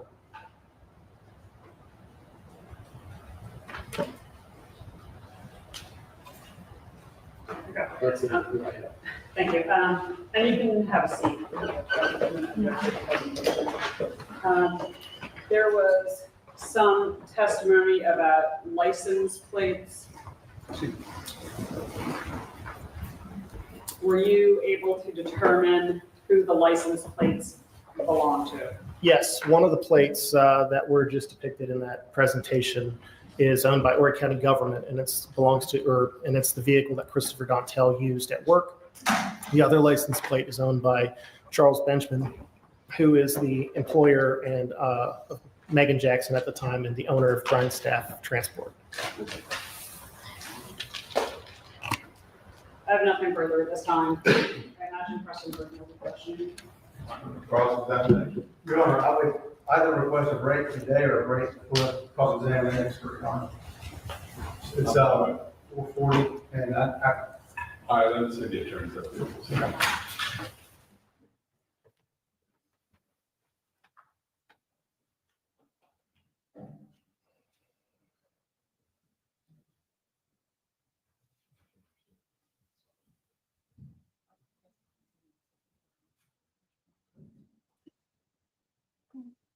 Hello, my favorites. How are you? think they're. Ladies and gentlemen, we're going to go ahead and break for the day. I'm going to let you go home. Leave your notepads in the jury box. Do not discuss the case. Do not conduct any independent investigations. I'm going to ask you to please be back at 9:15 tomorrow morning. Okay? I hope everybody has a good evening. We'll see you tomorrow morning.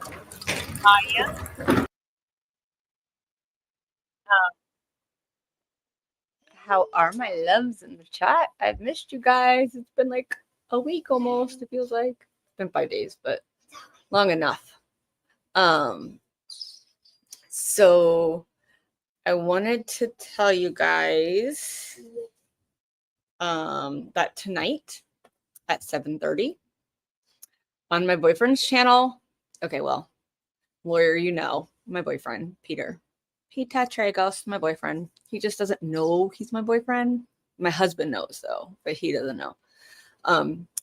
Alessi and Yannetti are on in a live interview with him at 7:30 tonight on The Lawyer You Know. So you might want to watch because I might pass out with all three of them on one screen. Just saying. Peter, he has no idea. His wife doesn't know. He does not know. My husband knows. So it's fine. It's just a little stalking boyfriendish thing that I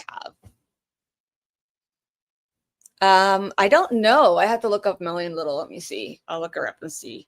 I know that they're at 7:30. They're going on with Peter. They did say when they were on with Runkle, yes. They are on tomorrow at 7:30 with Melanie. So I'm so excited. So when they were on Runkle, they said that they watched all of them. So that's kind of cool. I think that they were watching them. And Alessi said that they have a whole social media team. And that social media team was watching all of the YouTubes, all the X counts, everything. So we are, what's that Tulip?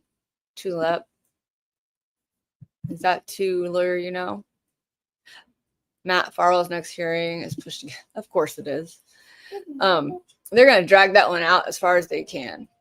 We are going to have Turtle Boys up when he has the hearing. Oh, Melanie Little's channel? Okay. Yes, hers is tomorrow at 7:30. Peter Tragos tonight at 7:30. They're probably going to be a few busy guys for the next couple weeks because they watched all these people and now all these people are going because they mentioned them all by name. So, you're a little behind. It's okay, bud. We love you. Stay tuned for the outro that we added. And then we will see you guys tamale at 9 o'clock, I think. You'll see it. We'll post it. Love you guys. Go ahead and watch this outro. How am I supposed to say that? Talk time with Amy in Boston and Kelly. Time with Amy, Boston and Kelly. Talk time with Amy, Boston and Kelly. Talk time with Amy, Boston and Kelly. Talk time with Amy, Boston and Kelly. Talk time with Amy, Boston and Kelly. Talk time with Amy, Boston and Kelly is a member, y'all. Is a member, y'all, to the Gene Deal Show. Talk time with Amy in Boston and Kelly. Talk time with Amy, Boston and Kelly. Talk time with Amy, Boston and Kelly is a member to the Gene Deal Show. Oh, thank you for your membership. Talk time with Amy and Boston and Kelly on the Gene